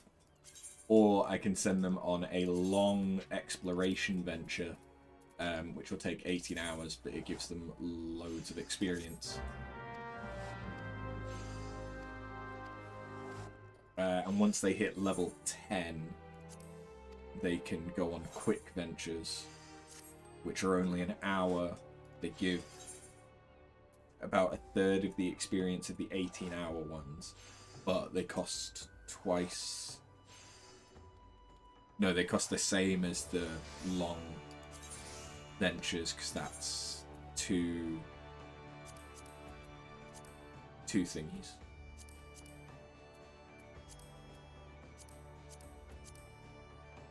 Sweet. Two ventures. But because she's a combat class, I can send her out to hunt stuff, and she'll come back and bring me the items that she gets from killing the things. There we go. And I've already used up 2/3 of all of my ventures. But that's fine, because I should be able to get more by the time that they've finished those 18-hour ones.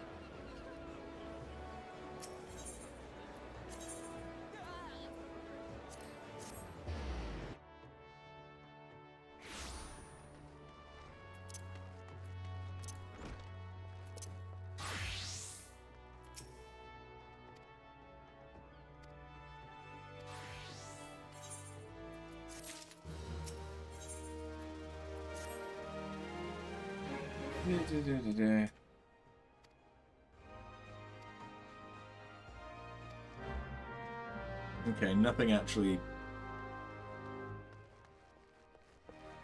interesting. Yes, that's a remnant. The dual wielding flintlock pistols from 1.0, when the class that the Admiral was supposed to be a combat class where you used pistols.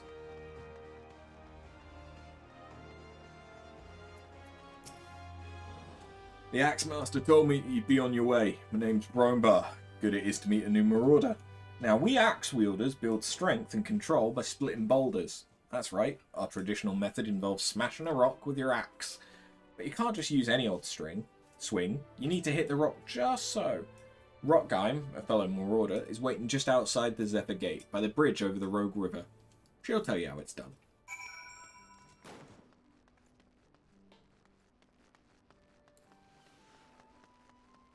I have to smash rocks. Smashy smashy.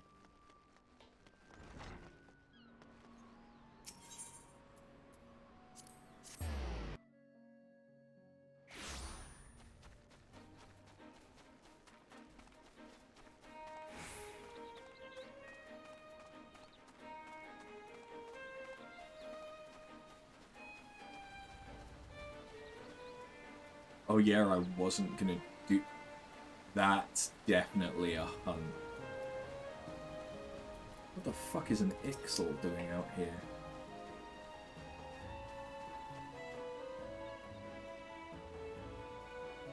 Interesting.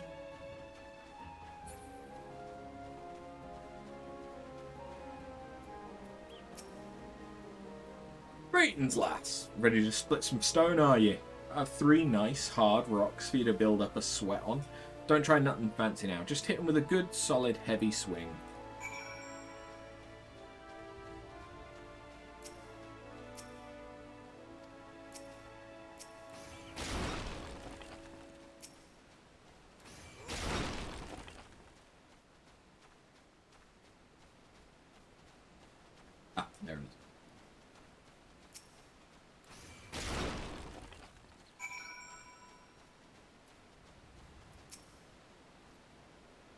That's the way to do it, lass. Now you got the idea. Why don't you have at him a little harder with that heavy swing of yours? Hold nothing back.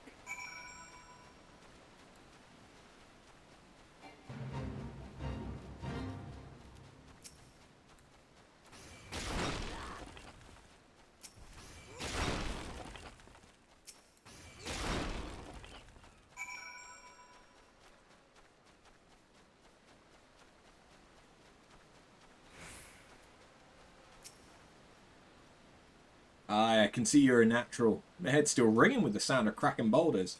Take yourself back to the Axe Master and let him know you're ready for something harder. Giggity.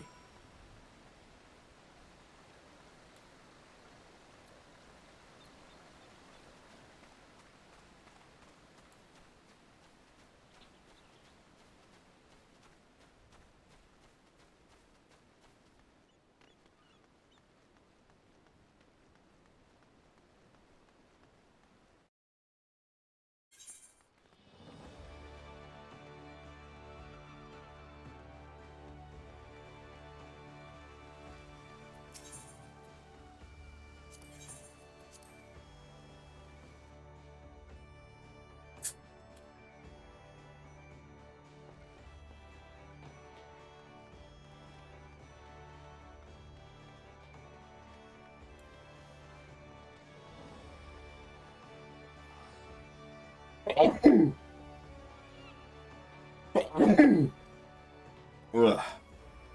Okay. I think we're going to turn this one in and grab the next quest. But then I'm going to continue the story until we get a chocobo. As the training loosened your muscles and focused your mind, an urgent request for help has arrived from the Red Rooster Stead, and I have chosen you to respond. It appears a hostile group of megalocrabs has unwittingly elected itself the next test of your prowess. As this is your first outing as an official marauder duty, you should be accompanied by a veteran conjurer by the name of Solquib. She awaits you on the floor below. May devastation follow in your wake.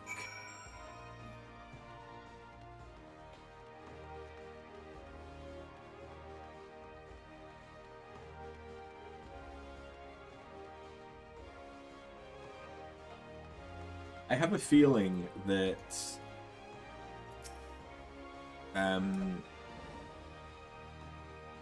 on this character I'm actually going to bother buying the riding maps for A Realm Reborn.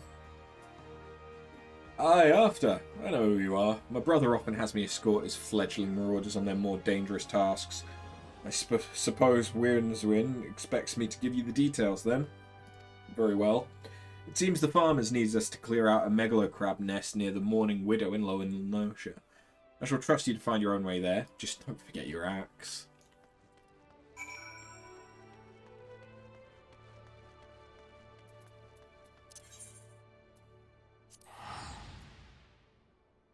What if I teleport to Gridania? What are you going to do then?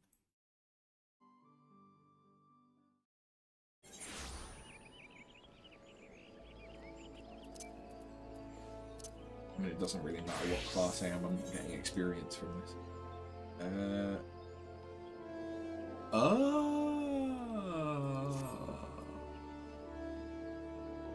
The White Wolf Gate.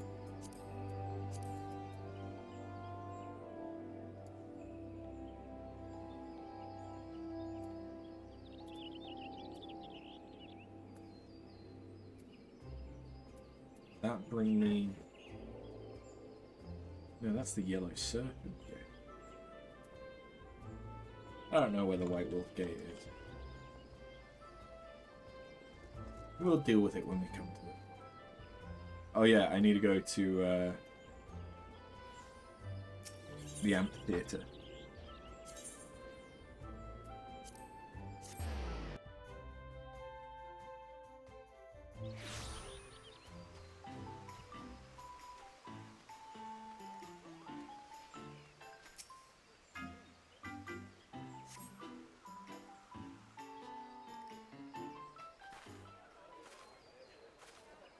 Suddenly I lost it's a my lot son more to the somber. Calamity. The three seed seers are all together. Some say you couldn't take a step without stumbling over a body.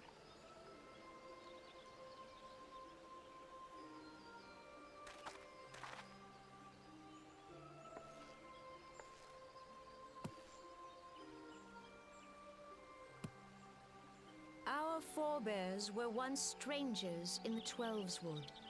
Fearful of the Green Wrath, they hid themselves in the dark recesses of the earth. Yet they dreamed of basking in the dappled sunlight of the forest. Through great effort, they proved their worth to the elementals, and were granted a place beneath the boughs. So it was that Gridania was born, some 5 centuries ago. Working hand in hand, the Hyur and the Elysian settlers sowed the seeds of our civilization, and soon they were joined by folk of all races. So nourished by the waters of unity, and blessed by the light of the matron, Gridania flourished into the great nation it is today. Do you see the Gridanian standard? There, hanging behind the Elder Seedseer. The entwined serpents represent the unity between Hyur and Elysian. An elegant symbol, do you not agree? In accordance with the will of the elementals, we have embraced a life of peace. Alas, our neighbors have not always sought the same for themselves, nor for us. Though we Gridanians have no love for war, we have still less for those who would threaten our way of life. Ever have we fought to protect the sanctity of the Twelveswood.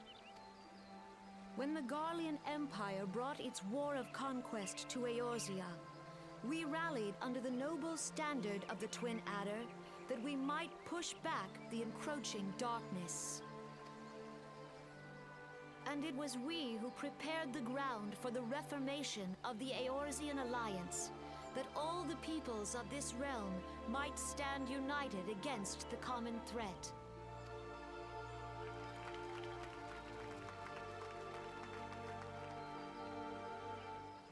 "5 years ago, the Alliance met the armies of the Empire upon the fields of Cartano. It would prove the bloodiest battle in recent memory. Countless Gridanian lives were lost. As Supreme Commander of the Order of the Twin Adder, ever shall I bear the weight of our people's sacrifice. Alas, their loss was not the only tragedy to befall us that day, for soon came the Calamity.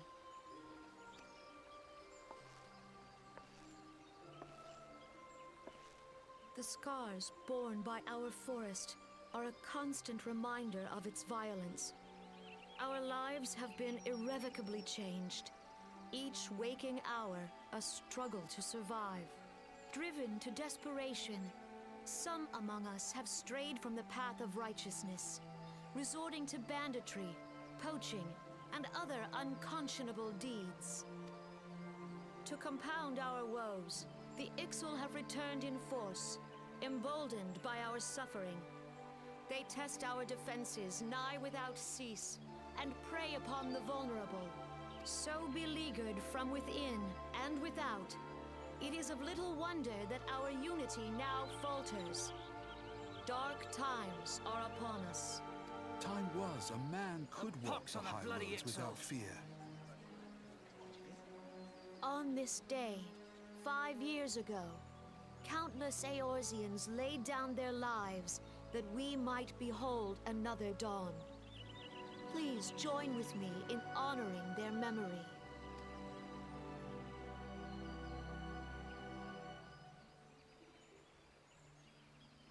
And how do you propose to honor the memory of those you cannot remember, pray tell?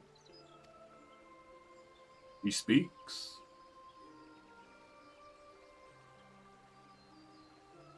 The destruction wrought by the Calamity was indiscriminate. It dealt death to Eorzean and Garlean alike. Yet while we have labored to rebuild our homes, to rebuild our lives, the Empire has set about raising steel fortresses here in the Twelveswood. Let none be mistaken. The Garleans remain the greatest threat to our survival. If we are to stand against them, we must remember what it is to be united. Our many troubles blind us to the woes of our fellow man. Thence is harmony lost. Yet harmony is the founding principle of Gridania. We are gathered here to honor the fallen. Let them be honored not only in word and thought, but through concerted action. I bid you, join hands with me once more beneath the Twin Adder's standard. And together, let us heal the forest's wounds, that our progeny might live in harmony beneath these ancient boughs. For serenity, purity, and sanctity, we must think of the children! Woods will be down. It's up to us to protect the forest. All the elementals!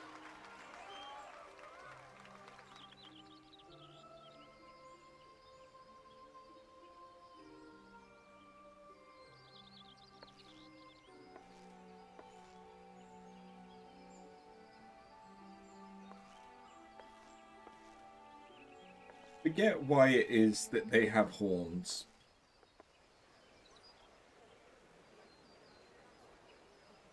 If I ever knew, I forget.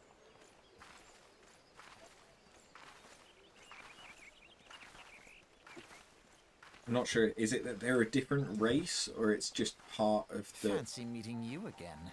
process of being a speaker and hearer of the elementals and all that shit?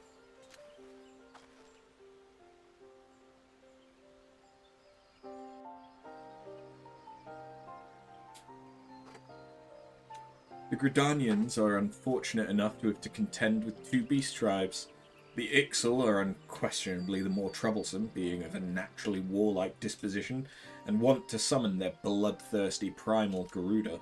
The Sylphs, by contrast, are peaceful in nature, being mischievous rather than malevolent, and have long been on friendly terms with the Gridanians, until recently at least. Alas, they have grown aloof, a change observed at roughly the time they summoned the primal Rama. The Gridanians have no love for war, and they consider open conflict a last resort. Though they do clash with the Ixal ever more regularly, you may be assured that they do so in self-defense. As for the Sylphs, they are as yet bound by a peace treaty, although one wonders how long it will be before it is broken. The Twelveswood was grievously wounded during the calamity, leaving Gridania vulnerable to attack. The people are hopeful that restoring the wood, and thereby the power of the elementals, will put an end to their woes. Yet how long will that take? Centuries, I'd wager. Meanwhile, the Ixal will continue their incursions, spurred on by Garuda and her insatiable appetite for destruction. Whether the Gridanians like it or not, sooner or later it will come to all-out war, and when it does, the Order of the Twin Adder will need all the help it can muster. How valuable might the aid of a capable adventurer prove to them then? Well, perhaps we will find out, if the Elder Seedseer's words fell on fertile ground.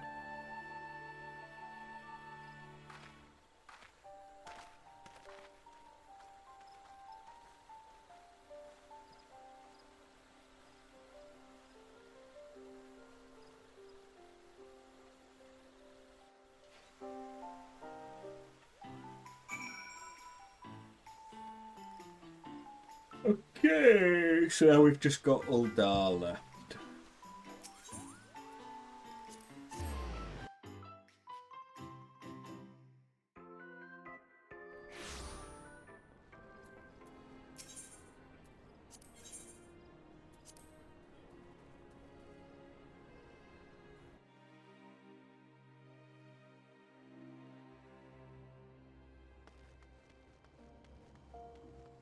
And yes, we will go to the gold saucer as well. I've not forgotten.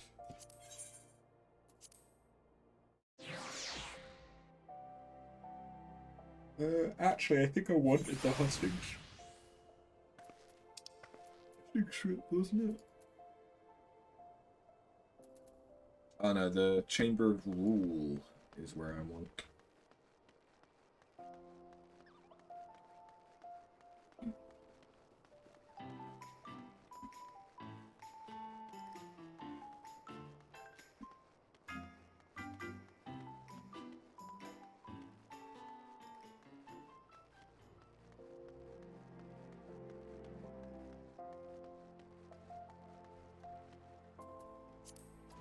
Where is Batinga that we've not seen her? Okay. Eastern Lenosha, yeah, that'll be why.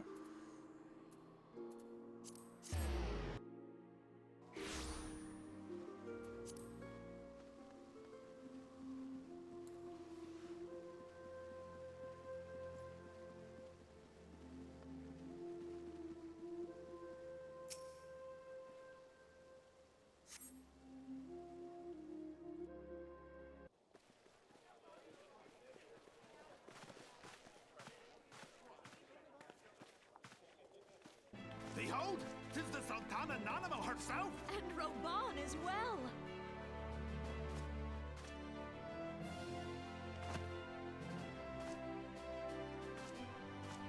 Hark you, souls of flame, drawn to the bosom of the desert, where the fire burns brightest and shall rage forevermore.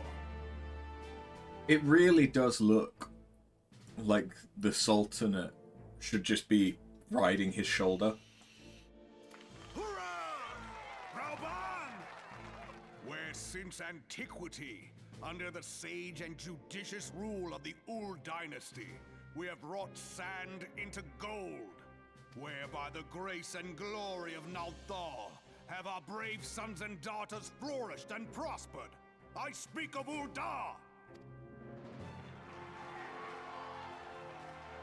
There, at the Flame General's back flies the Grand Company's standard. Note the sigil. The golden scales of order balance the jewel of prosperity with the flame of might. Great and many are the gifts our nation has given the realm. In Eorzea's darkest hour, on the killing fields of Cartano, none spent more in blood and gold than we. Thus was the Seventh Imperial Legion laid low. So that's how it happened. How soon history forgets. Yet many left our gates, never to return. Let us pray for our absent brothers and sisters, that they might know happiness in the great beyond, as Thal's honored guests.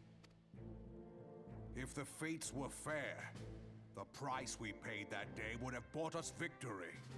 Alas, they are not.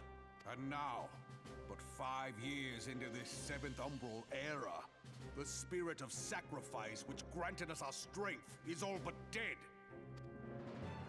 Look around you. What do you see? A people divided, downtrodden and enthralled. Where are the merciful alms of the rich? Where is the just steel of the righteous? I ask you, is this the great nation our brothers and sisters gave their lives to save? You who call this living, dishonor the name of the immortal flames. It is but a slow death. Our enemies surround us. The savage hordes of the Amalja wait beside our roads, strangling the lifelines of trade. Meanwhile, the Garleans make mock of our borders and despoil our land of its natural wealth. We stand on a precipice, yet we do not act. Whether trader or soldier, monetarist or royalist, all must recognize that a divided Ul'dah stands to fall.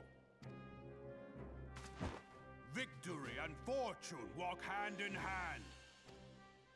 Ye who seek glory and wealth, look not to what little you can snatch from your neighbor, but to the boundless wealth of the world beyond.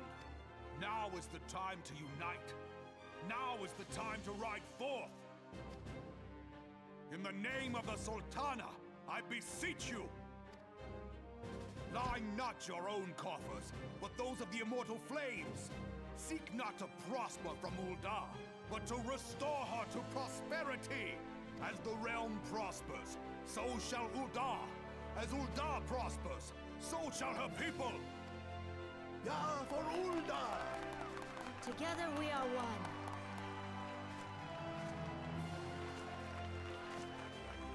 Your grace. Raubon?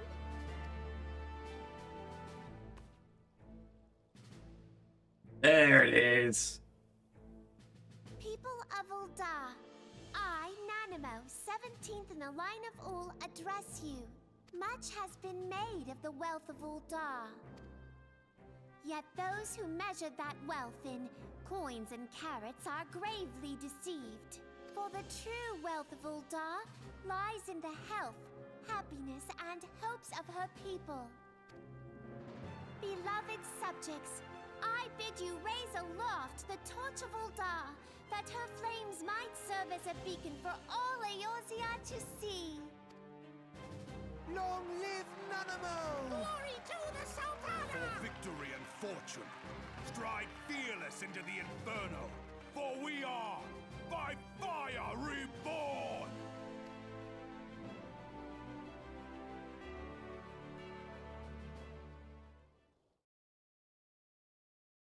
Forsooth! The time is now!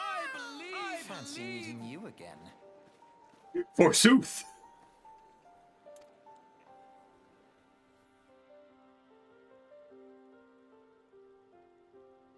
The Uldans have a long history of conflict with the Amalja, the beast tribe that worships the primal Ifrit. Judging by your look of distaste, I take it you've encountered them.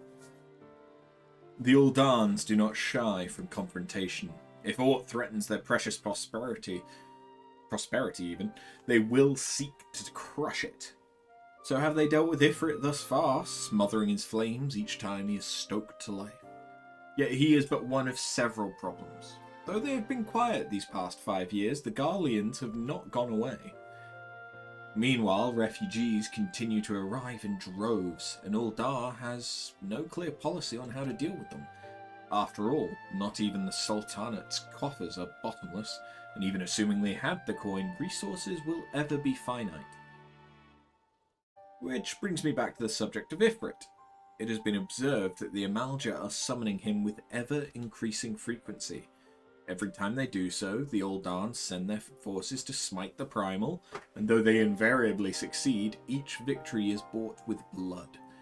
It is a war of attrition which they cannot well sustain. Small wonder, then, that the immortal flames are eager to recruit more members. At such a desperate hour, an adventurer of your experience would be a most welcome addition to their ranks.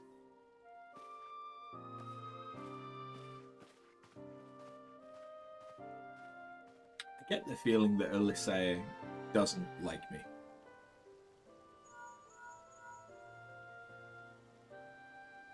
After, this is Minfilia. You are well, I hope.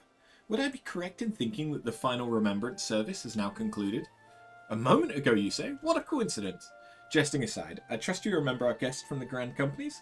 Well, delighted though we are to have them here at the Waking Sands, it would not do to keep them in suspense any longer than necessary. In short, hurry back!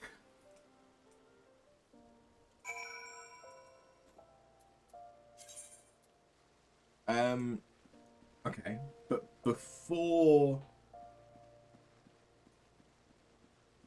we go and do that, Gamba.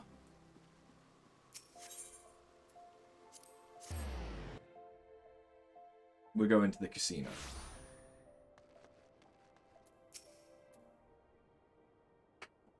This is the reception desk for flights bound for the Mandeville Gold Saucer.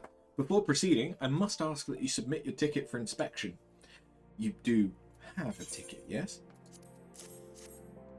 It appears that everything is in order. An airship will be departing shortly before the next bell. Will I reserve a seat for you?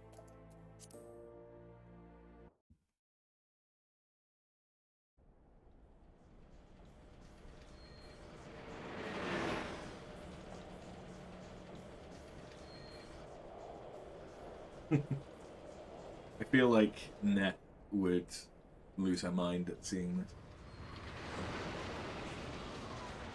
Huh? It's too late. What? You remember how you saw someone with a mount that was just a cactus that they were riding? Well, this is where you get it from. And the entire place is shaped like that. Oh.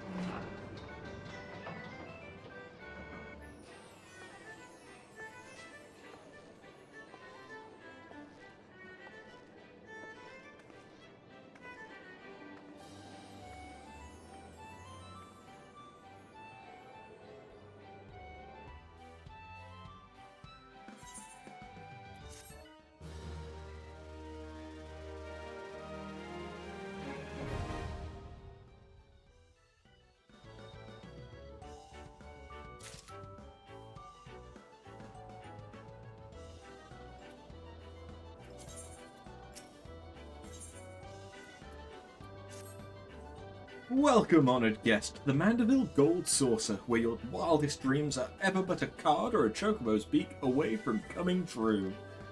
This is your first visit, nothing would please us more than to give you a full tour of our establishment, that you might enjoy its wonders to the fullest. At the conclusion of the tour, it is our custom to offer our esteemed patrons a complimentary gift, straight from the vaults of our illustrious proprietor himself. Consider it Lord Mandeville's way of personally thanking you for your patronage. Should you wish to take the tour, pray proceed to the main counter over there and speak with the receptionist. On behalf of the management, may I take this opportunity to thank you for choosing the Gold Saucer. Rest assured, my colleagues and I will spare no effort in seeing that your visit is a pleasant and profitable one. May fortune smile upon you.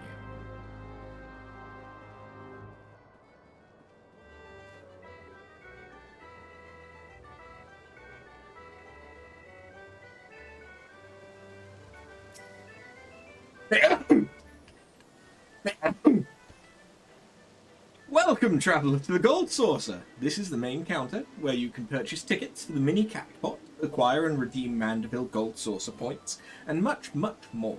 But what in the world are Mandeville Gold Saucer points, I hear you cry? A most astute question, and one which I shall be only too happy to answer. But first, if I may direct your gaze to your left, beyond those majestic gates, you will find Chocobo Square, home to the Chocobo Racing Circuit.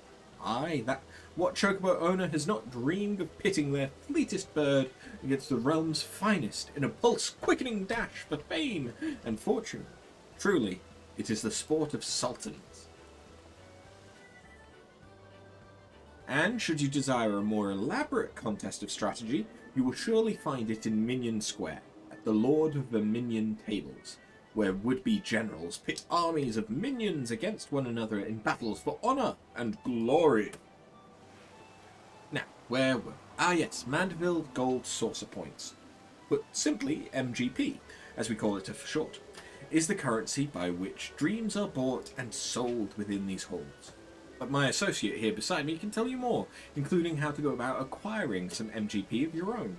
Pray speak with him to continue your tour.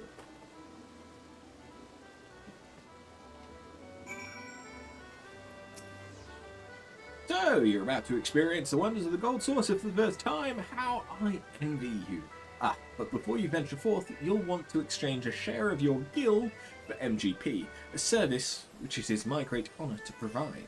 With MGP in your coin purse, you'll be able to enjoy all of the fabulous attractions we have to offer, and all of the wonderful games. If you play them with skill, you'll find your little stack of points increasing 10, 20, even 100-fold.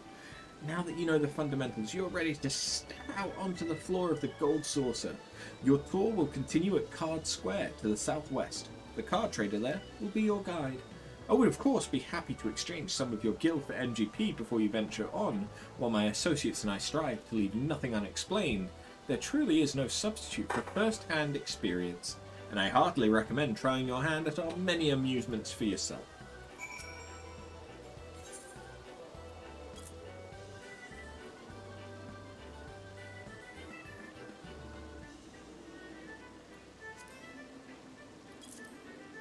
I'm gonna wait for a minute, because I think I get...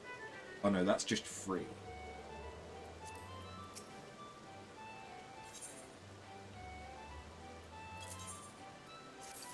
We'll get ourselves 100 then.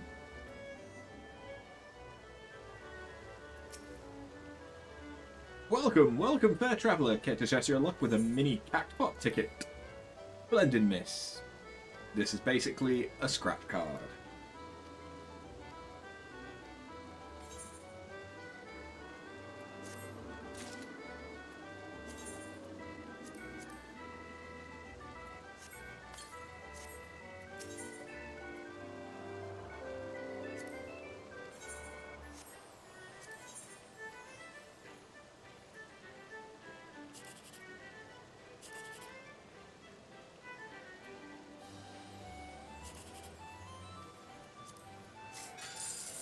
Ooh.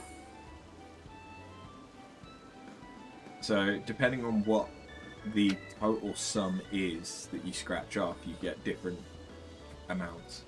I think the highest I could have gotten here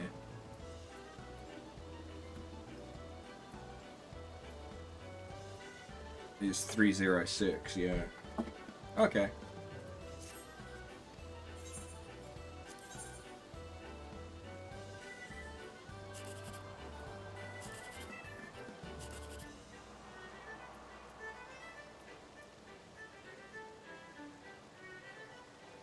So I can't get sick.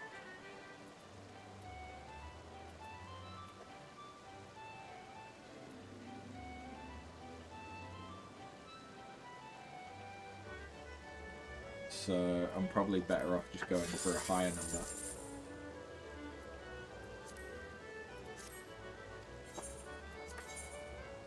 There is a website that you can use to solve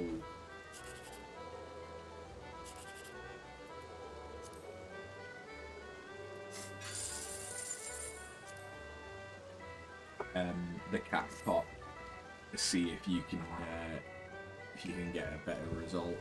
If I can, I will take part in the gate that is going on at the moment.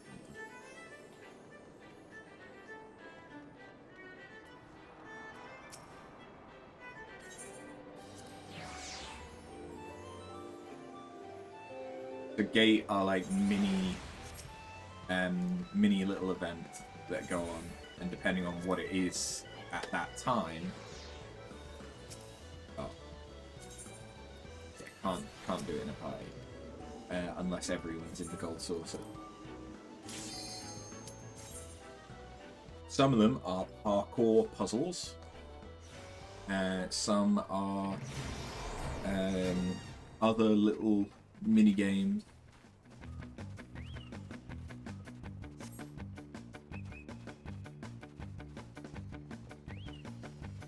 So in this one, we need to run around.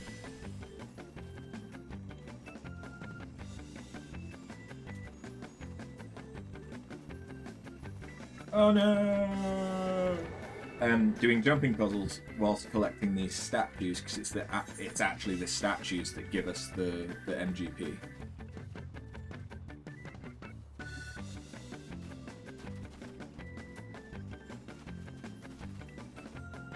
I actually find this harder.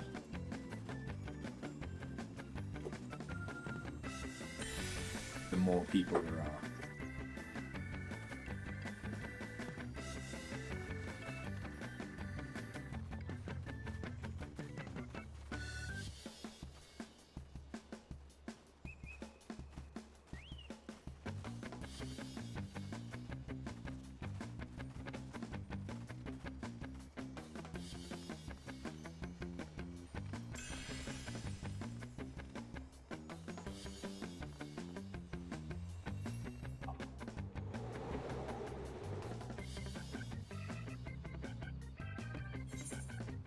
how far you jump is determined by your momentum when you press the jump button. So it can be quite difficult to not jump really, really fucking far.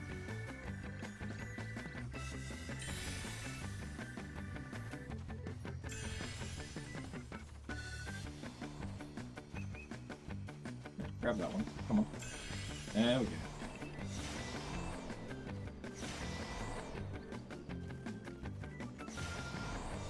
Oops. I'm also using Legacy mode, which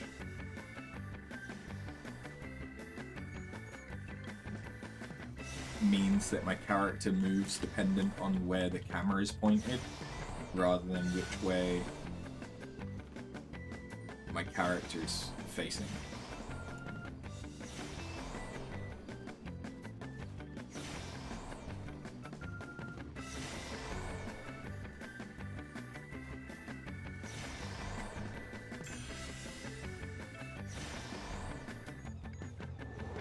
We're not doing too badly. I think we've just got the gold one to get, which means the hardest.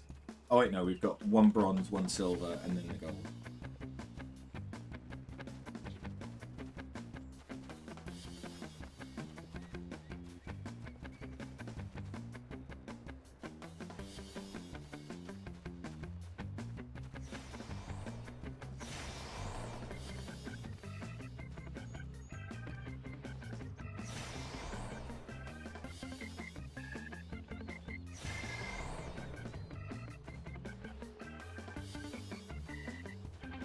Yeah, yeet.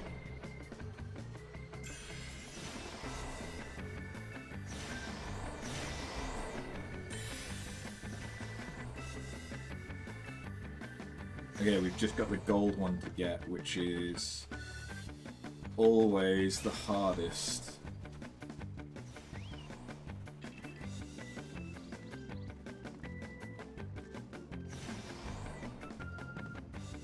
But, as you can probably guess, because it's the hardest and gold, it's also worth the most points.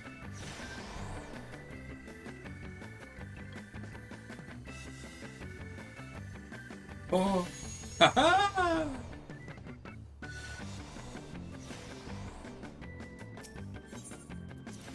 And there we go. And because it's currently the Tombstone event, this is also one of the ways to get tombstones for the event, is by doing these little events. So I also got 4,000 MGP for doing that, which isn't bad, given that I didn't have to spend anything to get it.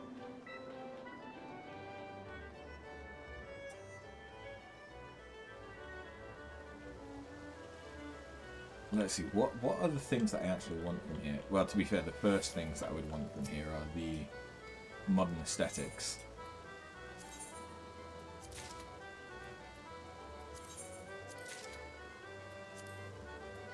Which is, these are hairstyles.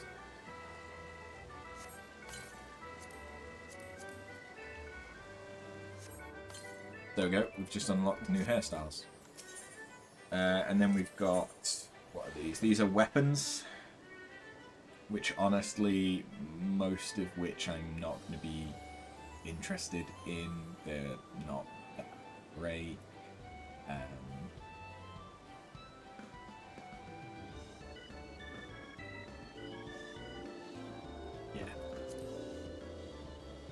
Oh. I'm being called out. I'm being called out for leaving a bunch of cans upstairs in the bedroom. Then there's glams. It's glams, which I want the claws of the beast from, because it's just talons, painted nails. Very nice, like it. Want them. Mounts. More hairstyles, emotes, and minions and stuff. You can get all of them. I should be called out. I knew you would take her side. And music. There's a shit ton of stuff that you can get from Gold Saucer. It's purely optional. It's all just cosmetic, or you know, it's music or a mount and shit like that. It's not really just because it's her side. It is just the correct side. You're not wrong. You're not wrong. Well, aren't you just the sweetest thing? Welcome to the Card Square, home of the Triple Triad tables. What's Triple Triad, you ask? Why, only the mind-bending, pulse-pounding, maddeningly Moorish card game that's taken the realm by storm. But don't take my word for it. Behold, can you not feel the tension in the air? Form a hand of 5 cards and play the role of a field general, sending your bravest into battle. Should you wish to learn the rules and experience the excitement for yourself, you need only ask. Start today and we'll even throw in some complimentary cards to help you on your way. You can face off against a single opponent at any time, or if you crave an even greater test of your skill, take part in one of our regular tourneys. And believe me when I tell you, there's no feeling quite like standing triumphant on the battlefield after vanquishing all comers. You really should try it. A minute to learn, a lifetime to master. That's Triple Triad. But I'm getting carried away. You have a tour to finish. Wonder Square is your next destination. Not that there's any hurry, of course. If you'd like to play a hand or two before you go, you need but say the word.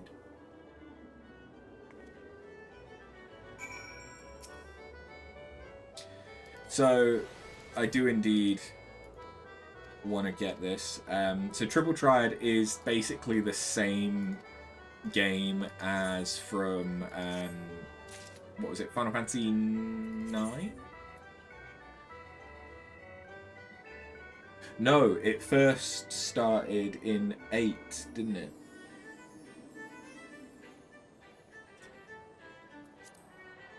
But if I didn't take that and all the rest of it to become able to do Triple Triad, I don't think it'll drop any of the cards from like dungeons and stuff. And even if I don't use them, you can sell cards that you have for MGP. So it's not the worst way to like relatively passively gain MGP.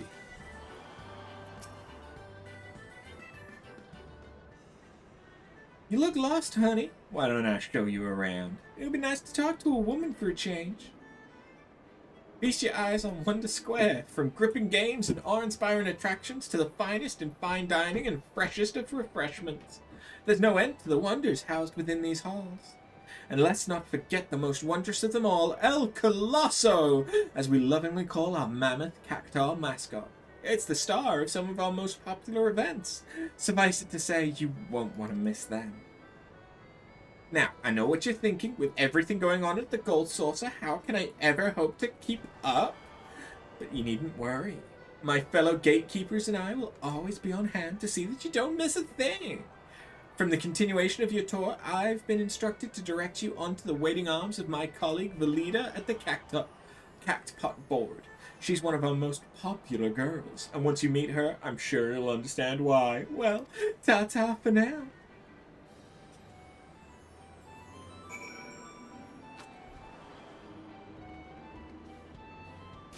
Yeet!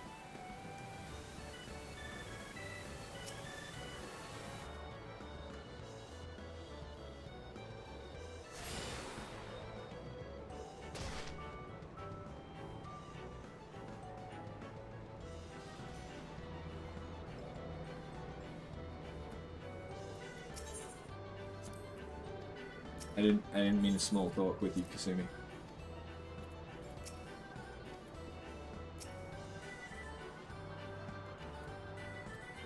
I can't interact with you yet, it would seem.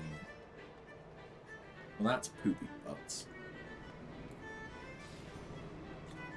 So they do the fashion report, which is a weekly mini game where you have to dress up according to the parameters that they've set, and if you get a high enough score, you get 60,000 MGP.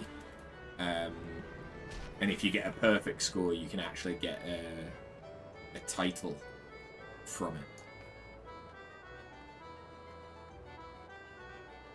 And there's someone on Reddit that posts the best way to get the required number of points each week.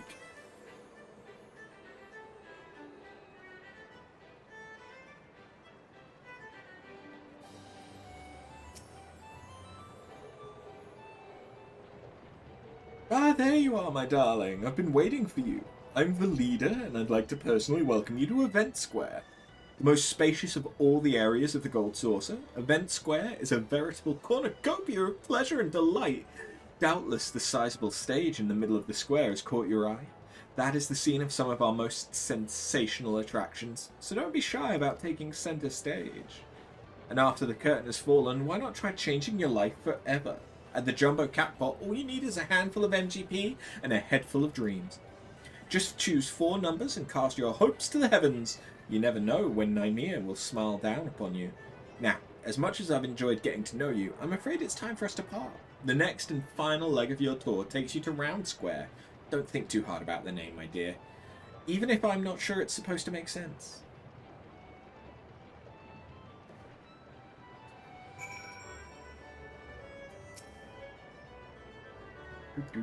So basically, this is the lottery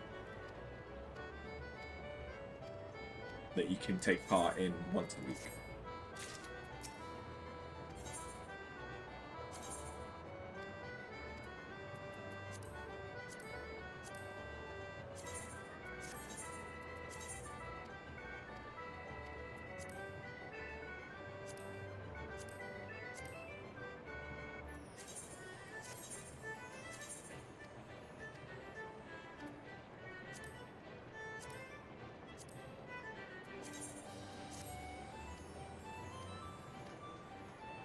There we go.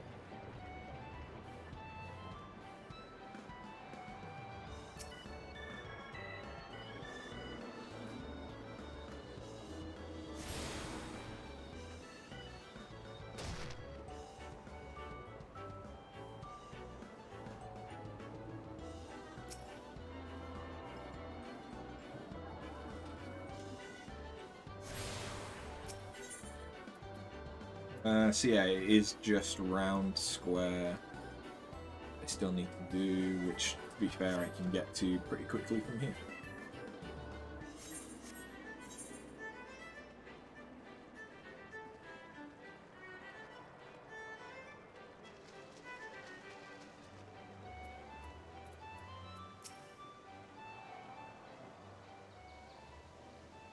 Are you the first timer I was told to expect? 1,000 welcomes to the Gold Saucer and 1,000 welcomes to Round Square. How can a square be round, you ask? I'm not sure I understand the question. Moving on to more important matters, is that lofty peak not a sight to behold? That is Mount Coral, the main attraction here at Round Square. One of our most thrilling events pits our customers against each other in a challenge to see who can swiftly scale its heights. I tell you, the view from the summit is a sight to behold. And that concludes your tour of the Gold Saucer. While I'm sure you're eager to start enjoying yourself, pray do not forget to return to the main counter and claim your complimentary gift.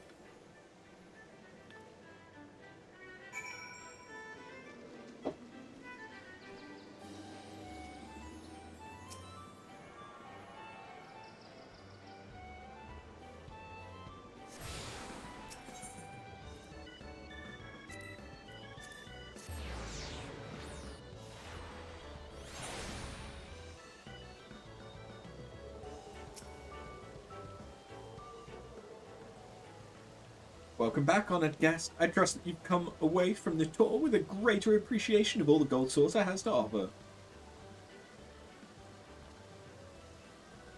As a token of our appreciation for your patronage, it is my great pleasure to offer you a complimentary gift. Well, knock me down with a chocobo's tail feather. Is that a new customer I see? Ha ha! I could hardly have picked a better time to drop in for an impromptu inspection. Master Roland, yes, this lady here has but this moment completed her introductory tour.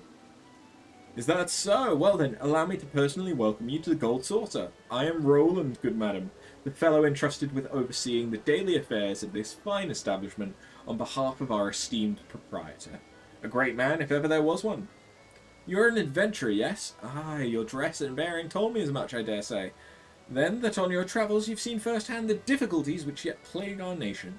Witness the struggles of Alamigo's displaced masses, and those whose homes were consumed in the fires of the Calamity. The Sultanate is not unsympathetic to their plight, of course, yet how can one begin to provide succour to such countless multitudes? One man had an answer. Godbert Mandeville had a dream of a house of untold wonders that would provide stable employment and lodgings to the displaced, mirth and merriment to the disconsolate, and prosperity and plenty to the Sultanate at large. To many of our patrons, the Gold Saucer is merely Eorzea's foremost entertainment venue, a place to forget about the cares for the day. To me, it is one of the founding stones upon which our realm will be rebuilt, a miracle wrought by the hand of the greatest man I've ever known. Something tells me you'll understand that which I have told you, that you, perchance, share a similar dream. But I shall keep you no longer. The Gold Saucer and all its wonders await you, friend. Pray enjoy them to your heart's content. Till we meet again, may the spinner's pull be ever kind.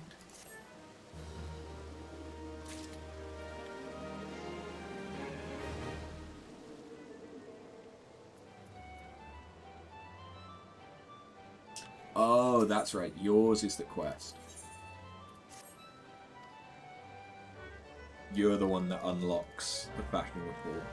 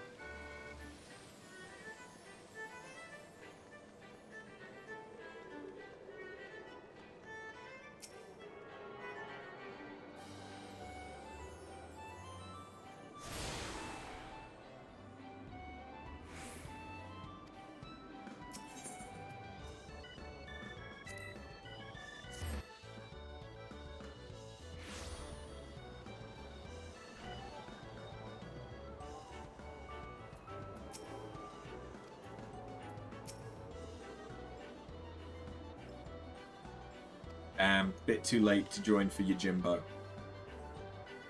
Oh well. I've never actually won your Jimbo. Where is it that I won? Is it Wonder Square? Yeah, it is.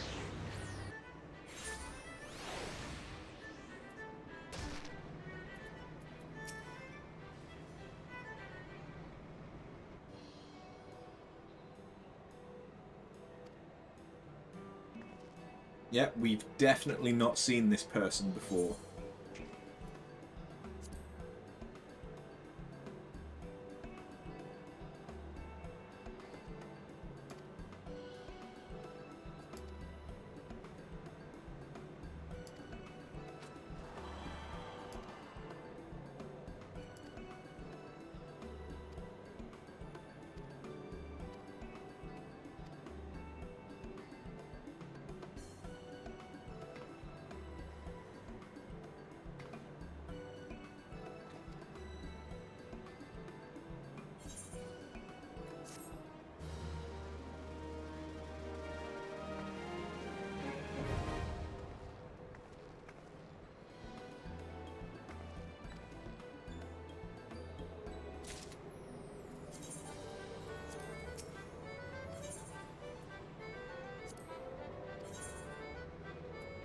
Right, okay. We know The fashion report.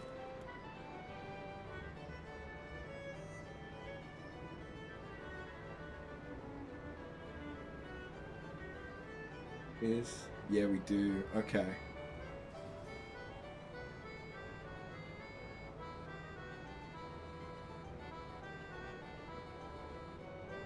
Okay, so I could potentially get the 60k.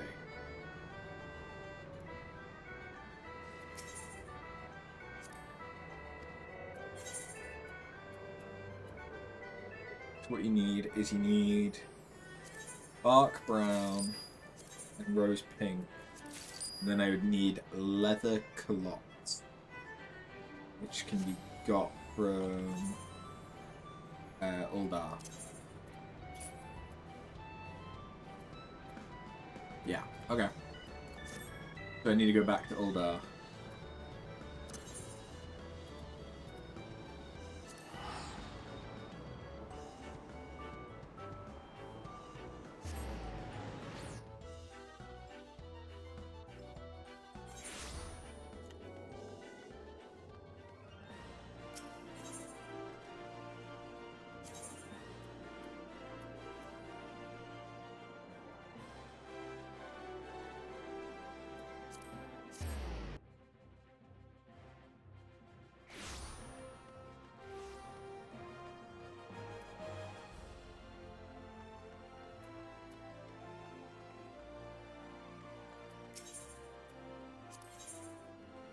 Must admit, I don't know.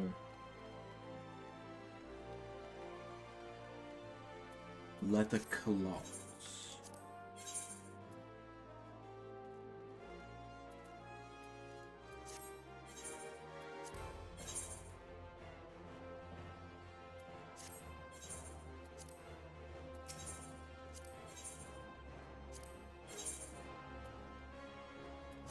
Oh wait, there they were. There they were. Leather culottes.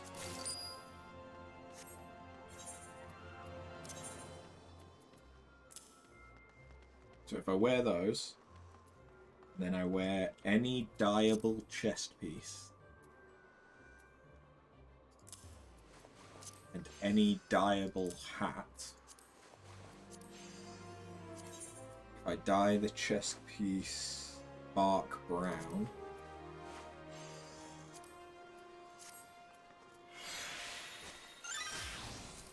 and dye the hat rose pink,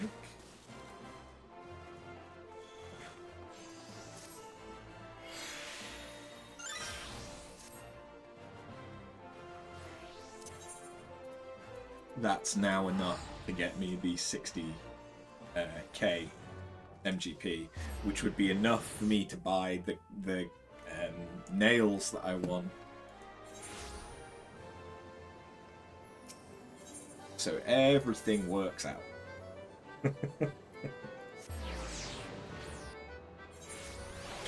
It just works.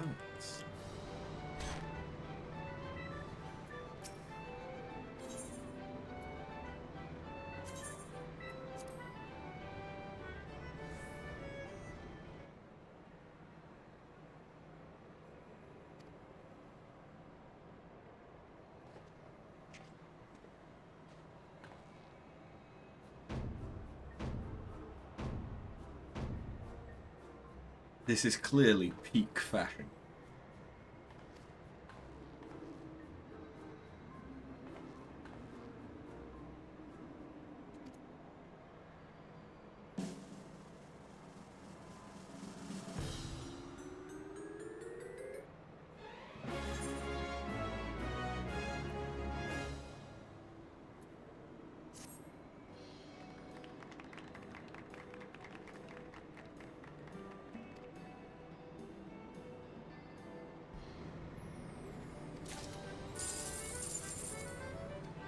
Easy 60k. And then, depending on how well you've been scored, or potentially how many times you've been scored, you can get more and more stuff unlocked from her.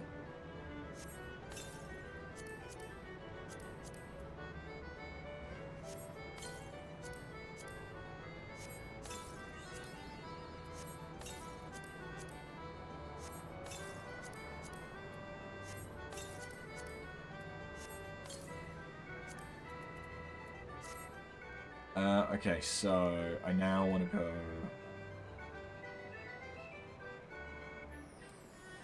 I can buy the stuff that I want.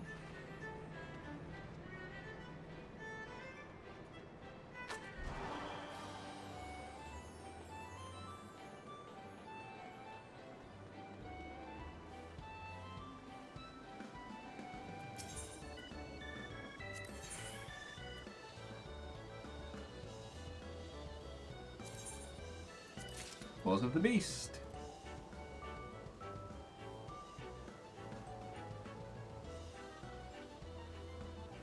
And I don't quite have enough to get the fish nets.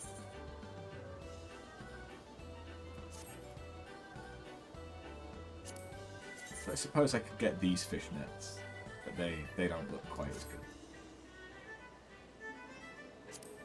good. Okay, I was gonna say, if I could wear bunny ears as a Viera, that would be interesting. What was the... Yeah, that looks pretty good. We'll probably be getting that at some point. Okay, so, to the Waking Sands. We got distracted a little bit. It's fine. The world's not in danger.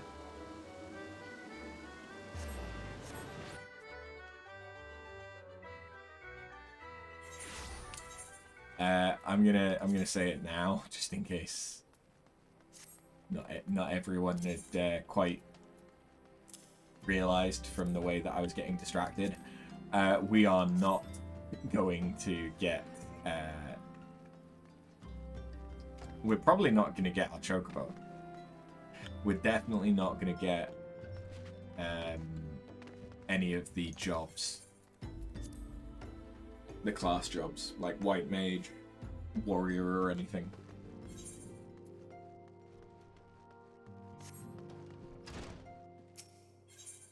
That means that we'll get those tomorrow.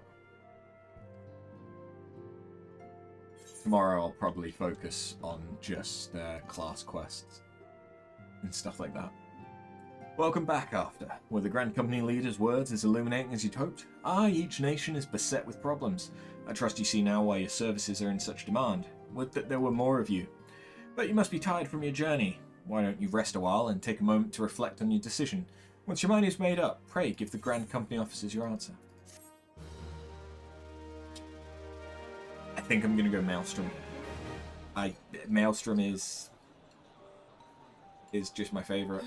The gods only know what Grand Company our adventurer friend will keep. The wheels of change are in motion regardless. Brother, are you certain this course is best? Whatever do you mean, dear sister? The so-called remembrance ceremonies were little more than standard waving rallies, as though the Calamity and Seventh Umbral era warranted scarcely a mention. Well, of course they were standard waving rallies. Since you are so observant, mayhap you noticed what mention was made of the Warriors of Light? None. I suppose they must have forgotten the heroes who spared Eorzea a fate worse than the Calamity? No, dear Alizé, they haven't forgotten these details. They have elected to omit them. Deep are the wounds the Calamity inflicted upon Eorzea. So deep, in fact, that the realm still bleeds. Needless to say, the beast tribes and their primals do little to alleviate the pain. So, the task of salving Eorzea's wounds falls to the scions of the Seventh Dawn, with a little help from our friends, the Grand Companies. Remembrance will yield no remedy. If our world is to heal, we must put the horrors of the Calamity behind us. Our grandfather would never entrust the fate of the realm to despots who rewrite history to their convenience.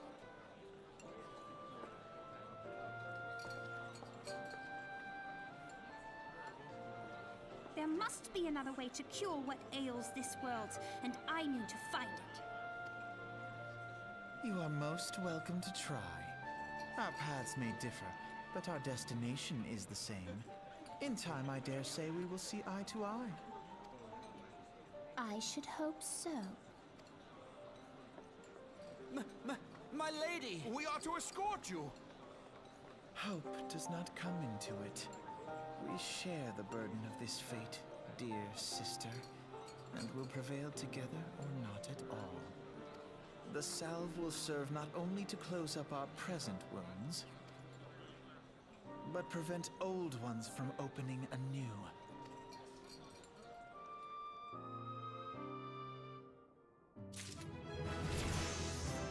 Ding, ding, ding, ding.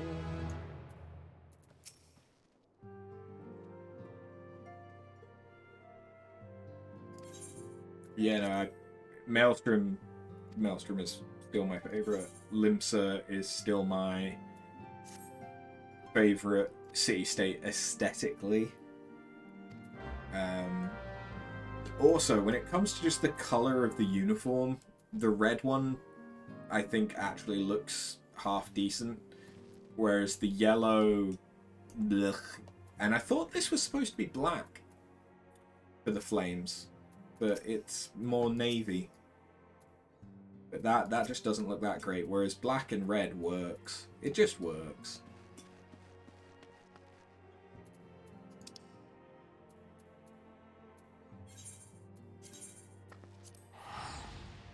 And what that does mean is I'm going to be changing our free teleport location to Limsa instead of Gridania.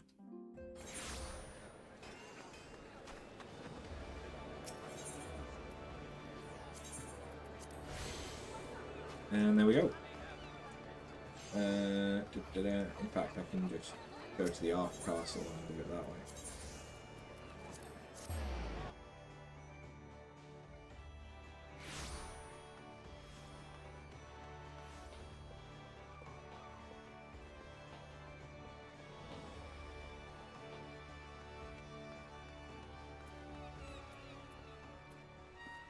Hello. And with this, I'll start leveling my crafters as well, because, well, you'll see. Hail, adventurer! What business have you at Maelstrom Command? My name's Afterbun.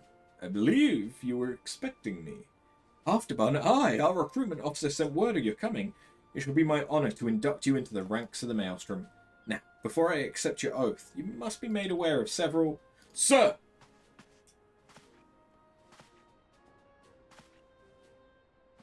What is it, Private?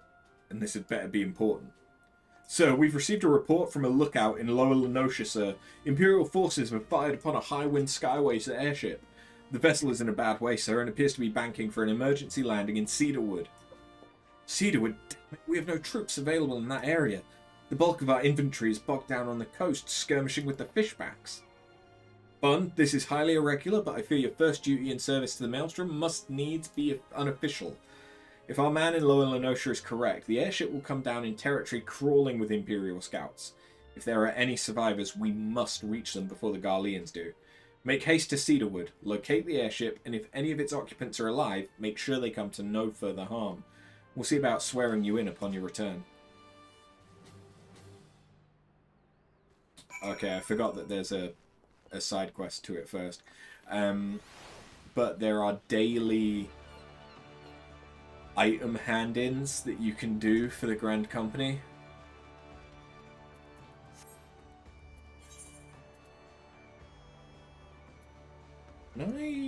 Do I have? I do. And they give quite a lot of experience, especially if you turn in a high-quality item. You can get a shit ton of experience, like enough to level you up. Early levels, like 5 to 10 times, and at later levels once or twice.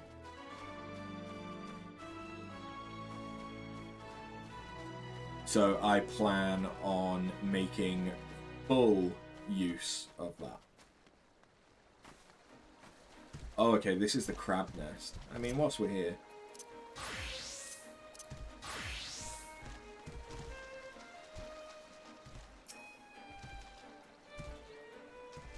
probably wait for my health to fully regen.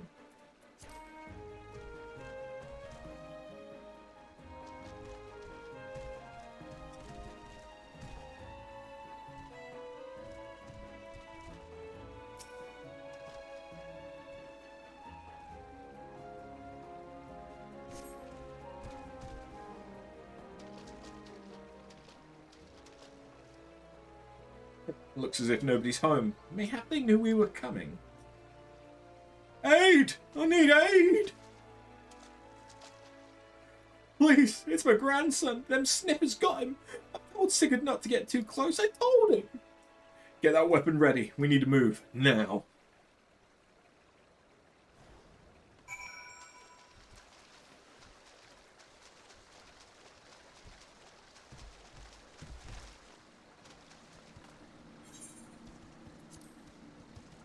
Oh, I forget that this level sinks.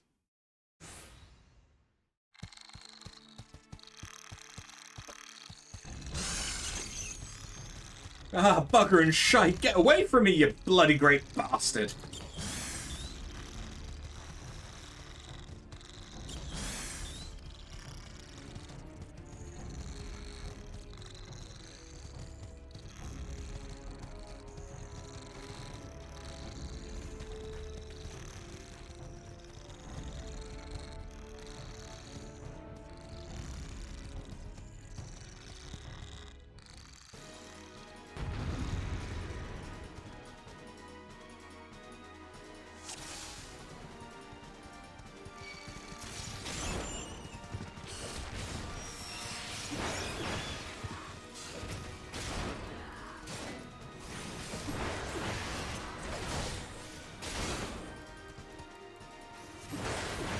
Smashy, smashy.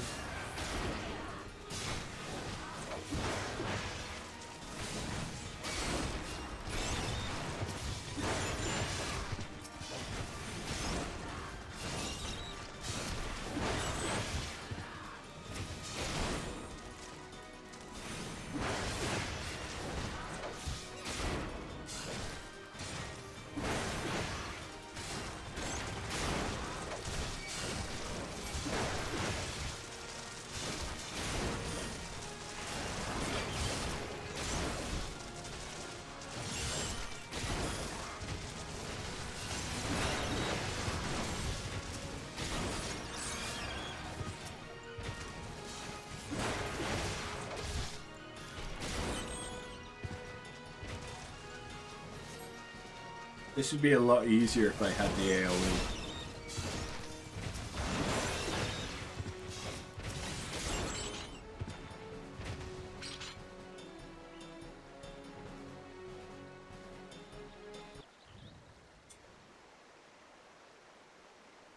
Thank you, miss. Thought I was dead for sure. Can't even play outside no more. What with all these scary monsters about? My mum and my dad.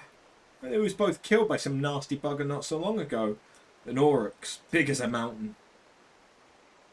But I bet you could beat it. Aye, make it pay for what you did to me folks. You take it easy now, son. There's a whole guild full of strapping lads and lasses like After here who'll be glad to do just that. All you need to do is head home with your grandpa and let us worry about that big nasty bugger.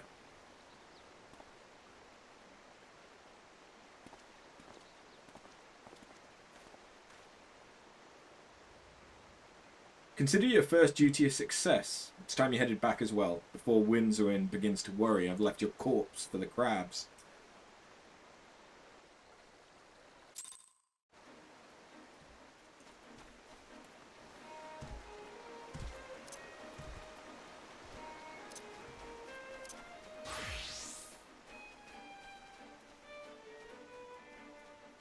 Okay, where do I need to get to? Oh, it's a decently far away.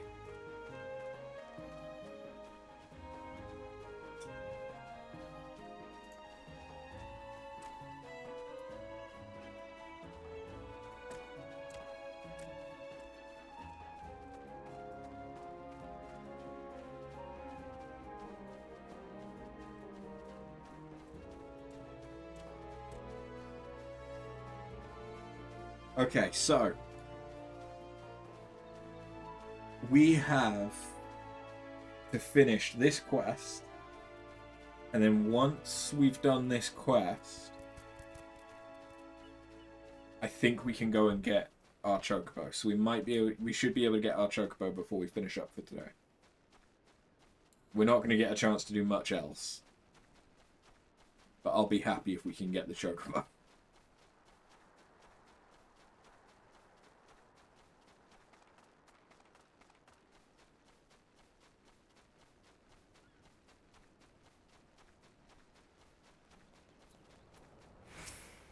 Hey, Wedge.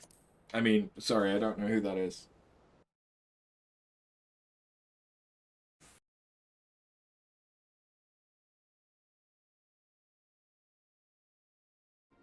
So stealthy. I can't see him.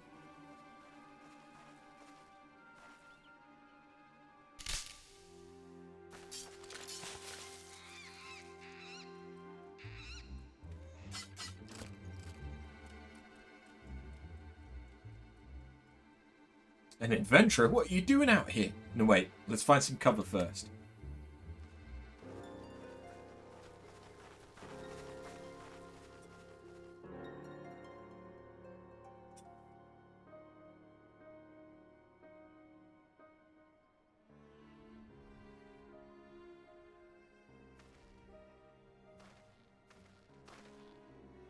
Maelstrom Command sent you? How do I know you're not an Imperial spy? You don't even have a uniform!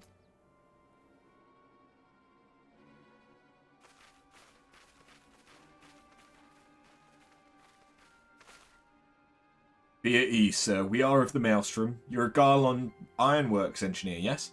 One of our lookouts reported the attack on your craft. We're here to rescue you. You must be Bun. Good work on reaching our friend here before the Imperials.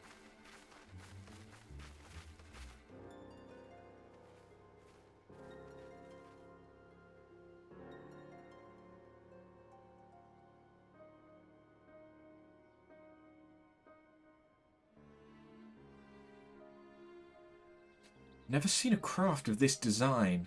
It must be Garlean's work. Is there no end to this man's treachery? Secrets of Magitech belong in Imperial hands. They are not to be squandered on Eorzean savages. We are taking this craft back to the fortress. Dismantle it if you must, and bring the engineer. Someone must pay for Garlean's crimes. Huh. Scouting party from Castrum Occadens, I'd say. Seems they want your ship, engineer. Wedge, you have to help him. That fool of a Lalafell was hiding inside the tiny Bronco. Oh, I thought that they'd flipped it so that Biggs was the small one. But no, okay, you're Biggs. The tiny Bronco? Isn't that the new design people have been whispering about? It's the first airship we've built since the Calamity. The first since Master Garlean, well, since he went missing. After years of work, she was finally ready for her first test flight. And she was soaring, she really was. Till those bastards blasted her out of the sky. Alright, pay attention. We're going to hit those Imperials hard and fast. If they want a souvenir from Eorzea, they can have a knife in the gut. But they're not getting that ship. Oh, and don't forget to save the Lalafell. What say you, Bun? Ready to give those curs a hiding? Like a tidal wave, lads. Charge!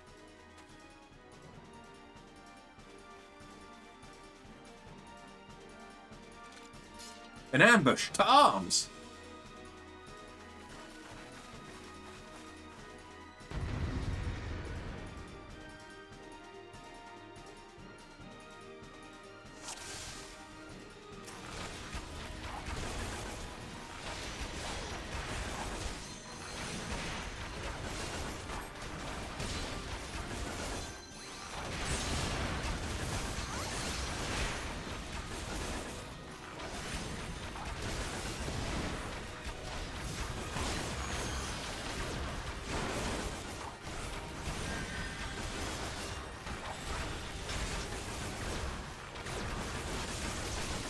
I like that I can just stand here and use the same ability and hit everyone.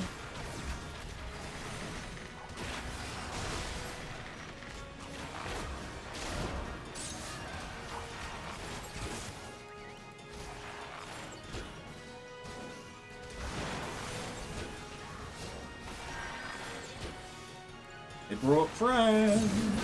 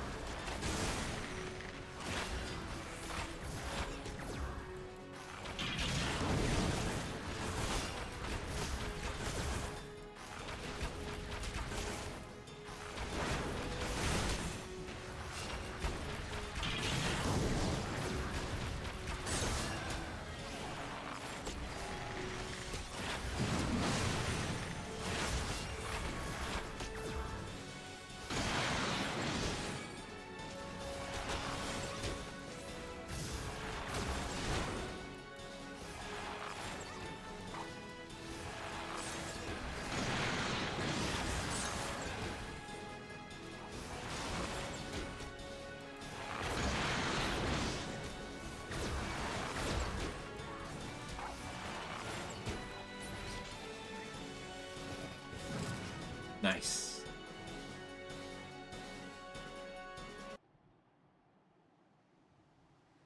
Pigs! Wedge, you should have stayed with the you shouldn't have stayed with the ship. That was a close one. Too damn close. How's she look anyway? The auxiliary propeller is a dead loss, but I think we can wring enough thrust from the main propeller to get us airborne.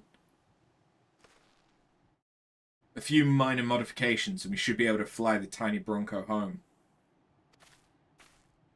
We'll stand watch until the ship's ready to take off. The Imperials will come looking for their scouts eventually, but I doubt they'll get here for a good while yet. Bun, you're free to return to Maelstrom Command and complete your induction. Ordinarily I'd ask you to stay, but I think we'd all feel better knowing an adventurer of your ability was safely sworn in and ready for the next mission. Rest assured, I'll inform Command of the part you played today. I just wanted to say sorry, you know, for calling you an Imperial spy and all that. Got that one wrong, didn't I? Seriously though, if I hadn't been for you and the Maelstrom lads there, we'd be chained up in a dungeon by now. I'm in your debt, friend. We both are. Wedge? Thank you. We're very grateful.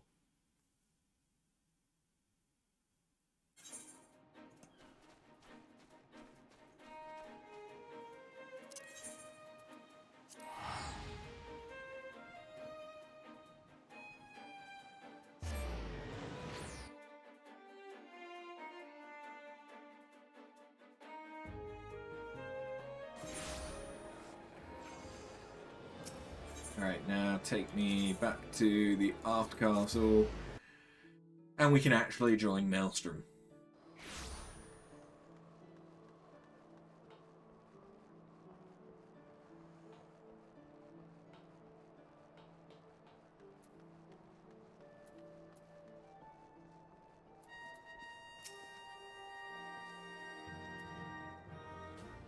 Welcome back, Bun. I just heard the report. You needn't be concerned about the engineers. They've completed their return trip without further Imperial interference. I must admit, I had my doubts at first, but it seems the stories about you are true. I look forward to seeing what else you're capable after you're properly inducted into the Maelstrom, of course. Now, speaking of your induction,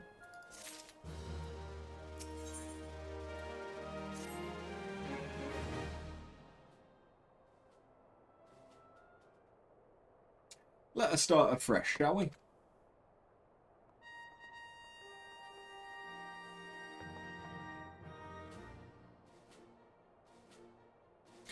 You are welcome here, Afterbun.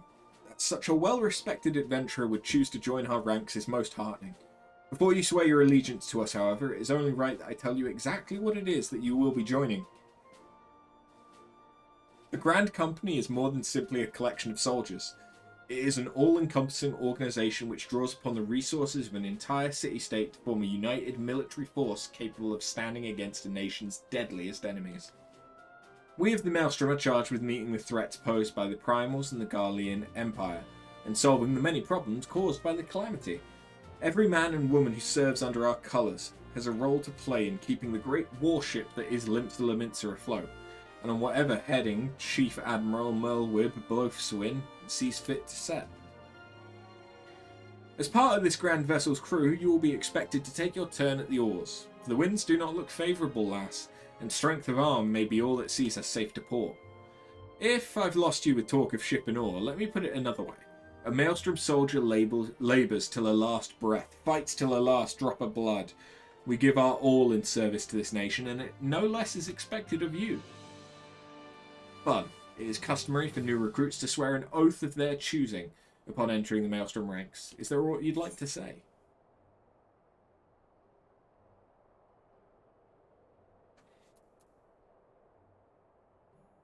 What skills I have are yours, till sea swallows all. Ah yes, the many and varied skills of the adventurer. I've no doubt that your travels have furnished you with such knowledge as will prove invaluable to our cause. Afterburn, I hereby assign you the rank of Storm Private 3rd Class. You are now officially a soldier of the Maelstrom. Welcome aboard, Private. May you serve Limsa Lominsa well. Till sea swallows all.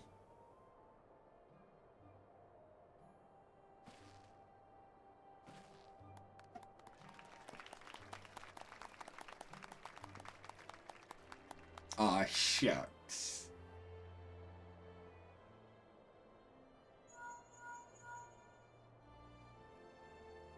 Can you hear me after? This is Minfilia. An officer of the Maelstrom contacted me with the news of your enlistment. My congratulations, Private Bun. I've no doubt that you are eager to make the acquaintance of your new comrades, but I would ask that you pay a visit to your old ones first. Remember, though you are now a woman of the storm, you are no less a scion. Pray, return to the waking sands. There are some friends here who I would very much like you to meet. No rest for the wicked, eh? Before you make yourself scarce, I recommend having a word with Commander Ricky. Might be worth your while.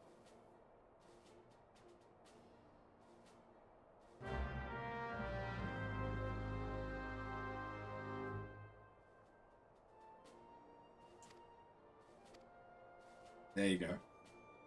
We can now get the quest to get our chocobo.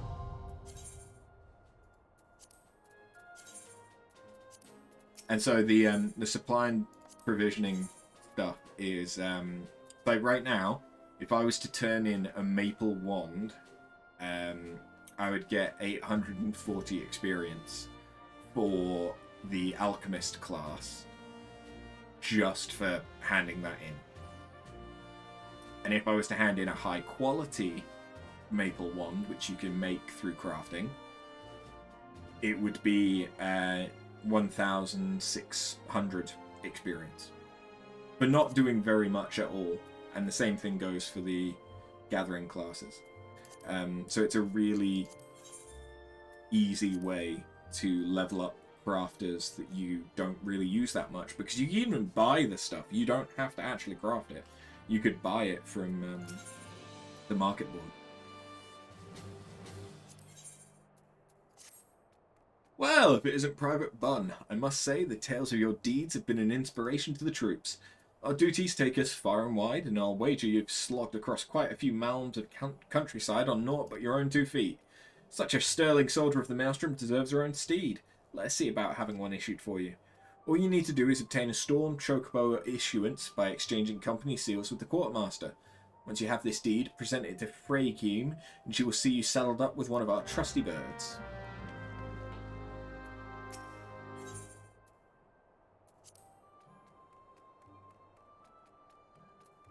So I need 200 seals. Okay.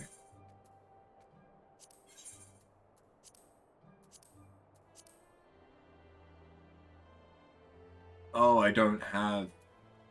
I need to be Storm Sergeant in order to get that. Okay. It might take me a little minute. Yeah. Those then, unless... Do I still get... Do I still get stuff for,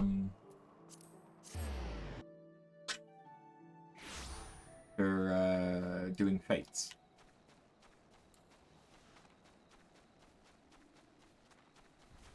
Because that's another way of getting deals.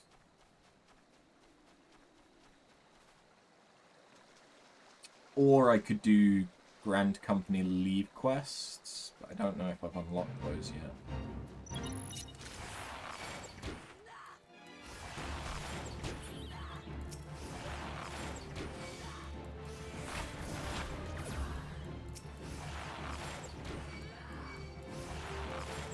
Let's find out, because if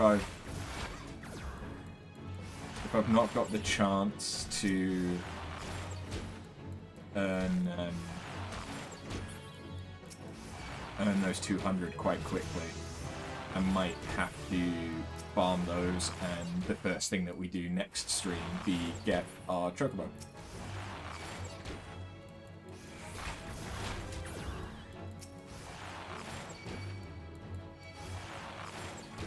I would have liked to have gotten it before the end of this stream so I could use it to help me get around places if I play off stream though.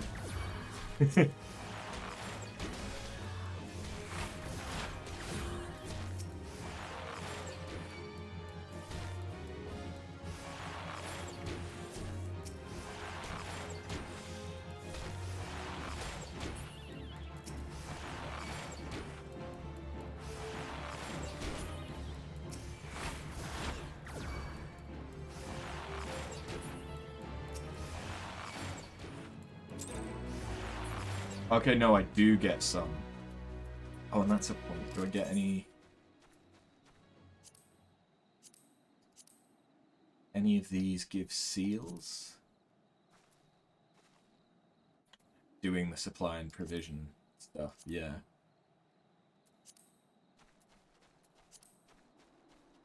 I mean...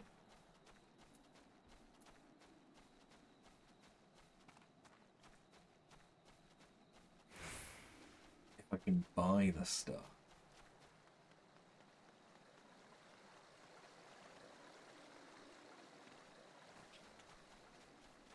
I could do the provision stuff very quickly. So, oh wait, no. Ah.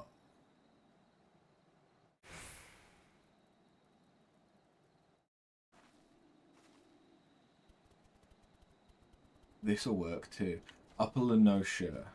That's upper is going to be quite awkward to get to be. So the Amalja Hunter from East Fanaland. I can go and kill them. And get what I need to get our chocobo.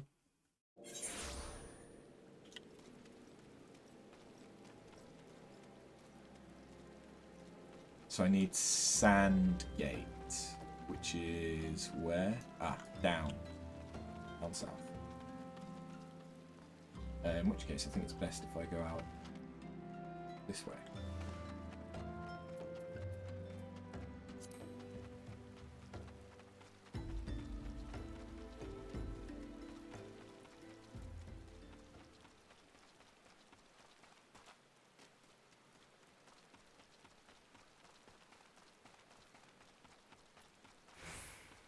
I think some of the ranking up with the Grand Company is locked behind story.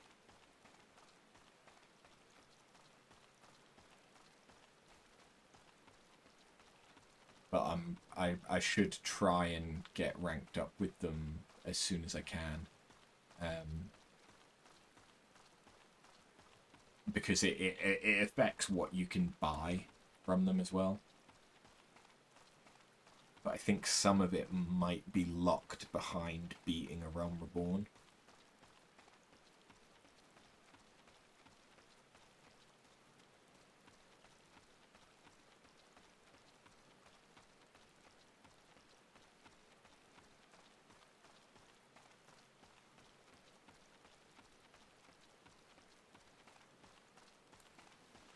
Probably down here, aren't they?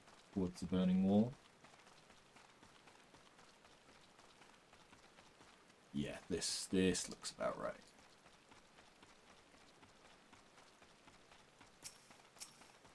I need the hunter.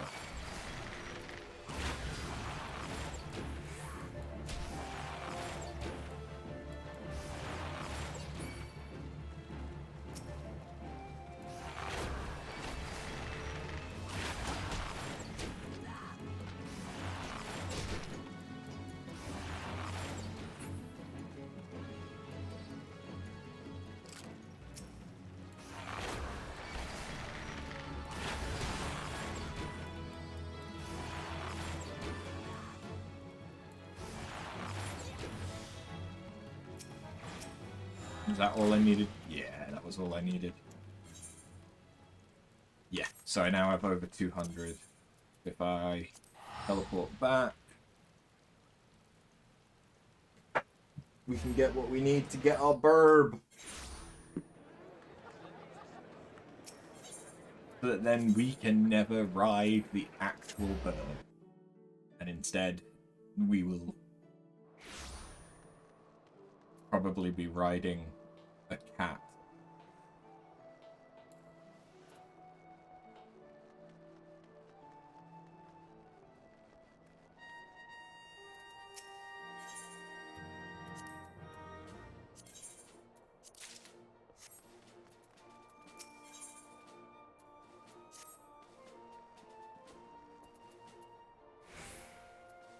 A freak.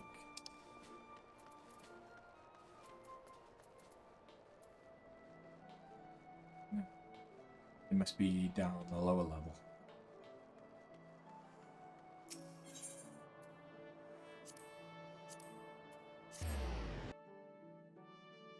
It's not where it needs to be, but okay.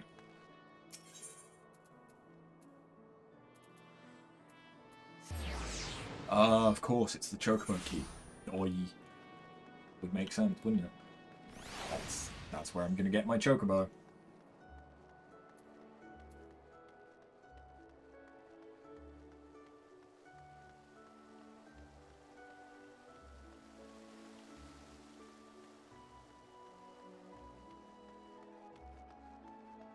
Hey, yeah. Want a bird issued, you said? Then I'll need to see a Storm Chocobo issuance.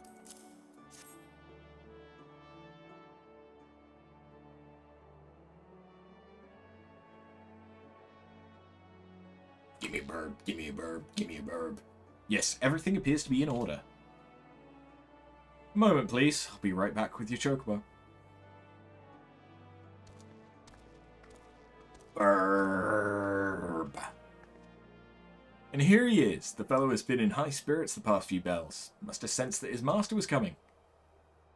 Now then, to make it official, you'll want to give your noble steed a name. Fuck. You're right. What do I name him?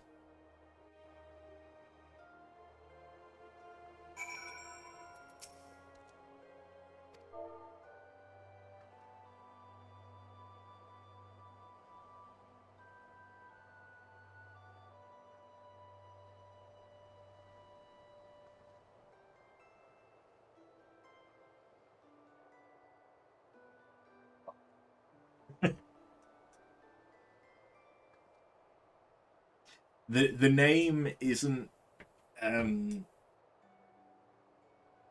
You can change it, but you have to have access to a stable in order to change it, I believe.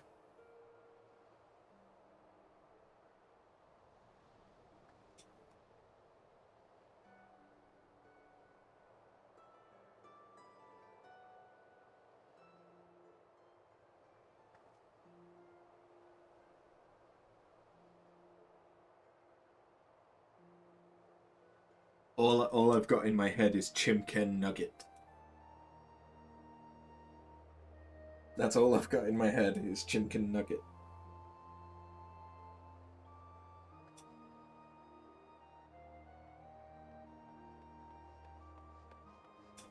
So you know what? We'll go with something that isn't Chimken Nugget. It's instead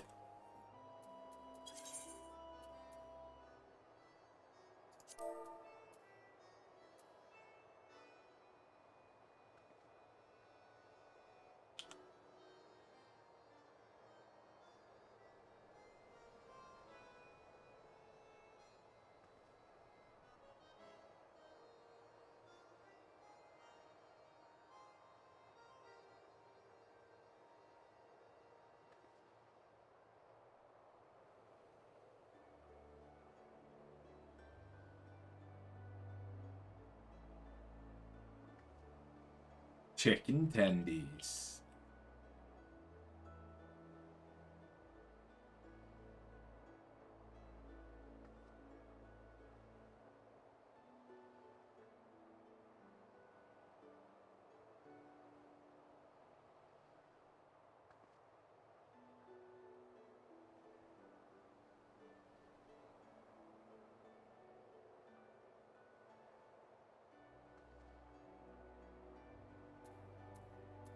Chimkin tendies.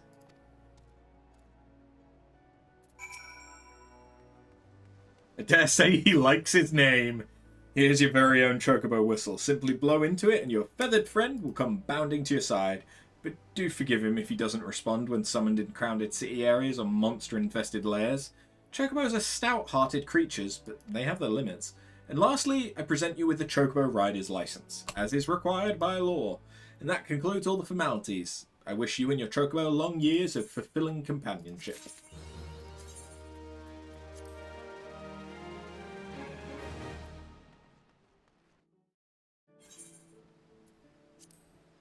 But what's actually going to happen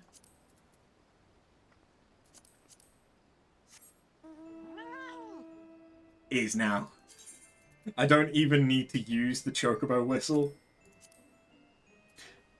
And I can now ride other mounts.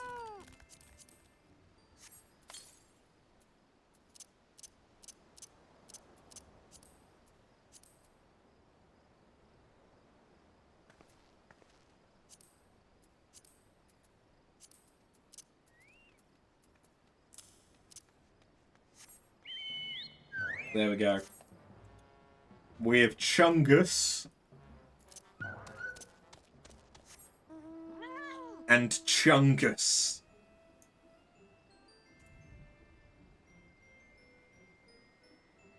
And with that, I wish you a good night. Have a good one, guys. Thank you for watching.